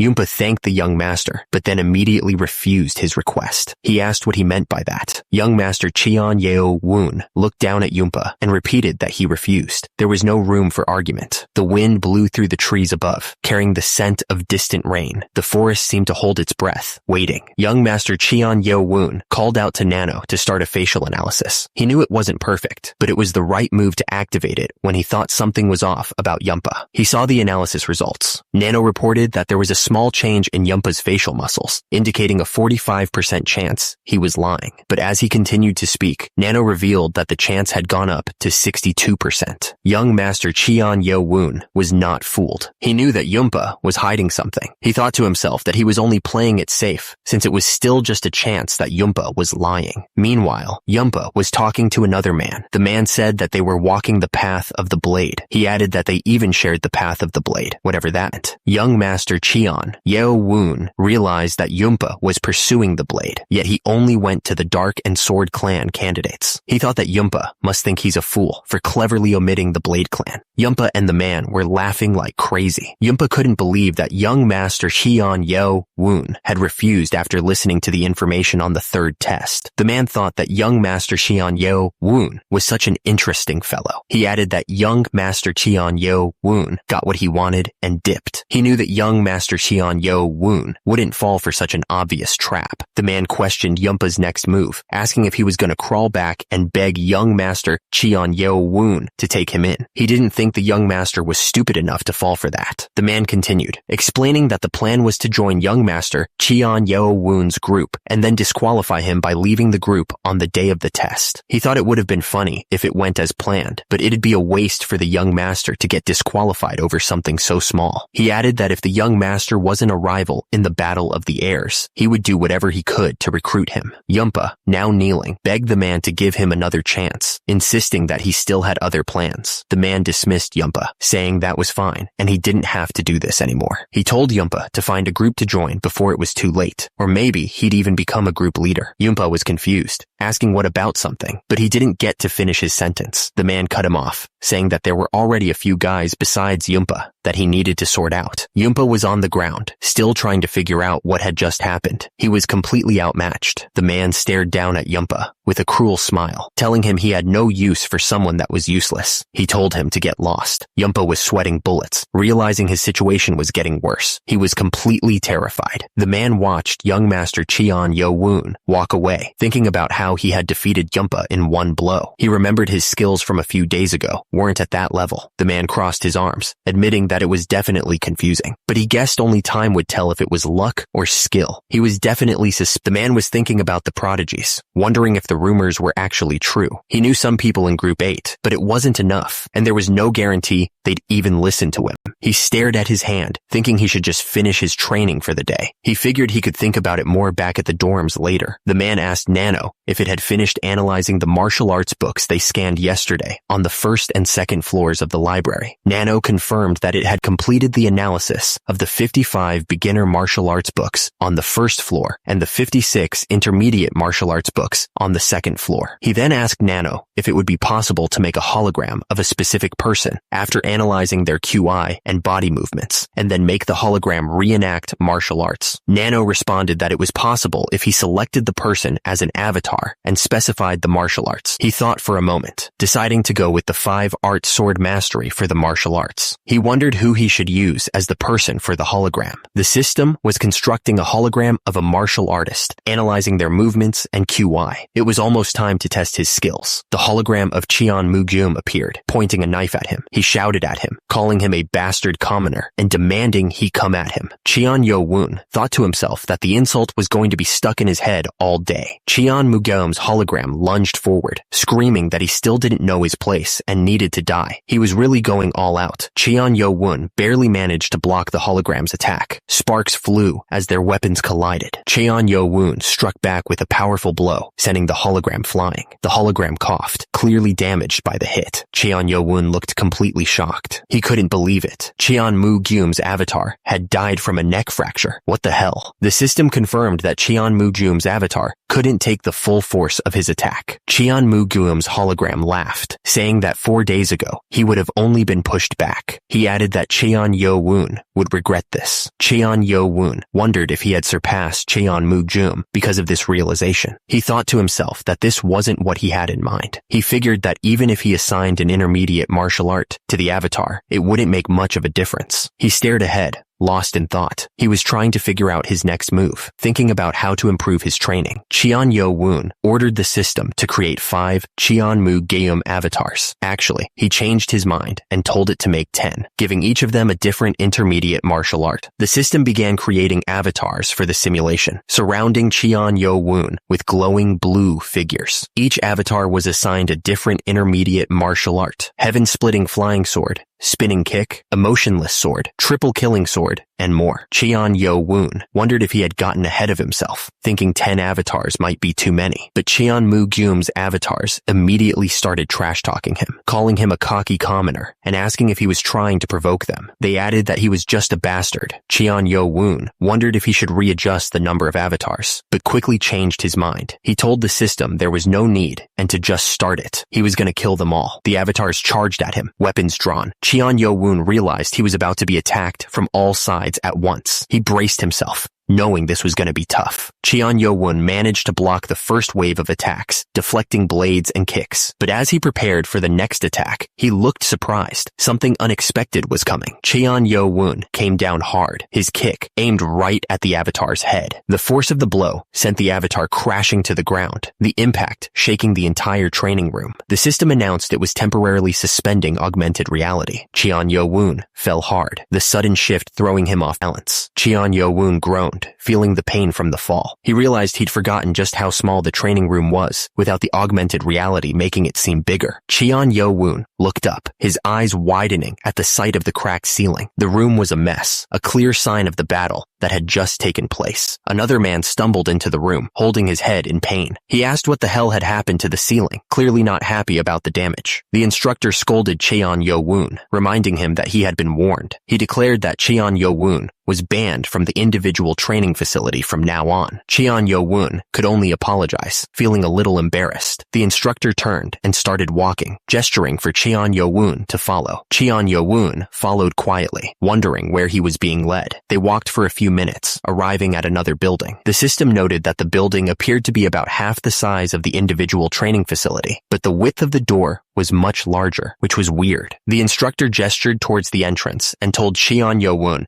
that he would be training here from now on. Cheon Yo-woon looked shocked, not expecting to be moved to a different location. The instructor smirked, explaining that Cheon Yo-woon would just end up breaking the walls again if he continued using the individual training facility. He seemed amused by the destruction Cheon Yo-woon had caused. Cheon Yo-woon looked around in disbelief, wondering where he was. It was much larger and nicer than the individual training facility. He realized it was a training area that was normally only given to those who reached the expert level and passed the 4th test. He was shocked by this sudden change. The instructor explained that since Cheon Yo-woon had caused another incident, this space was made available a little earlier with the academy head's approval. Cheon Yo-woon asked how the instructor knew that he had reached the level of an expert. The instructor replied that to break the hard walls of the individual training facility, he needed at least expert level QI. The instructor assured Cheon Yo-woon that these walls were made with an even harder material, so they shouldn't break no matter how crazy he got. He told Cheon Yo-woon not to worry about it and to focus on his training. Cheon Yo-woon thanked him, relieved. Now alone, Cheon Yo-woon thought that with a training room of this size, he wouldn't have any problems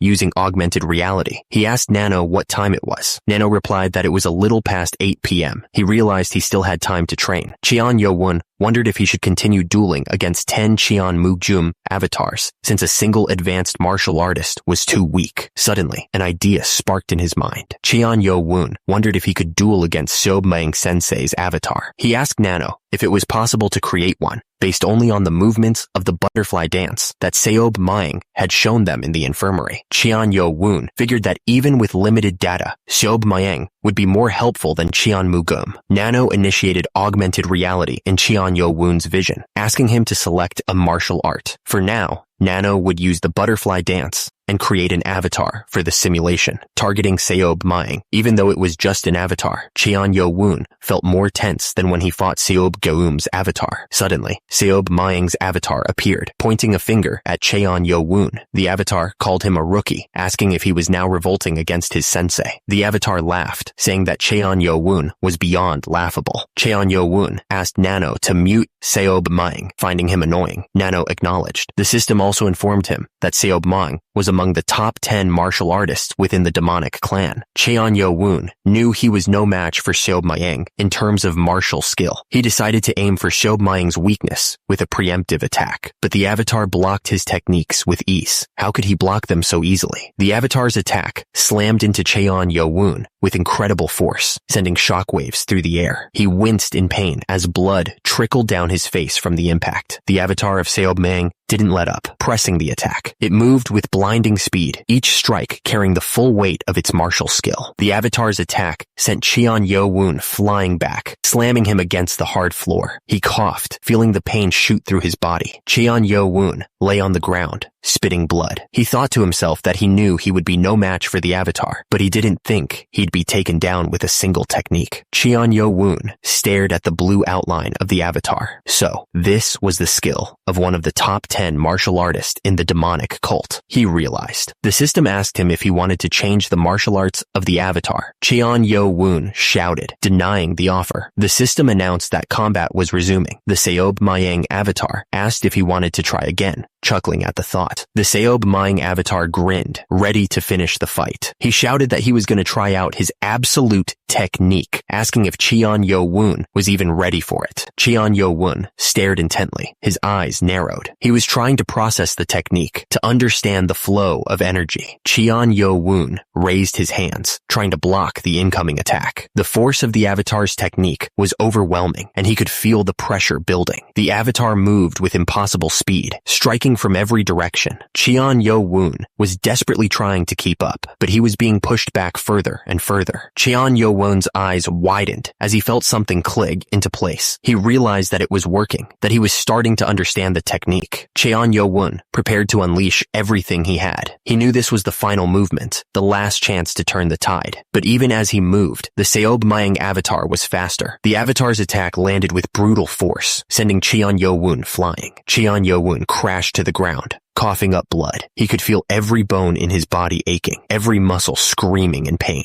Cheon Yo-woon struggled to get back on his feet, but his body wouldn't listen. He thought that he was still no match for Sensei, even with the absolute technique. He was starting to get desperate. Then, Cheon Yo-woon saw something flicker in his vision. The system interface was lighting up, showing him something new. The system showed the Seob Maeng avatar, highlighting the damage he had managed to inflict. There were sword wounds all over the avatar, but they were shallow. Cheon Yo-woon realized that his sword technique might have surpassed Sensei's avatar, but he couldn't deal a critical blow. The massive difference in martial prowess was the problem, and he couldn't face off against a real master just by having gained the absolute technique. Cheon Yo-woon knew he had 4 years to complete the 8 arts of the demonic academy. Within those years, he would surpass Sensei, starting with his avatar. Days later, he was at the demonic academy grand martial training grounds. The air was thick with dust and the scent of sweat. Cheon Yo-woon looked frustrated. He had given it his all the previous day, yet the best he could do was fight on par with 10 Cheon Mugum avatars. He still had a long way to go. Lee Hameng, his voice booming across the training grounds, asked if they'd enjoyed their 4-day break. He then called out for Motto, his voice sharp and demanding. Lee Hameng announced that they would explain the 3rd test and distribute the Black Dragon medicine balls. He added that the test would require 12 people to perform a formation. A murmur rippled through the crowd of cadets. They looked at each other, some with concern, others with determination.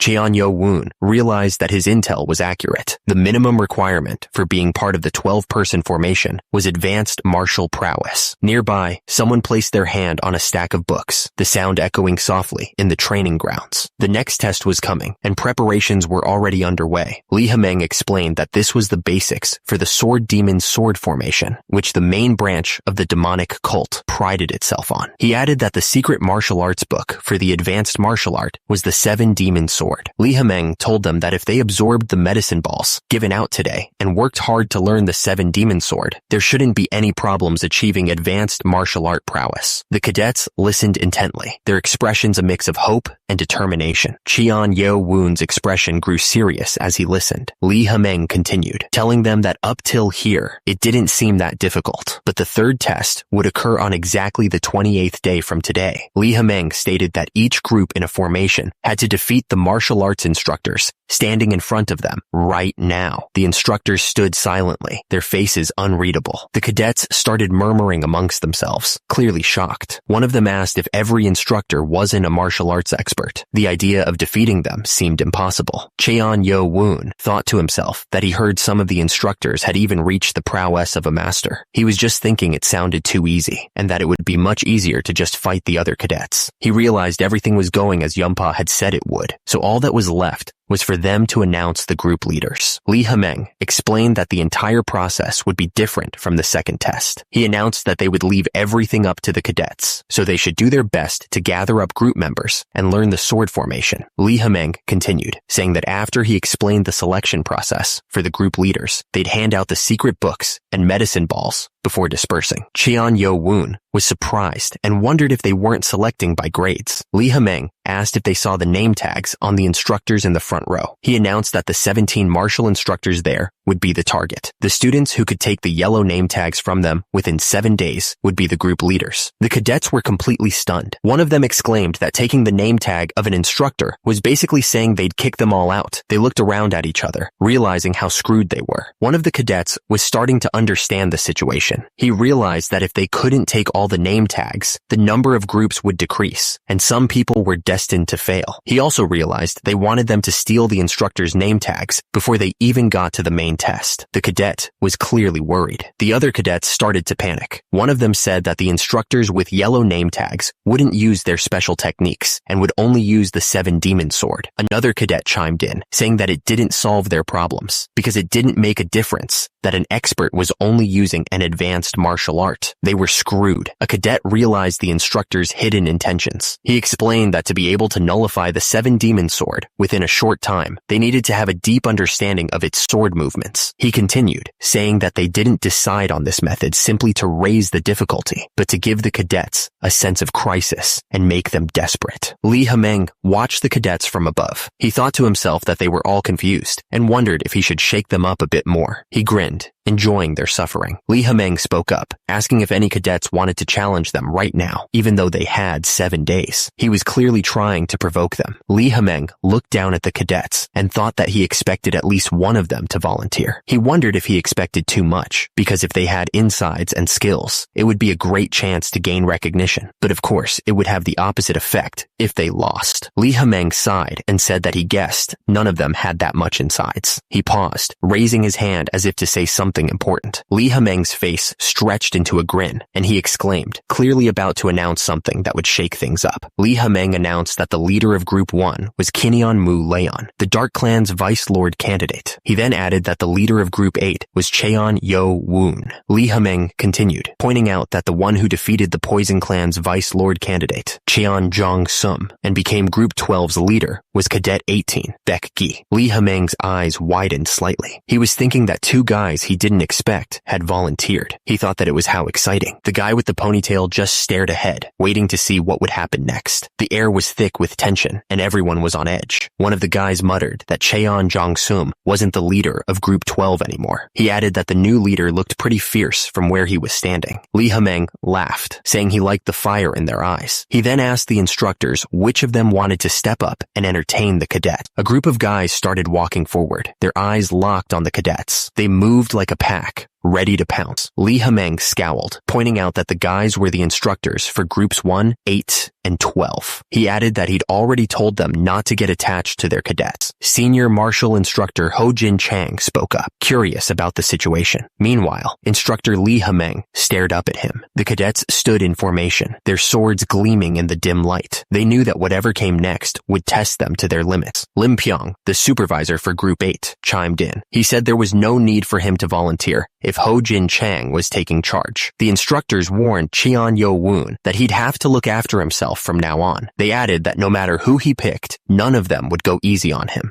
Lee Hameng figured that each instructor was planning on facing off against a different group's cadet to deny them the position of group leader. He added that thanks to Ho Jin Chang, it wouldn't be as unfair of a bout, and suggested they start with the leader of Group 1, Cadet Number 1. Instructor Yo Soon stepped forward, raising his voice to be heard. He insisted that he should be the one to fight, addressing the academy director directly. Another instructor was furious that Yo Soon had volunteered. He thought to himself, how dare Yo Soon try to take this fight? He had a vested interest in this cadet. He was worried that Cheon Ma Yun would be humiliated, and he couldn't allow that to happen. Another instructor raised his hand, volunteering to fight Cadet Number 18. He figured that the cadet shouldn't have tested Ho Jin Chang's patience. Lee Hameng approved the offer. Sang Moon Yo smirked to himself, revealing that he was planning on facing Cheon Yo Woon anyway. He would let the others fight it out, and then he would take the prize. The cadets stood in formation, ready to face whatever challenges lay ahead. The air was thick with anticipation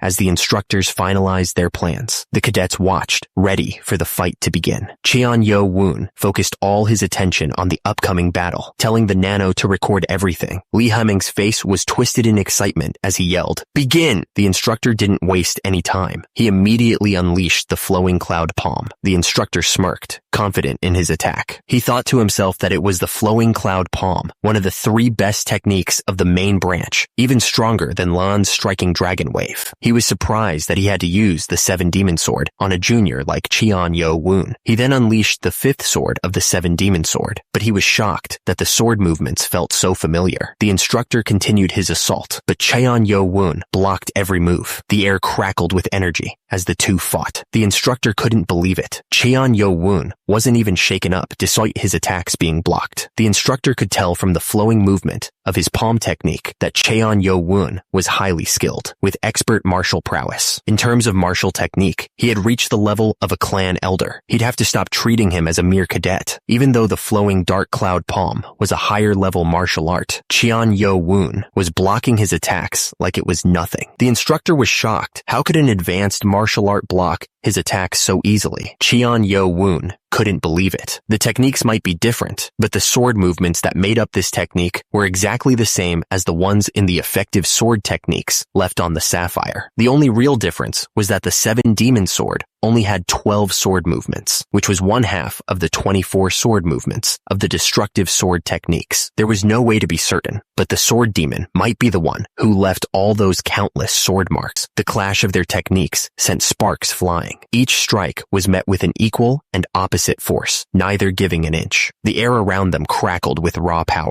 The instructor realized that Cheon Yo Woon was an expert like him, but slightly more skilled. Since he could block his palm techniques with only an advanced martial art, he bet Cheon Yo Woon had far more combat experience. He guessed he was an instructor for a reason. The instructor knew he had to end the fight quickly, or he'd be at an even bigger disadvantage. He took a deep breath, steeling himself for what was about to come. It couldn't be helped. The instructor changed his stance, gathering all his energy. Cheon Yo Woon realized he was planning on ending the fight with his ultimate move. He prepared to block the strike. The instructor launched a right palm technique. Cheon Yo Woon focused, ready to block the attack. Cheon Yo Woon was caught completely off guard. The instructor's left hand, the instructor's palm, slammed into Cheon Yo Woon, sending him flying back. He coughed up blood from the force of the impact. The instructor realized the movements were the same as before, but now inverted. He thought it was going to be hard to deal with, and decided to seal Cheon Yo Woon's left hand. Cheon Yo Woon managed to raise his arms in time to block the instructor's attack. The force of the blow still shook him to his core, but before the instructor could follow up, Cheon Yo Woon struck back. A blade of pure chi pierced through the instructor's defenses. The instructor coughed up blood, his eyes wide with shock. He hadn't expected Cheon Yo-woon to be able to pull off such a technique. The cadets watching the fight were going wild. They couldn't believe that Cheon Yo-woon had actually beaten an instructor, and with a chi blade no less. One of them thought that Cheon Yo-woon was already at expert martial prowess, and that the Dark Clan's young master was the closest to the position of Vice Lord. Lee Ha-meng thought to himself that the technique was a secret art that let one use two special techniques at once, inverting from left to right and vice versa at will. He knew it secured the Dark Clan's leader, Mu Jin-won's, place as the second best martial artist in the cult. He realized that the only one who managed to master it was in front of him, and that Cheon Yo-woon was a true genius. Lee Ha-meng told Cheon Yo-woon that he had earned the right to become a group leader for the third test. Cheon Yo-woon thanked him. As the crowd clapped, Cheon Yo-woon thought about the wording of the test. Something about it bothered him. He wondered if one person was able to earn only one name tag. Cheon Yo-woon stood alone in the training grounds. The eyes of the crowd focused on him. The tension in the air was heavy, the silence broken only by the rustling of robes. Cheon Yo-woon decided to put a hold on that thought, since how he did here would decide his future. He needed to prove himself in front of everyone. The instructor thought to himself that Cheon Yo-woon was impressive. He couldn't believe that Cheon Yo-woon wasn't nervous, but instead all fired up, despite being face to face with an instructor. The instructor admitted he was a bit surprised. He thought Cheon Yo-woon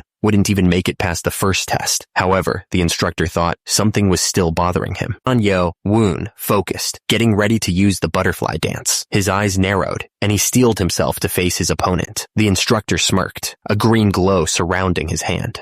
Will it be the butterfly dance? You may have the first move. Cheon Yo-woon knew he had to be careful. He thought to himself, I may have arrived at expert prowess, but I still lack internal energy compared to a true expert. Cheon Yo-woon saw his chance. Letting me have the first strike is proof that he is underestimating me. The instructor moved with incredible speed, unleashing the 10-star key technique. He yelled, previously 10-star defensive technique with the 10-star key technique. I'll finish this in one attack. Huh? Cheon Yo-woon could barely believe how fast the instructor was moving. So fast, he thought. The instructor's fist came crashing down, surrounded by a green glow. The force of the blow was immense. Then, a kick slammed into Cheon Yo-woon, sending him flying backwards. The impact was like being hit by a truck. Cheon Yo-woon coughed up blood as he was pushed back, to be pushed step by step backward with the 7-star key technique. He thought, he has great internal energy, but his key is too energetic and powerful. Cheon Yo-woon was getting frustrated. Damn it. So he's not going to just let me have this one, he cursed. The instructor felt the sting of humiliation. He was being completely outclassed, right here, right now. The two fighters blurred into a whirlwind of motion. Each strike was faster, each block more desperate than the last. The instructor yelled, trying to intimidate Cheon Yo-woon. Your key is still a bit shy of that of a true expert. You think you can run away? He taunted. The instructor pressed his attack, swinging his sword wildly. Take this. 7 demon sword, 4th sword, 6th sword, he shouted. Cheon Yo-woon watched the instructor's attack, analyzing every flaw. I can see it, he thought. Even without Nano's help, I can tell his sword techniques are unstable. Compared to the destructive techniques on the Sapphire, this is child's play. The instructor thought Cheon Yo-woon was a fool for closing the gap. I'll finish him with my second technique, the instructor thought, confident in his victory. But Cheon Yo-woon blocked the attack with ease and countered with a basic move. The force of the block sent the instructor flying backwards. Lee Ha-meng watched with disbelief. I can't believe it. He annulled the techniques of the 7 demon sword with just the basic moves of the butterfly dance, he exclaimed, stunned. The instructor's face twisted in fury. Damn it. To be pushed back by this brat's technique, he thought, his pride wounded. Since it's come to this, I'm going to knock you out with the 10-star key technique to internally injure you. Lee Ha-meng's eyes widened in alarm as he understood the instructor's intentions. A lethal technique? That crazy bastard, he shouted, worried for Cheon Yo-woon's safety. The instructor's eyes widened in shock as he felt the impact of his own technique. My internal energy is, he thought, realizing the damage he was inflicting. His attack was forcefully injecting energy into Cheon Yo-woon's body, tearing apart his organs. Cheon Yo-woon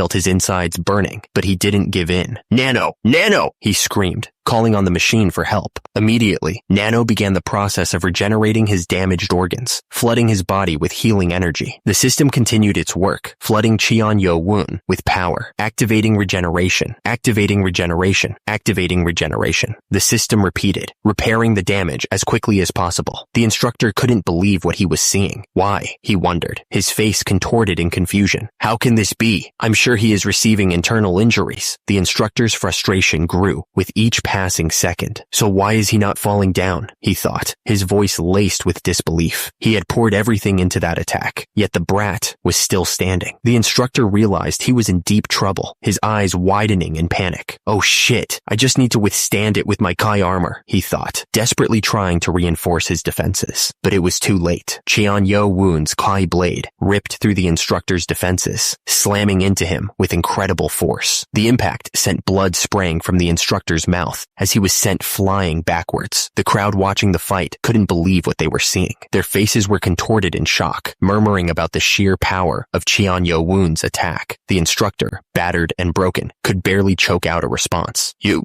he stammered, blood dripping from his mouth. Cheon-Yo-woon held the instructor up, his eyes filled with cold fury. The instructor could only gasp, his voice filled with terror. Monster, he whispered, realizing the true nature of his opponent. Cheon-Yo-woon stood tall, his gaze fixed on the instructor lying defeated at his feet. The silence was heavy, broken only by the sound of ragged breaths. Blood trickled from the corner of Cheon-Yo-woon's mouth, but his eyes burned with an unnerving intensity. He didn't seem tired at all. High above, the academy director watched Cheon-Yo-woon's display with narrowed eyes. So Yumpa wasn't exaggerating, he thought. Might become a problem. The academy director turned away, deep in thought. The Seven Demon Sword, created by the other legend of the demonic cult, the Sword Demon. It is a collection of plain sword movements, but their countless combinations makes it a very difficult move to annul. Yet he managed to do just that. He's beyond just excellent. He is a martial arts genius. The academy director frowned, a hint of regret in his eyes. I shouldn't have let that drunken scumbag have him, he muttered. One of the men shouted to the academy director that they needed to get Instructor Sang to the infirmary right away. The guy added, with a grimace, that the instructor's ribs were broken, and, even worse, bones were poking out. The academy director thought back to when Cadet 7 had punched through the fortified walls. He realized he forgot to warn the instructors about that. He ordered them to take Instructor Sang to the infirmary right away. Cheon-Yo-woon stared at the yellow ball in his hand, a sense of triumph washing over him. He'd actually done it. The cadets looked worried, realizing that their reputation was on the line. They were thinking that they'd already lost twice, which was not a good look. The man with the beard watched the events unfold, his expression unreadable. He was clearly deep in thought, considering the implications of what he had just witnessed. The academy director realized that the instructors were more worried about saving face than celebrating the rise of new talent. Turns out, he wasn't in a position to judge, since he'd also been too caught up in the moment to notice Cheon-Yo-woon's skill. He added another regret to the pile. Meanwhile, the cadets were waiting for the final duel to begin. The man stepped forward, raising his hand to silence the crowd. He announced that the final duel was about to begin, his voice booming across the training grounds. The crowd of cadets stood in eager anticipation. A palpable tension filled the air as they waited to see who would emerge victorious. The cadets started whispering amongst themselves, hoping instructor Ho Jin Chang could pull off a win and save them from further embarrassment. One of them said that they couldn't even imagine him losing. Another cadet reassured him, stating that it wasn't just anyone. It was instructor Ho Jin Chang, their senior officer. Another cadet wondered if an upset could happen again. He pointed out that there was no rule that said Cheon-Yo-woon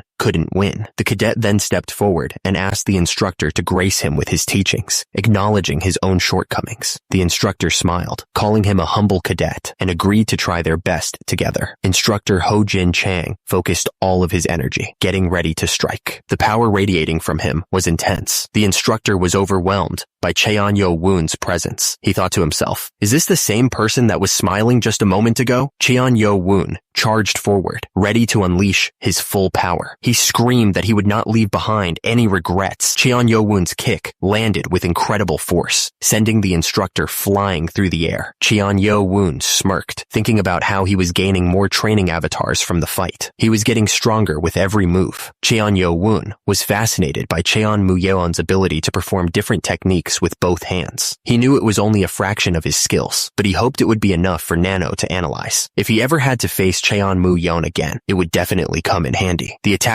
came down with a powerful kick, the force of it creating a shockwave that ripped through the training grounds. Dust and debris flew everywhere. His eyes narrowed, a fierce determination burning within them. He wasn't going to back down, not even for a second. Cheon Yo-woon easily dodged all of the attacks by simply moving his torso. The instructor kept coming, but his attacks were all in vain. Cheon Yo-woon saw his chance. He pointed out that the instructor's back foot was wide open, leaving him vulnerable. The kick landed squarely, and Cheon Yo-woon was sent flying back, grunting in pain. The force of the blow was intense. The instructor seemed surprised by something. "Oh ho?" he muttered, his expression shifting. Cheon Yo-woon didn't stay down for long. He launched himself forward with a powerful kick of his own, aiming to turn the tables. Nearby, two observers watched with their eyes wide open. "It connected!" one of them shouted, disbelief written all over his face. The impact was brutal, splattering blood across the training grounds. A scream echoed through the air. The Kai blade tore through him, leaving a trail of blood. The instructor's face contorted in shock, realizing what he was up against. Keyblade, he managed to choke out. The force of Cheon Yo-woon's kick sent the instructor hurtling through the air. The impact was enough to shatter stone. The instructor landed hard, the air knocked out of him. He gasped, struggling to get back to his feet. The instructor looked up in disbelief, realizing the extent of Cheon Yo-woon's power. To have created a keyblade so quickly, he must be a master, he thought, fear creeping into his voice. He's much stronger than the previous instructors. Nearby, an observer's eyes widened in disbelief. "Oh," he muttered, completely stunned by what he had just witnessed. Cheon Yo-woon knew the skill difference was significant. He thought that it might be a stretch, but he needed to try and finish the match in a single technique. The instructor watched Cheon Yo-woon intently. He thought that the young man had quite the fighting spirit.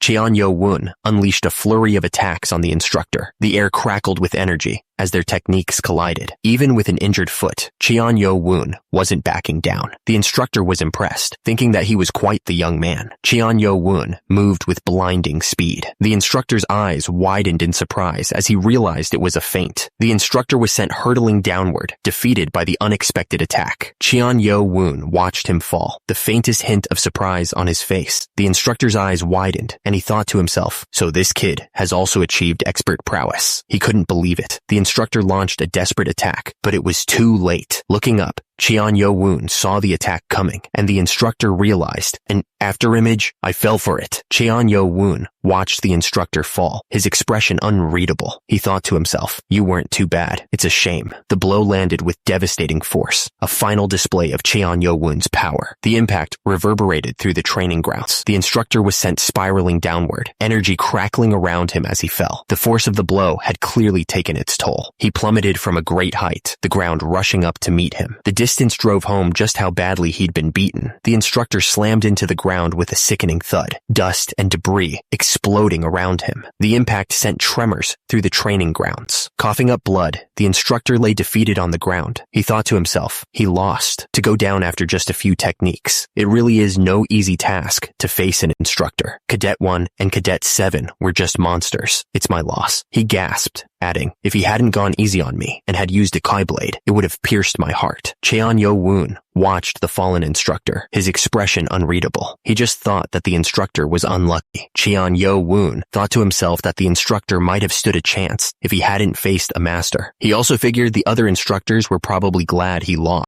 The instructor told Cheon Yo-woon that if he could connect his feint and technique more smoothly, he would be able to confuse his opponents even more. He added that he was looking forward to his progress. Cheon Yo-woon thanked him for his guidance. The instructor coughed, his body still aching shaking from the beating he'd just taken. A crowd of people stood around, watching the instructor. The air was thick with tension, the silence broken only by the sound of his ragged breathing. Someone in the crowd noticed that the instructor's face was unusually pale, and his neck was also tinted red. It didn't look good. Cheon Yo-woon asked Nano to do an in-depth on Cadet 18. He wanted to look through it as soon as the third test announcement was over. Nano confirmed that it would be ready. Two men opened the boxes, revealing rows of wooden swords. They announced that the swords would be handed out for the third test. Each person would get one, so they warned everyone to be careful and not break them. The instructor announced that anyone who could take a yellow name tag within 7 days would become a group leader. He made sure they understood, shouting the order to the crowd. The training grounds stretched out before them, filled with countless figures. The air was thick with anticipation, everyone eager to prove themselves and become a group leader. Cheon Yo-woon looked down at the black dragon medicine ball in his hand. He thought to himself that he should consume it first. He also had something else he needed to check afterward. A man in uniform stood before the crowd, holding a book. He looked down at them with an unreadable expression. The crowd waited in silence, wondering what he was going to say. The man looked up, his face set with determination. He knew that this test would be brutal, but he was ready to do whatever it took to become a group leader. He was not going to fail. The man stepped forward, his eyes narrowed. "What business do you have with my liege?" he demanded, his voice sharp and challenging. The group stood together, their faces grim. They were ready for whatever came next, their hands gripping the hilts of their swords. They had to protect their liege at all costs. Cheon Yo-woon smirked, his eyes lighting up with recognition. "Calling me liege? Heo Bong, you rascal," he said, a hint of amusement in his voice. The previous night, back at the Group 8 dormitory, a discussion was taking place. They had all entertained the idea that Cheon Yo-woon could change things. Wong Chun asked if it wasn't too dangerous of a gamble. He wondered if they weren't afraid of the 6 main clans. He admitted that he was. Heo Bong declared that if he was always going to be looked down on, he'd gladly risk it all. He believed that with Cheon Yo-woon, there might be hope for people like them. One of the men asked Heo Bong if he truly trusted Cheon Yo-woon. Heo Bong answered with a resounding yes. The 3 men stood together, a silent understanding passing between them. They had made their choice, and now they would face whatever came next, together. Under the dim light of the lantern, the men spoke with determination. Ma Chil, Wong Chun, and Ho Dae-myung declared that they would partake in Cheon Yo-woon's gamble together, placing their loyalty and their lives in his hands. Go Wang-hul stepped forward, acknowledging Cheon Yo-woon as his liege. He said it was a pleasure to see his great martial performance. Cheon Yo-woon thanked Cadet 857, Go Wang-hul, for his kind words. Go Wang-hul didn't waste any time getting to the point. He told Cheon Yo-woon that he wanted to become a member of his group. Cheon Yo-woon looked surprised by the sudden request. He asked Go Wang-hul if he wanted to join his group. The other cadets cheered, saying it was expected of their liege. They said the sooner they gathered members, the more time they'd have to practice. But then one of them pointed out that since they were 7 people short, they'd have to reject 3 of them. A cadet from the Dark Fist clan stepped forward, saying he was an advanced martial artist and wouldn't be a nuisance. Cadets began to throw themselves at Cheon Yo-woon, hoping for a spot in his group. Hawk Hyung from the Dark Horse clan promised not to be a burden, saying he'd reach advanced prowess soon. Won Il from the Gentle Sword clan declared he was already at that level. Ja Woo Min from the Golden Gate clan offered his advanced spearmanship,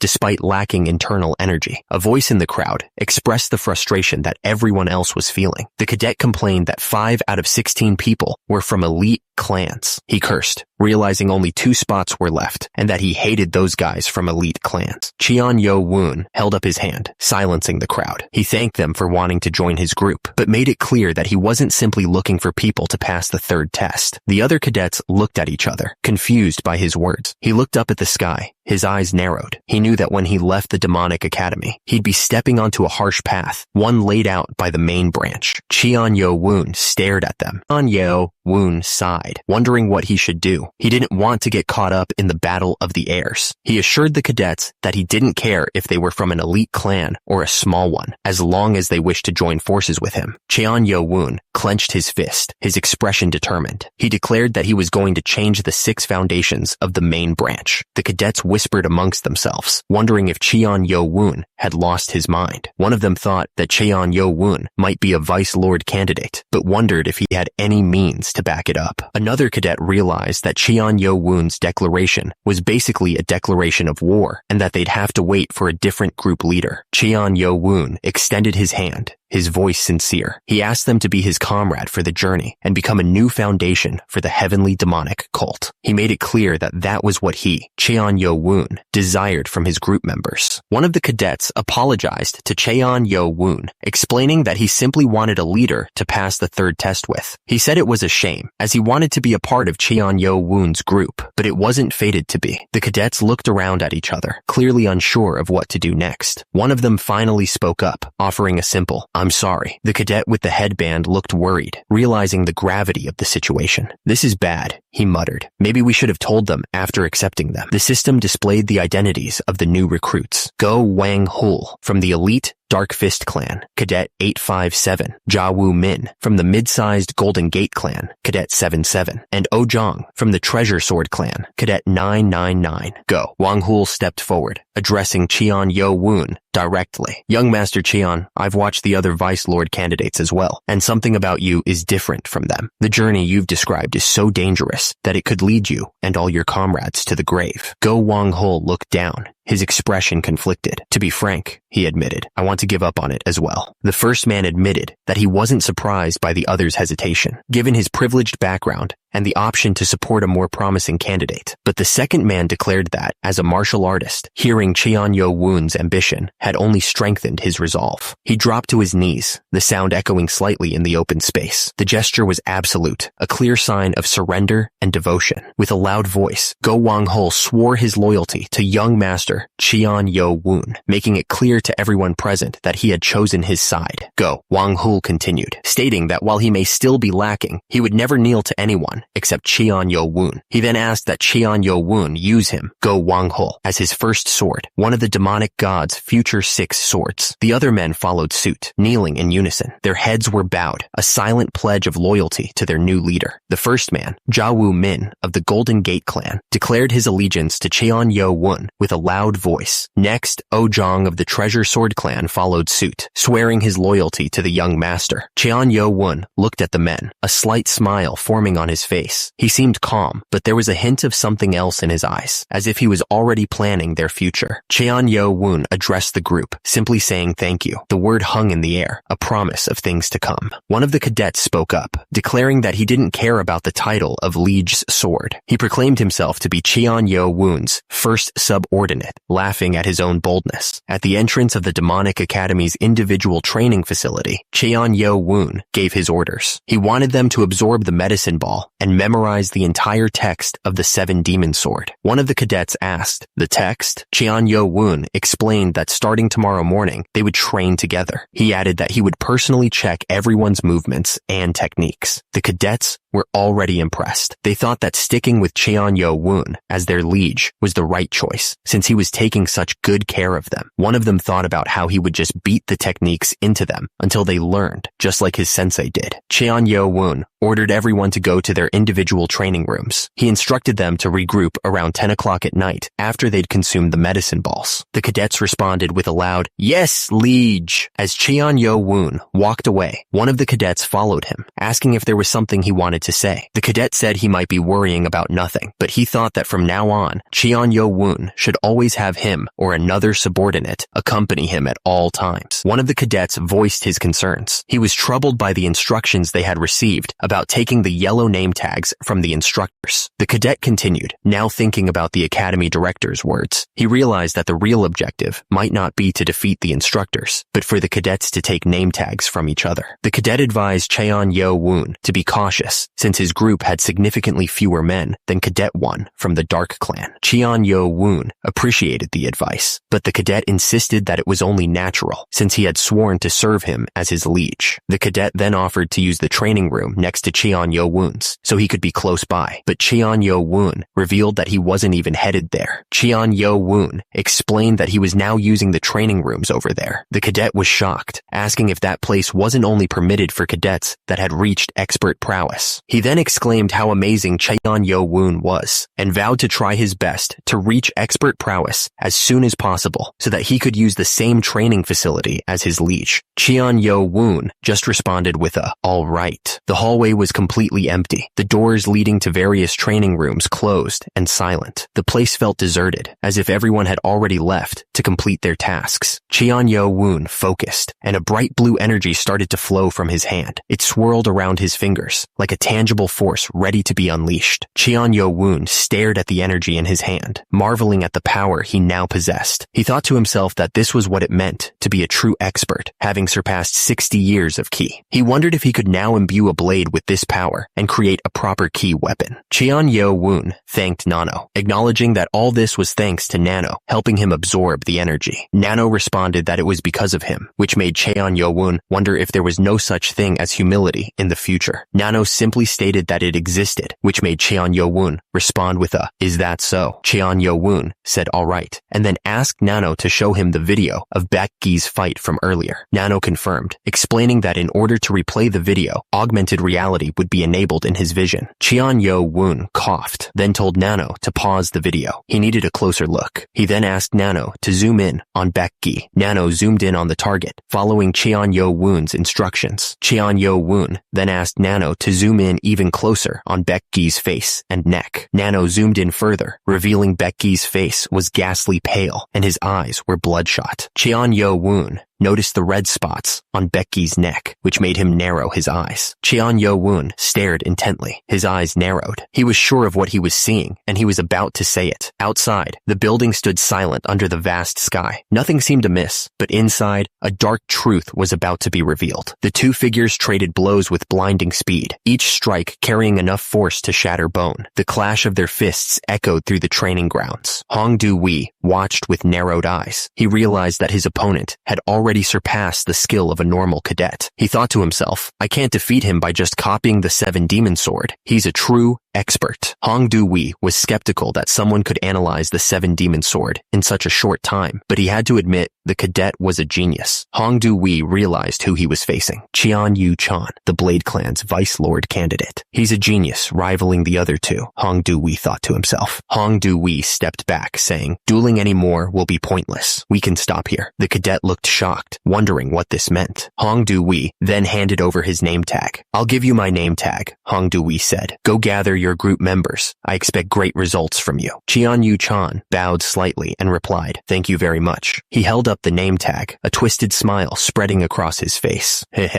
that's one, he muttered to himself, his eyes gleaming with ambition. He wondered to himself who he should target next. Over at the Demonic Academy restaurant, cadets were grabbing a bite to eat. The air was filled with the clatter of bowls and hushed conversations. Suddenly, Cheon Kyung-woon, the Sword Clan Vice Lord candidate and Cadet 2, approached Cadet 18. Hey, Cadet 18, Cheon Kyung-woon said with a smile. I enjoyed your duel against the instructor earlier. Cadet 18 glared up at Cheon Kyung-woon, his face contorted in annoyance. I'm eating, Cadet 18 snapped. Don't disturb me. The recruiter tried to butter up Cadet 18, telling him he was impressed by his skills. He wanted to know if Cadet 18 was interested in becoming a group leader, but wondered if he wanted to climb even higher. Cadet 18 slammed his chopsticks down, the sound echoing in the room. He was pissed. The recruiter forced a smile, trying to keep his cool. If he got angry, it would ruin his plan to gather talented people, he thought to himself. He told Cadet 18 to think about the offer, saying it would be a great opportunity. Cadet 18 ignored the recruiter and continued eating. That was the second time he had been interrupted. The recruiter thought about how the Blade Clan jerk had asked him to be his right-hand man. He wanted Cadet 18 to be his. He shivered, cursing the G-Clan scumbags under his breath. Baekgi stared down at his food, his expression firm. He didn't care about being a group leader or climbing higher, he thought. He wasn't interested in being under anyone's command either. His only goal was to become stronger. Suddenly, a voice interrupted Baekgi's thoughts. Someone was asking if they could talk to him for a moment, apologizing for bothering him while he ate. Baekgi sighed, clearly annoyed by the interruption. Again? He thought. He told them he wasn't interested and to scram, but then he paused, adding that if they didn't talk now, they might die later. Baekgi's eyes widened. What? He thought, completely caught off guard by the warning he had just been. Across Across the room, a figure sat quietly. He stared directly at Baek Gi, his expression unreadable. This guy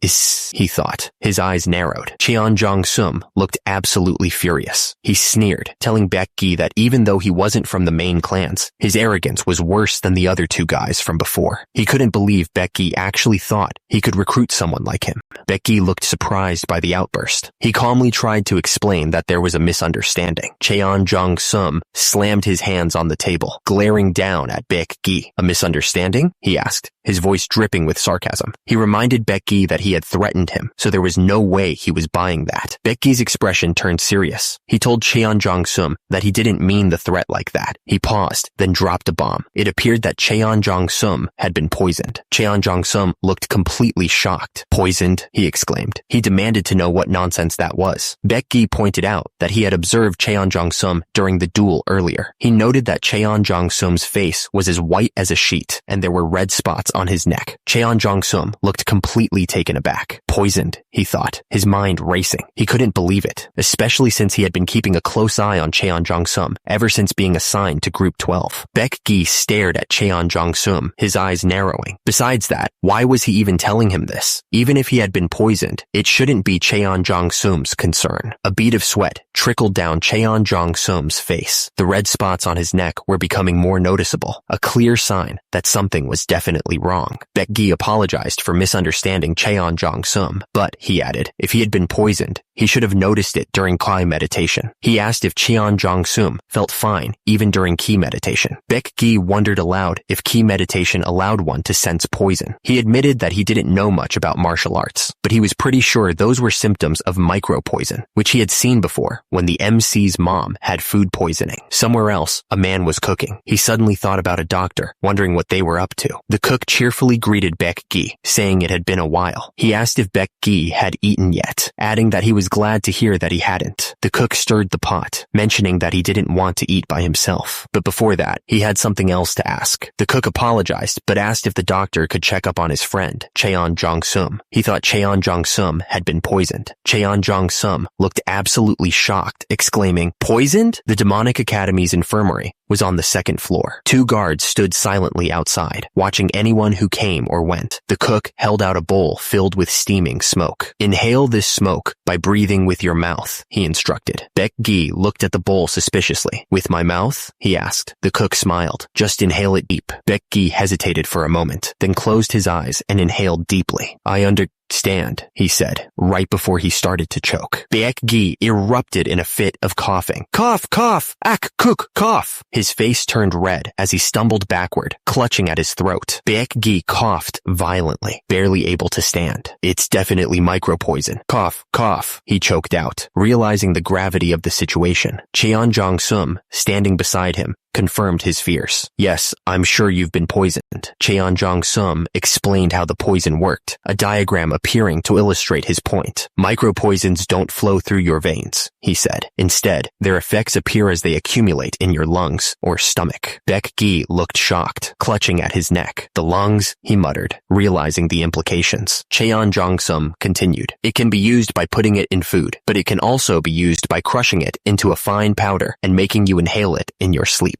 Cheon Jong-sum's eyes narrowed. "In small doses, it's hard to notice that you've inhaled it while sleeping," he said. "Are you perhaps sharing a dorm with a poison user?" The Demonic Academy dorms stood silent under the night sky. It was the first night for Group 12, and danger already lurked in the shadows. The guys around Cheon Yo-won were furious. "Get a hold of yourself. Young master, you jerk. How dare you, when you're only from the Gentle Kick clan? Do you think you'll be safe after attacking Cheon Jong-sum of the Poison clan?" Cheon Yo-won looked down at them, not impressed at all. "Does it matter who I am or who he is? At the Demonic Academy, strength is everything. Now that I've won, I'll be in charge of Group 12. Cheon Jong-sum watched from above, a sinister smile spreading across his face. "You're so full of yourself. Enjoy your victory for now. The claws of the Poison clan are like poison liquor. They grow stronger over time." Baek Gi's eyes widened, understanding dawning on his face. So this is what he meant back then. Cheon Jong-sum, that scumbag. One of the men spoke with concern. I'm glad we discovered it so soon. If you take an antidote for 7 days, you'll be as good as new. Isn't it pretty serious if red spots are appearing on his neck? The man leaned in, explaining the poison's effects with a serious expression. Right, you said you got hit on the chest during your duel, right? So the symptoms became pronounced for a moment because your lungs were stimulated. If the symptoms were present all the time, not even a godly doctor could save them. The man tilted his head, a hint of suspicion in his eyes. But how do you know so much about this poison? Cheon Yo-woon's face darkened, a shadow passing over his eyes. My mother passed away from being poisoned with micropoison, and I was poisoned by it for a while as well. He paused, his voice softening. I'm sorry, I haven't shown you my gratitude yet. You've saved my life. Thank you very much. Cheon Yo-woon looked away, a determined glint in his eyes. I just didn't want anyone to die from such a cowardly poison. The man's eyes widened in shock, his face paling. Something about Cheon Yo-woon's words had triggered a realization. Also, what? Baek-gi grinned, his eyes gleaming with a dangerous light. I've been looking for the source of that poison, he muttered, a dark excitement building within him. What? Is this intense bloodthirst? Cheon Yo-woon suggested. Why don't you rest in the infirmary for today? Baek-gi looked at him, surprised by the sudden concern. Pardon? Cheon Yo-woon warned. If you return to the dorms, they'll just poison you again. Baek-gi listened intently, considering the warning. Cheon Yo-woon pressed. You weren't planning on taking your revenge right now, were you? You even have a foot injury. Baek-gi hesitated, looking down.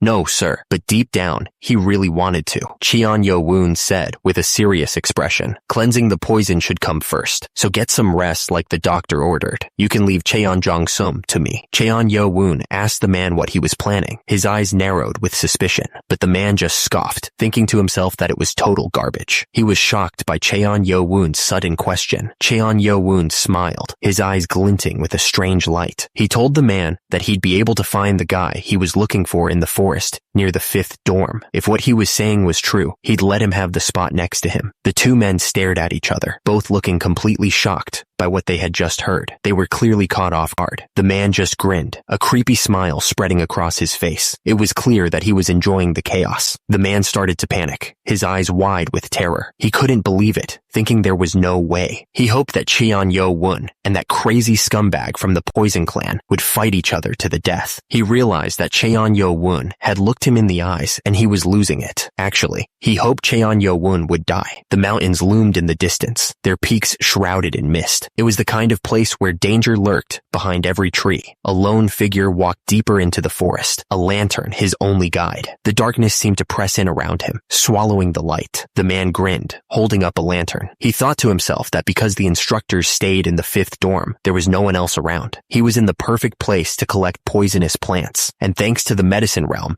he now had the internal energy of a near expert. The man's smile widened, his eyes gleaming with malice. He thought to himself that without even using something like micropoisons, he'd be able to make that cocky Baek-gi kneel in front of him. He was going to kill him with his own hands before the micropoison made him croak. But then, a voice interrupted him, asking what had him so happy. The man spun around, his eyes wide with alarm. He demanded to know who was there, his voice laced with fear. The voice didn't sound like a martial arts instructor, which made him nervous, but the lantern was too weak to see who it was, so he squinted, trying to make out the figure in the dark. Suddenly, Cheon Jong-sum stepped out of the shadows, his voice dripping with anger. He demanded to know if the man was feeling good after messing with micropoisons. He then called him a bastard, asking what he was doing there. Cheon Jong-sum's eyes widened as he realized he'd just mentioned micropoisons. He wondered if he'd been overheard, but then he remembered the red spots on Baek-gi's neck, and his expression turned to disbelief. He stammered, asking how the man had figured it out. Cheon Jong-sum's face twisted in pure terror. He knew he was in deep trouble. A twisted smile spread across Cheon Jong-sum's face, and he began to laugh like a maniac. He was screwed, and he knew it. Cheon Jong-sum smirked, his expression oozing with false innocence. Heh, right, that's how you figured it out, he said, acting impressed. Now that you mention it, suddenly Cheon Jong-sum's face was a mess of blood and pain. Before he could even finish his sentence, he was sent flying backwards. He crashed into the ground, leaving a trail of blood and shattered wood. An Jong-sum and Cheon Yo-woon lay on the ground, surrounded by a pool of blood. The fight had taken a nasty turn, and neither of them looked like they were getting up anytime soon. Cheon Yo-woon's face was a mask of pure rage. He was not going to hold back. Spinning through the air, Cheon Yo-woon unleashed a flurry of attacks. The force of each blow echoed through the forest. Under the silent gaze of the moon, the battle raged on. Cheon Jong-sum's fingers twitched, barely able to move. Cheon Jong-sum's eye flickered open, staring up at his attacker. Cheon Yo-woon was relentless, his movements a blur of deadly force. Cheon Jong-sum went flying backwards, crashing through the trees. Cheon Yo-woon lay on the ground, blood trickling from his mouth.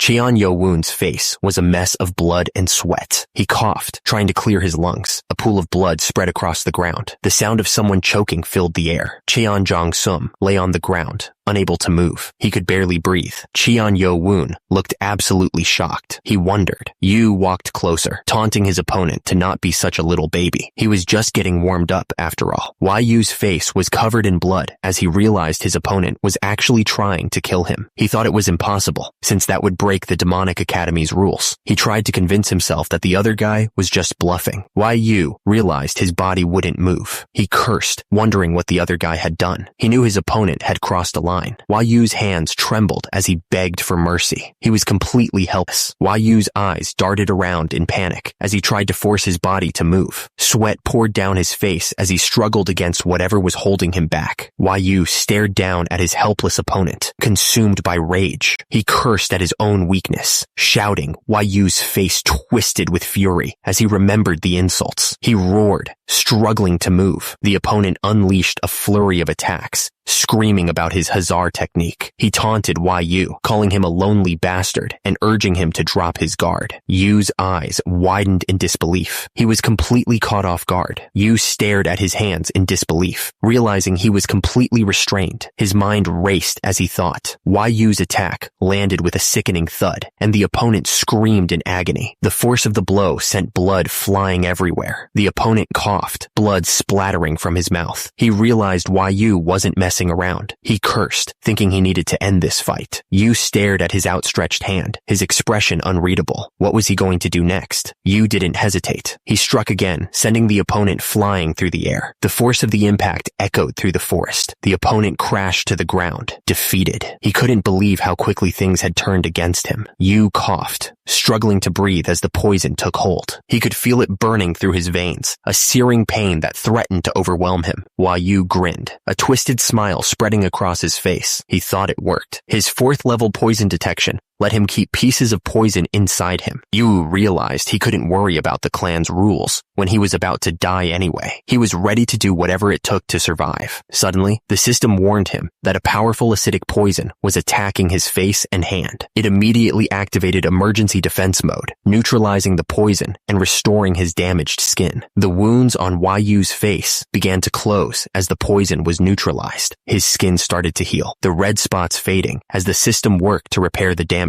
The system announced that his damaged skin would soon be fully restored. Yu was shocked, wondering what was going on with his body. He couldn't believe what he was feeling. Yu stared at his hands in disbelief. Not only had he neutralized the poison, but his melted skin had healed as well. He couldn't understand it. This shouldn't be possible, even for a master martial artist. Yu took a step forward, his eyes narrowed with determination. He planted his foot firmly on the ground, ready to face whatever came next. The force of his step cracked the earth. Yu's opponent, covered in blood, looked up at him with hatred. He spat out the insult, calling Yu a bastard. He was desperate and in pain. Looking up at Yu, his voice filled with fear, the man asked if he was a monster. He was terrified by the power Yu possessed. He couldn't believe what he was seeing. Yu glared down at the bloodied man, his voice filled with disgust. He went on about poison, how the guy was from the Poison Clan, and how he was done letting scumbags like him live any longer. The Poison Clan member struggled to breathe, his body trembling on the ground. He was clearly in a lot of pain. In a flash, Yu struck. The Poison Clan member's head snapped back, blood splattering everywhere. The force of the blow was devastating. Yu didn't stop there. He followed up with a powerful kick, sending the Poison Clan member flying through the air like a ragdoll. The Poison Clan member landed hard on the ground, unmoving. Dust swirled around him as his body lay limp, the fight completely gone. The scene was gruesome. Blood covered his hands and face, a testament to the brutal beating he had just endured. He was in terrible shape. He gasped for air, his lungs burning. He screamed, his voice hoarse and desperate. Somewhere above, the moon hung high in the sky, a silent witness to his suffering. Yu stared down at the man, his face hard. He showed no emotion, no pity. Whatever he was about to do, he was ready. The Poison Clan member groveled, tears streaming down his face. He begged, his voice cracking. He continued to beg, his voice weak and fading. He whimpered, his body trembling. He was running out of time. The Poison Clan member begged, barely able to speak. He pleaded, gasping for air, begging for just one more chance. Yu stared down at the man, his expression unreadable. He asked if the man wanted to live. The Poison Clan member looked up, his face covered in blood. Yu's question hung in the air. Did he want to be spared?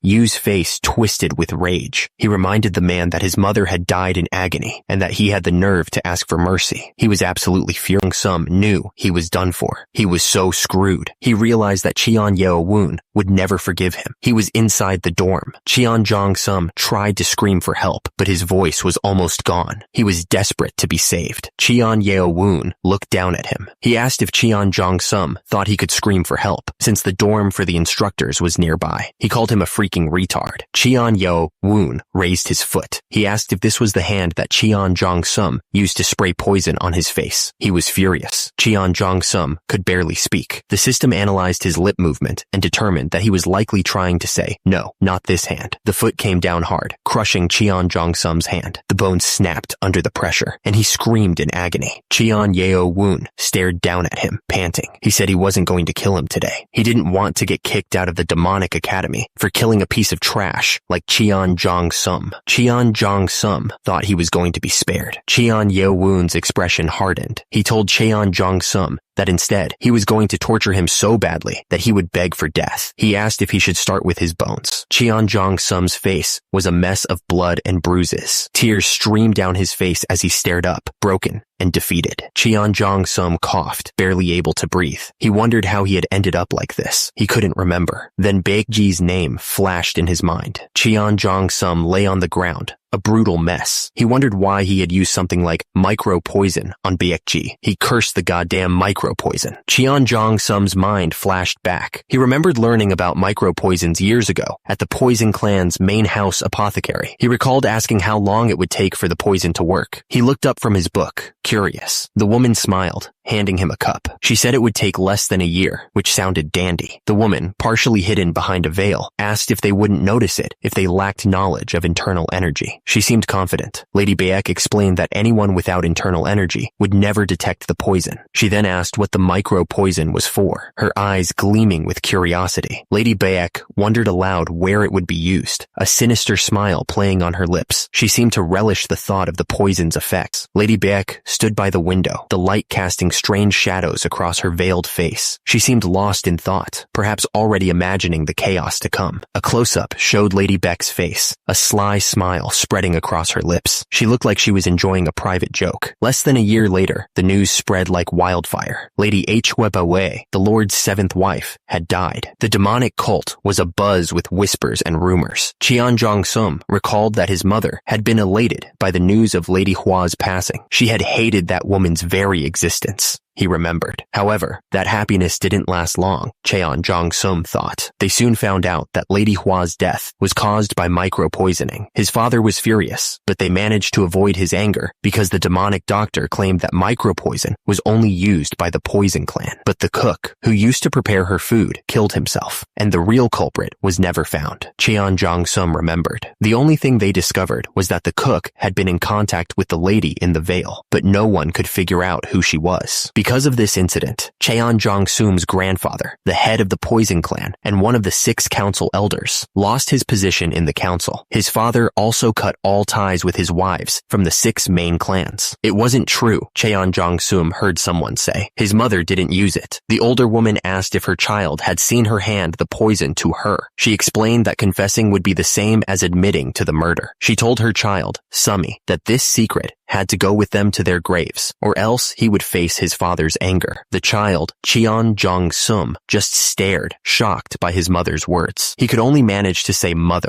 Years later, Cheon Jong-sum's mother passed away, consumed by guilt. He had wanted to tell everyone the truth, but he couldn't break the promise he made to her. That's when Cheon Jong-sum swore to take revenge. He vowed to become the Lord, the most powerful figure in the heavenly demonic cult, and punish the real culprit and their entire clan for what they did to his mother. And because that woman was the source of all his pain, Cheon Jong-sum vowed to kill her offspring, Cheon Yeo-woon, with his bare hands. Tears streamed down Cheon Jong-sum's face, mixing with the blood. He whispered an apology to his mother, consumed by regret. Cheon Jong-sum's body glowed with power, but doubt filled his mind. No matter how hard he trained, he didn't think he could beat this monster. Cheon Yeo-woon looked down at Cheon Jong-sum. He figured that if Cheon Jong-sum remained in the demonic academy, he'd use his poison against the other cadets sooner or later. Since he couldn't kill him, he'd just destroy his dantian. Cheon Jong-sum struggled against the paralysis, but he couldn't move. Cheon Yeo-woon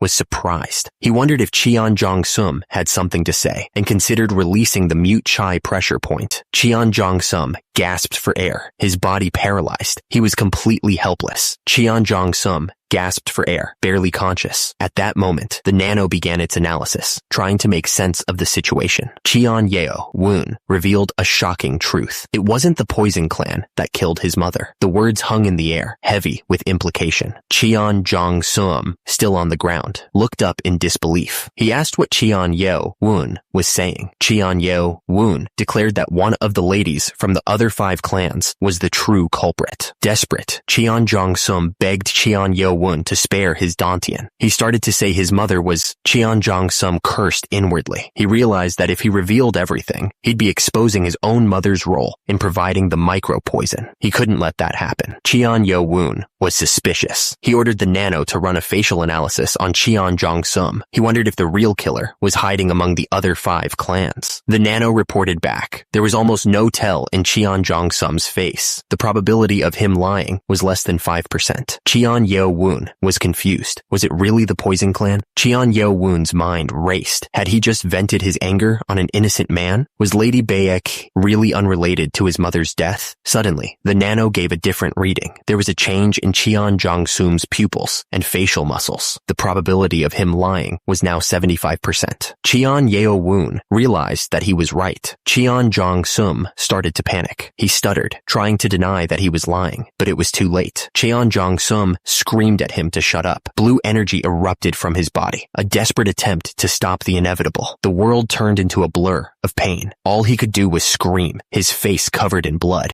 Cheon Jong-sum realized his internal energy was going crazy. It was erupting from him, uncontrollable and destructive. A horrifying scream echoed through the air. It was a sound of pure agony. Hours later, Cheon Yeo-woon sat in the Demonic Academy's infirmary on the 2nd floor. He was deep in thought, processing everything that had just happened. Cheon Yeo-woon sighed, a bad feeling washing over him. He thought to himself that he should have some antidotes ready, just in case. Suddenly, the door to the room burst open with a loud crash. A man rushed in, carrying Cheon Jong-sum on his back, who was covered in blood. He yelled for a doctor, demanding that someone do something to help him. Another man looked at Cheon Jong-sum with shock, then turned his furious gaze to Cheon Yeo-woon. He demanded to know what Cheon Yeo-woon had done to him that he ended up in such a state. The man called Cheon Yeo-woon crazy scumbag, demanding an explanation. He couldn't believe that Cheon Yeo-woon had actually brought him back like this. The man's eyes widened in disbelief as he looked at Cheon Jong-sum. He gasped, realizing that Cheon Jong-sum's dantian had been completely destroyed. The poison of destruction, the text explained, was the Poison Clan's best martial art. The internal energy held within the lower dantian was essential to maintain the poison, and its destruction caused the poison to rampage through his body. The man admitted he wasn't a martial artist, but he knew how much they valued their dantians. He knew something bad would happen, but he didn't expect this. Energy swirled around Cheon Jong-sum's body as someone tried desperately to heal him. The energy glowed with a faint, ethereal light. The man gasped, recoiling from the stench. He couldn't believe how Cheon Jong-sum's blood smelled. He wondered how he was still alive with such putrid poison flowing through his veins. The man watching over Cheon Jong-sum wondered if he had a high resistance to poison due to his martial arts training. He was barely hanging on, and at this rate, he wouldn't last much longer. Cheon Yo-woon suddenly realized he had something that might help. Cheon Yo-woon started searching frantically. He swore he had put it here somewhere, but where was it? Cheon Yo-woon shouted that he had found it, his teacher's antidote. He told Cheon Jong-sum it would feel like he was dying, but if he wanted to live, he needed to swallow it. Cheon Yo-woon cursed, realizing he couldn't let Cheon Jong-sum die like this. He asked Nano if it was possible to get inside Cheon Jong-sum's body and cure him directly. Nano responded that it went against the system's rules. Cheon Yo-woon realized that nothing could be done that way. He wondered if there was any other solution. Then he asked Nano if it could analyze the poison from the blood, and Nano said it was possible. Cheon Yo-woon placed his fingers on the brutal substance right over his heart. He asked if that was the right way to do it. Nano began analyzing the poison. The system reported that the analysis was complete and that different toxins were interacting, causing a new toxic effect. Cheon Yo-woon's eyes darted around as he asked which medicines he could combine to make an antidote. He needed to act fast. The system started creating an augmented reality screen within Cheon Yo-woon's vision. It listed off a bunch of medicines, like Pueraria lobata and Tarasicum platycarpum. Cheon Yo-woon wiped the sweat from his brow, relieved. He had stopped the spread of the poison with his teacher's antidote and acupuncture. Cheon Jong-sum seemed to be doing a little better now. The man watched Cheon Yo-woon with a confused expression. He wondered what he was doing. He asked something, his voice laced with disbelief. Cheon Yo-woon didn't even look up as he continued to mix the herbs. He said something calmly. The man looked at him, completely stunned. The man's eyes widened, and he stammered in disbelief. He trailed off, completely lost for words. The man's eyes darted to the herbs, and he gasped. Cheon Yo-woon finally looked up, his gaze intense. Cheon Yo-woon looked at Dr. Beck, his face etched with urgency. He begged the doctor to trust him, just this once. The room was lined with tall cabinets, each filled with countless drawers. It was the Demonic Academy's infirmary, a place of both healing and experimentation. Cheon Yo-woon carefully inserted the needles, his brow furrowed in concentration. He breathed of relief, explaining that since Cheon Jong-sum swallowed the antidote, he clearly still wanted to live. Now, they just had to stop the poison from spreading any further. Dr. Beck looked at Cheon Yo-woon, his expression stern. He admitted that Cheon Yo-woon had combined the ingredients correctly, but warned him not to act on his own again. He then apologized for causing Cheon Yo-woon trouble. Another man stepped forward, his voice laced with concern. He questioned if Cheon Yo-woon really had to destroy Cheon Jong-sum's Dantian. He pointed out that the Demonic Academy might accept survival of the fittest, but this seemed excessive. He wondered what Cheon Yo-woon was going to do about the Academy director and Poison Island. Cheon Yo-woon looked determined, a bead of sweat trickling down his face. He thanked the man for his concern, but insisted that he caused this mess and would be the one to fix it. Cheon Yo-woon stared back at the man, his expression unreadable. The air hung heavy with unspoken worries, each man lost in his own thoughts. The man sighed, his face etched with worry. He said that Cheon Jong-sum was still young, and though he might have acted like an adult, he could still see the foolishness of a kid. He wished Cheon Yo-woon would think harder about the consequences of his actions. The man went on, explaining that from his time at the main branch, he learned that cunning was more important than strength. He hoped Cheon Yo-woon would become less stubborn. With a final, he told Cheon Yo-woon to go back for now. A new voice piped up, sounding almost forgotten. The man looked over, surprised, as the other man asked what about him. The man just replied, right. Cheon Yo-woon stood alone under the night sky, the weight of his actions pressing down on him. The silence of the night seemed to amplify his inner turmoil. He stood firm, his boots planted on the ground. He wasn't going to back down from this. Cheon Yo-woon looked up at the moon, his mind racing. He thought to himself, I only wanted to become stronger, which was possible thanks to Nano. But was I thinking that power is all I need to stand above all the scumbags of the demonic cult? Cheon Yo-woon's expression hardened as he looked up. Nothing more than just my arrogance, he wondered. Cheon Yo-woon stared at the other man, his eyes filled with a mix of regret and determination. The man's gaze met his, a silent acknowledgement of the path ahead. Cheon Yo-woon Yo-woon looked like he regretted what he had done, but he didn't back down from his decision. He explained that he couldn't hold back his anger. Cheon Yo-woon reasoned that if he had left Cheon Jong-sum alone, he might have used his poisons on the other cadets. He felt like he had no choice. The other man watched Cheon Yo-woon carefully. He thought to himself that Cheon Yo-woon's decision-making wasn't perfect, but he seemed different from the other Vice Lord candidates. The man's expression was hard to read. He seemed to be thinking hard about something, trying to figure out what to do next. Suddenly, another man ran up to Cheon Yo-woon, relieved. He asked if this was where Cheon Yo-woon was. He reminded him that they were supposed to go together at midnight, and that he was worried Cheon Yo-woon might have been ambushed. The man looked relieved as he apologized for making them worry. He added that he was just glad that their liege was safe.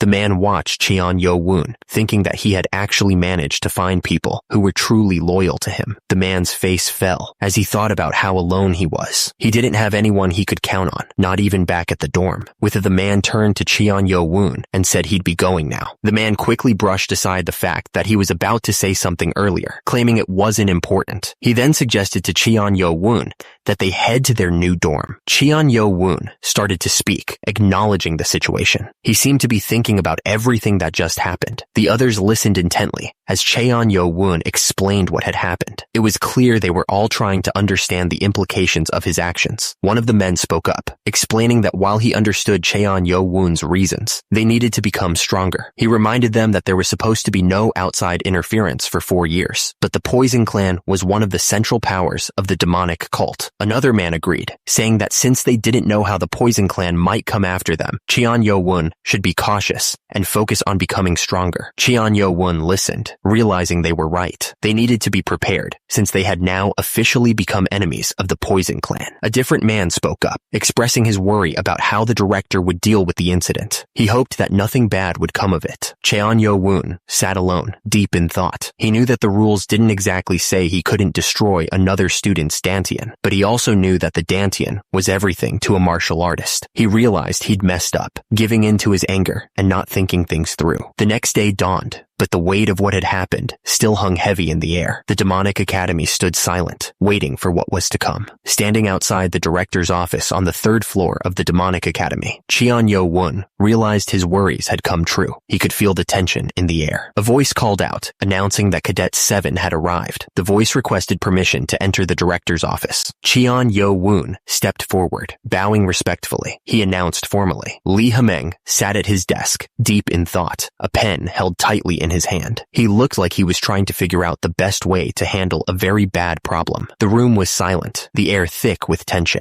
Cheon Yo-woon stood at the edge of the room, while Lee Ha-meng remained seated at his desk, the silence stretching between them. Cheon Yo-woon waited, his hands clasped in front of him. Lee Ha-meng looked up from his desk, his expression unreadable. Cheon Yo-woon remained still, lying on the floor. Lee Ha-meng watched him from his seat, his gaze intense. Lee Ha-meng slammed his hand on the desk, looking absolutely pissed. He told Cheon Yo-woon not to expect a warm greeting, since he had to waste time writing an incident report because of him. Lee Ha-meng pointed and ordered Cheon Yo-woon to sit down. Cheon Yo-woon simply replied something and did as he was told. Cheon Yo-woon sat down at the long table. The air was still thick with the tension from before as Lee Ha-meng stood over him. Lee Ha-meng began to speak, announcing that he was going to address things from the perspective of the director of the demonic academy. Cheon Yo-woon listened carefully, wondering what was coming. Lee Ha-meng stated that destroying someone's dantian was a stupid act that had never happened in the academy's history. He added that if it was overlooked, other idiots might do the same thing in the future. Lee Ha-meng slammed his hands on the table, his eyes burning with anger. He ordered Cadet 7, Cheon Yo-woon, to give up his yellow name tag and spend 5 days in empty chamber training at the detention center. Cheon Yo-woon's eyes widened, a bead of sweat trickling down his face. He looked completely stunned. Lee Ha-meng explained that expulsion from the demonic academy only happened if a cadet failed a test, or if they killed another cadet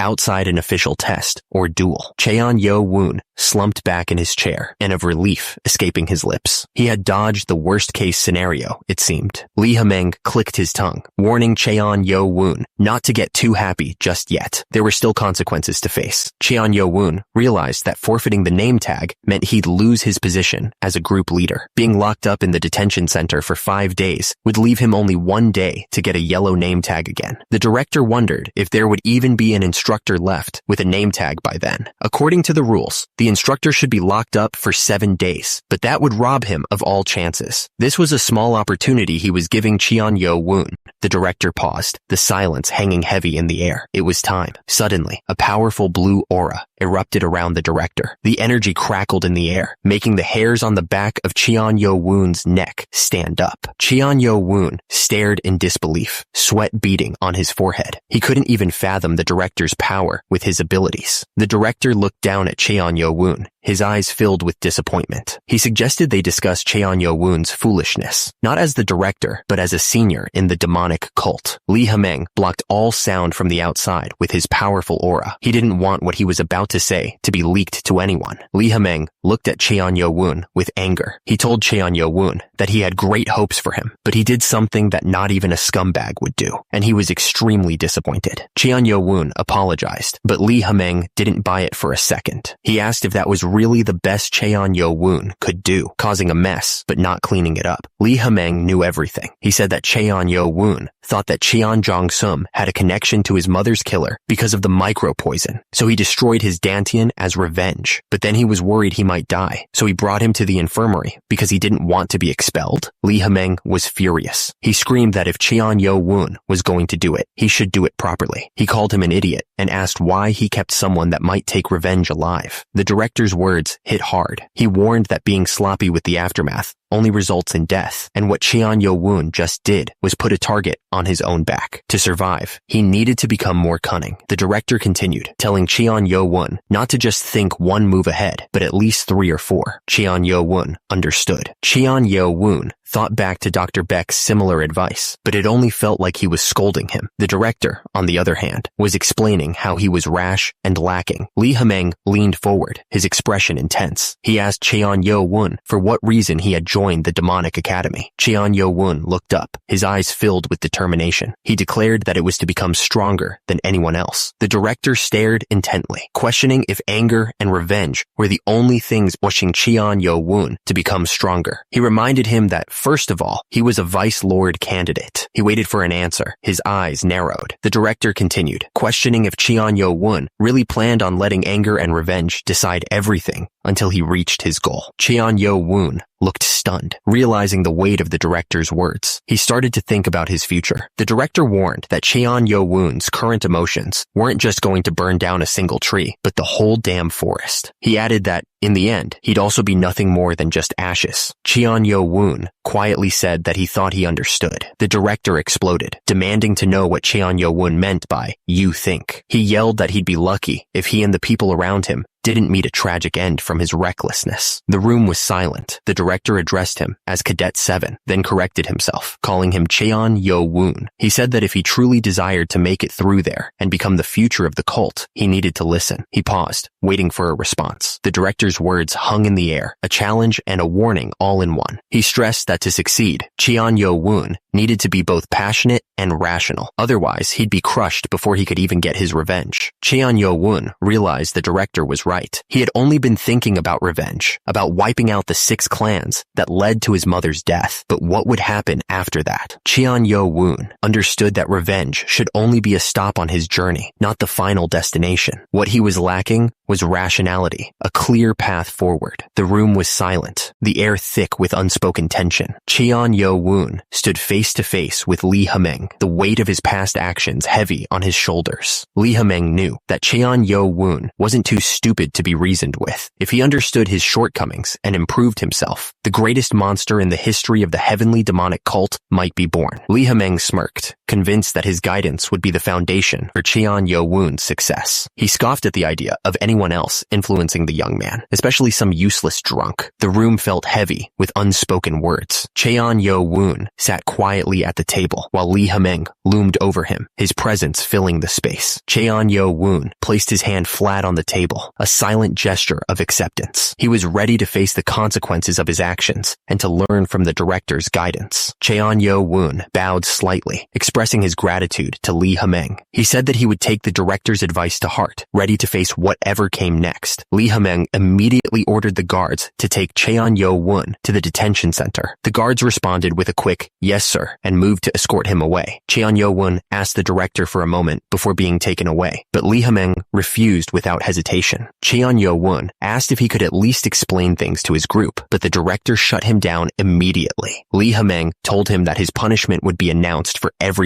to hear. Lee Hameng reminded him that they were his former group members, just normal cadets now. Cheon-Yo-Woon realized the director wanted to teach him about the consequences of foolish actions. He was furious. The demonic academy loomed in the distance, a silent reminder of the harsh realities within its walls. The place was huge. The sign declared that Cadet 7 had destroyed Cadet 4's Dantian, taking away a talented individual's martial arts. It announced that he had been removed from his position as group leader and would face 5 days of empty chamber training in the detention center. The message was clear. The demonic academy would not tolerate such actions. The other students whispered amongst themselves, shocked by what Cheon-Yo-Woon had done. They thought he was just strong, but now they wondered if he was a psycho. One of them pointed out that Cheon Jong-sum was from the Poison Clan, meaning he was as good as dead. 2 students watched from the side, their faces a mix of shock and disbelief. One of them started laughing, unable to contain himself at the sheer audacity of it all. The other student just stared, speechless. Another student doubled over in laughter, tears streaming down his face. He couldn't believe what had just happened. He was thinking that Cheon-Yo-Woon had lost it and wondered how he even came up with the idea of destroying someone's Dantian. The student was still laughing like a maniac, clutching his stomach as he struggled to breathe. He was enjoying every second of the chaos. Cheon-Yu-chan watched with a cold smile. He had been worried about a 3-way rivalry, but it seemed that Cheon-Yo-Woon had knocked himself out of the running. He was the Blade Clan's Vice Lord candidate, and now his path was clear. Cheon-Kyung-Woon, the Sword Clan's Vice Lord candidate, grinned, seeing an opportunity in the chaos. Below him, Cheon-Mu-yeon, the Dark Clan's Vice Lord candidate, stood silently with his own group, also calculating their next move. Far from the director's office, a group of students rested in the forest. They were probably trying to make sense of what had just happened, wondering what it all meant for them. The man wondered if anyone realized how big of a deal this was. He figured that everyone was shocked, but they had bigger problems coming. He was concerned that when their liege returned, there might not even be any yellow name tags left, and they might have to take the name tag of another group instead of an instructor. Suddenly, a voice called out to the group. He just said something, but it was enough to make them all turn around. It was Baek Ji. Everyone was surprised to see him. The next day, around 10 p.m., the mountains were quiet. The air was still, holding its breath before whatever was about to happen. 2 guards stood silently in a cave, their faces unreadable. The fire crackled, casting long shadows that danced on the cave walls, adding to the tense atmosphere. A single lantern hung on the wall, its light flickering slightly. The dim glow barely pierced the darkness, but it was enough to see the rough texture of the stone. Cheon-Yo-Woon was pushing himself to his limit. Suddenly, the system announced something. Cheon-Yo-Woon felt exhausted, his muscles burning. He muttered, grabbing a small piece of food. Cheon-Yo-Woon sat alone in the dim room, picking at the food. He muttered that he had to eat this stale stuff for 4 more days, and it was so bland. Cheon-Yo-Woon shifted uncomfortably, sweat dripping down his face. He complained about how stuffy and humid it was, adding that most cadets wouldn't last a day in here. Cheon-Yo-Woon frowned, thinking to himself. He said it was smaller than the individual training facility, but at least no one was watching him, and he needed to get as strong as he could in 5 days. Suddenly, Cheon-Yo-Woon's eyes widened, and he looked shocked. He wondered why the doors were opening when it wasn't time yet. A figure stood in the doorway, shrouded in darkness. Cheon-Yo-Woon felt a wave of killing intent wash over him and wondered who this person was. Suddenly, Cheon-Yo-Woon was surrounded by a surge of energy, his body glowing with power. He couldn't believe it, muttering in shock as he realized he was using KI telekinesis. A dark figure emerged from the shadows, his face hidden beneath a hood. He spoke with a chilling tone, recognizing the cadet.